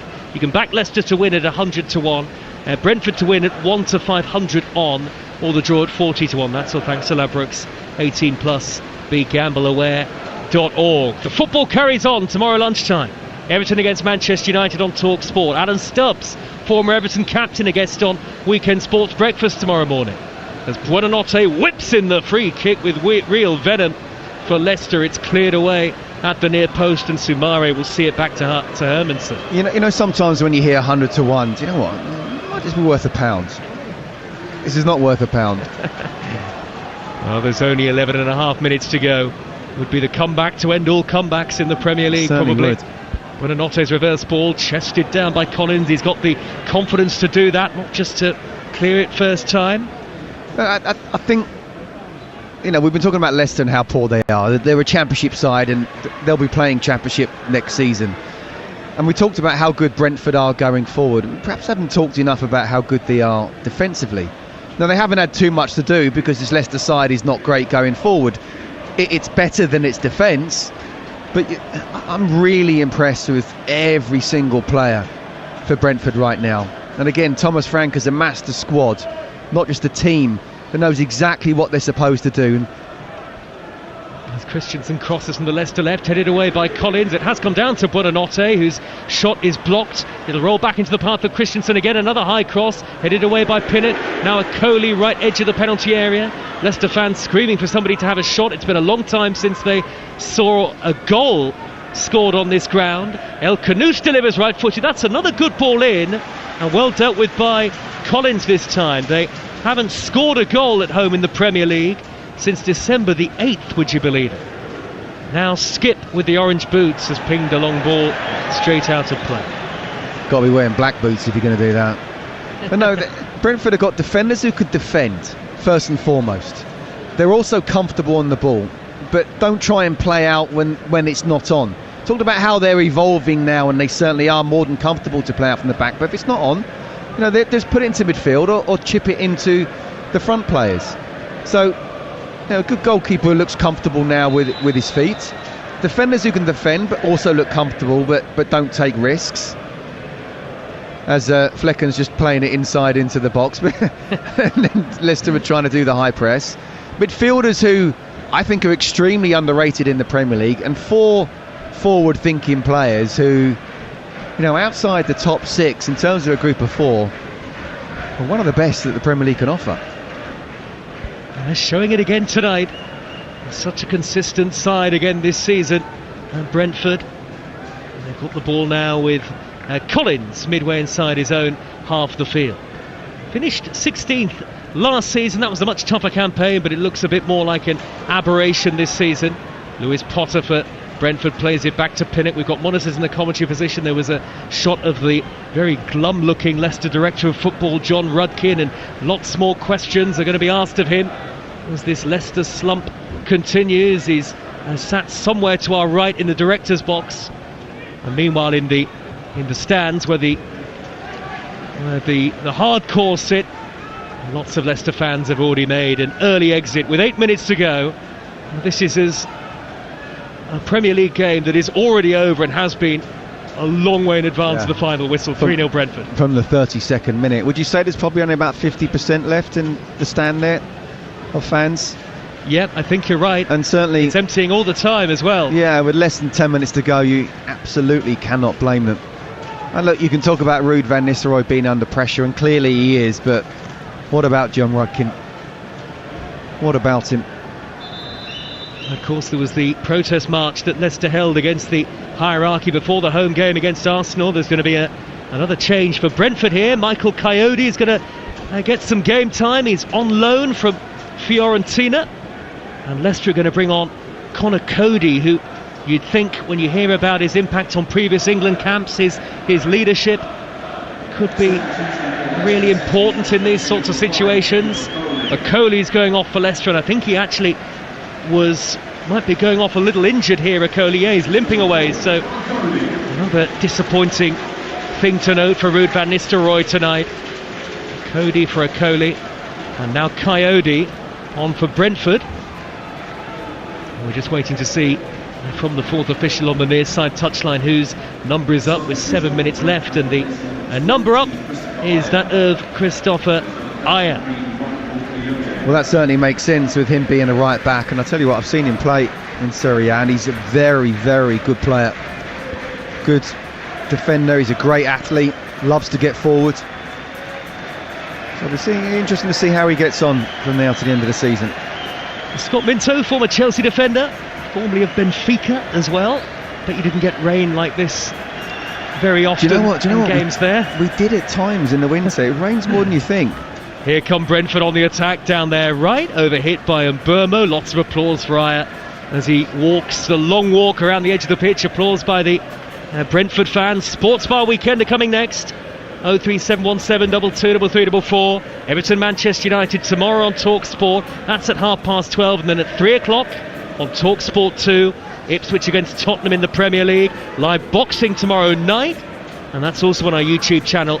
And then Tuesday, Wednesday, Thursday, every single Premier League game, full programme of fixtures, everybody's involved, and it's only live with us. Some cracking games next week. Tottenham against Manchester City, Nottingham Forest against Arsenal, Liverpool against Newcastle. That's all on the same night, I think. I think that's all on Wednesday night. All live on the network. Did you say Spurs City? I did. Yeah. Forward by Cody down the right as Vardy crossed. I thought you were going to correct me then. No. There's a goal kick to Brentford away on our right-hand side. What about the Brentford defence tonight, Scott, and the way that there's that determination there, isn't there, to keep a clean sheet? Even though everybody in the ground knows that Brentford are going to win this game, they're still determined to come out with a 3-0. No, absolutely. And, I said what I think Thomas Frank perhaps would have said. And he wouldn't have said, look, you don't need to score, but he would have said, just keep on it, do not concede. If you're a goalkeeper, as I know goalkeepers, but defenders as well, yeah, you want to make sure that it stays 3-0, and if there is another goal, it's 4 or even 5. Game management's been very good. I've talked about how defensively they're well drilled, they know exactly what to do, there's good partnerships there, both horizontally and vertically. They defend when they need to defend. Buonanotte tries to slide a through pass to Jamie Vardy. It's cleared upfield by Brentford and Schade down the left-hand side. Header away by Yannick Vestergaard. Leicester 0, Brentford 3 on TalkSport with Sky Sports. Don't forget you can stream the biggest Premier League games available with no contract, like Leicester against Brentford live right now. Search Now Sports. Leicester have it with Soumare. Left of centre, 25 yards out. Buonanotte with a curler, just wide of goal. Well, that's what he can do. Find little pockets of space. Ball into him. Quick turn. And actually, he'll be really disappointed he hasn't hit the target. He's 19 yards out. He has got to whip it past a few players, so therefore he's starting a little bit wide, and he's got to curl in a lot. Again, you just try and hit the target. Off goes Schade now for Brentford, a scorer in back-to-back away games, but not tonight. Yunus Konak will come on. He's spent over a year at Brentford now, the Turkish player. Did pick up an injury quite soon after joining the club, but here he comes onto the field now in the really driving rain. And Thomas Frank, he's having words with Schade. I think Schade wanted to stay on, fancied a goal. You can understand that frustration. He looks really disappointed, Schade, of his team are winning 3-0. I'm sure he'll feel better in a minute. Well, he's had 86 minutes to try and score. Yeah. And again, Thomas Frank, as much as he knows his player will be disappointed, he's got to think bigger picture. The game midweek. Fast rolls the ball back to Hermansen, the Leicester goalkeeper. Bristol City have beaten Middlesbrough by 2-1 in the Championship. Burnley 3, Sheffield Wednesday 0 is the latest score. Portugal 1, England's women 1 is a full-time score. Leicester 0, Brentford 3. Lots to talk about. Sports Bar Weekender comes next. Weekend Sports Breakfast tomorrow from 6. Good play by Lewis Potter, darting up the inside left. He's pulled it back towards the onrushing Carvalho, and he was well covered by Soumare. They definitely have shown some spirit in the second half, Leicester. They haven't completely down tools, but the game was over at half-time. Yeah, that's the thing. Brentford have just dropped a level in terms of intensity. The game's done. You've got to be playing like that or defending like that when it's 0-0, 1-0. 2-0, 3-0, it's game over. You're not coming back from that. You're not good enough going forward. We talked about how they're not good enough in both boxes, and I do feel for Jamie Vardy. Hugh just gave me a nudge actually and said, why is he still on the pitch? And I couldn't agree more. Game's done. Take him off. Don't want him to get injured for sure. Leicester's top scorer, 38, still their main source of goals. Very close to 200 for the club. Heading into the last minute and 45 seconds of normal time. Over the top from Yarmolenko. High down the right-hand side. A raking ball that Mbeumo has got to. He can pull it back. Mbeumo into the area. Denied by the goalkeeper from a very tight angle. And the rebound is steered into the net. It's Fabio Carvalho for 4 for Brentford to crown off an utterly miserable night for Leicester City and Ruud van Nistelrooy. They remain deep in relegation trouble. It's hard to see how they get out of it, and Brentford are very much in the conversation for Europe. Carvalho has finished it off, and for Brentford it's certainly not a flattering scoreline. It is Leicester 0, Brentford 4, and now the King Power Stadium really does start to empty. Yeah, look, Leicester have been shocking defensively, and again it's another poor goal to concede, but I don't think they deserve this with their second half performance. The game was done and dusted. They have showed a bit of character. They're just not good enough. But to concede a fourth now, And it's all about Brian Mbeumo really running down the right-hand side, being able to have that wrestle with Christensen, and yet still been able to somehow get a shot off. It's a good save. But again, you know, there's 5-6 Leicester players around there, and yet how is it that Fabio Carvalho can get the ball, take a touch, and then just hammer it into the goal? It's just typical again of poor defending. It's a little bit harsh, sorry Joe, a little bit harsh in terms of the second half performance, but it's definitely been a 3-4-0 game, and I think we just saw Hermansen almost have a bit of an argument with one of his teammates, not sure who it was. Absolutely right, Scott. Brentford up to 10th in the Premier League. The chant from the away end is "We want 5", just 3 added minutes at the end of the game. Brentford hit 5 away at Southampton recently in the Premier League. You can understand completely why the King Power Stadium is verging on empty at this moment. Leicester with Mavididi can't wriggle his way through to the edge of the penalty area. So Fabio Carvalho in on the act, and his first goal since the 5th of October. 4 away wins in a row for Brentford. That is not to be sniffed at in the Premier League. It's incredible. It's a very difficult thing to do, something they haven't done before. And look, I said about how I thought it was a good substitution bringing on Fabio Carvalho and wanting to make a bit of an impact, show his manager that he should be starting. He hasn't really done that in terms of bossing the play, but certainly a goal helps. I just want to give the Leicester fans who have stayed a mention as well.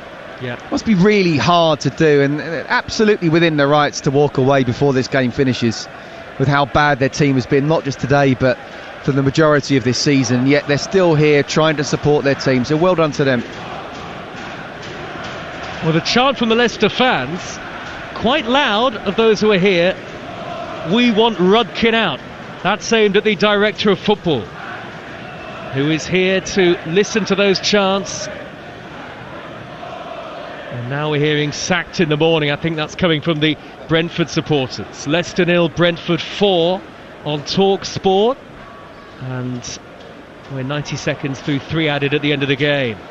Rain has stopped, and Mbeumo sweeps the ball left. Lewis Potter, Brentford attacking at will. He's played it into the penalty area. Magoma has held it up. Right on the edge of the D, could be on for the right-footed shot, and he was allowed to turn. Vestergaard in the way, then a simple ball to the right. Coyote drills it in low. Vestergaard slides in and turns it behind for a corner. Can't believe that Magoma was given about 5 yards of space to turn there on the edge of the D. It's incredible. Again, another sign of just Leicester dropping off, how poor they are in terms of intensity defensively. And you can hear the Brentford fans saying "We want 5". There's every chance of them still being able to do it. Smiles on the Brentford bench, and they've certainly loved every moment in the away section.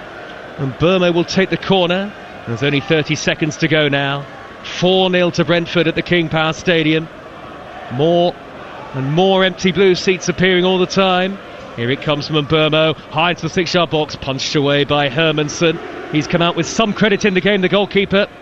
Had no chance with any of the goals, and there's a Leicester man down in the box at the moment. And I think it's Vestergaard who eventually does get to his feet. There's only a few seconds for Leicester fans to endure now. Such a chastening night.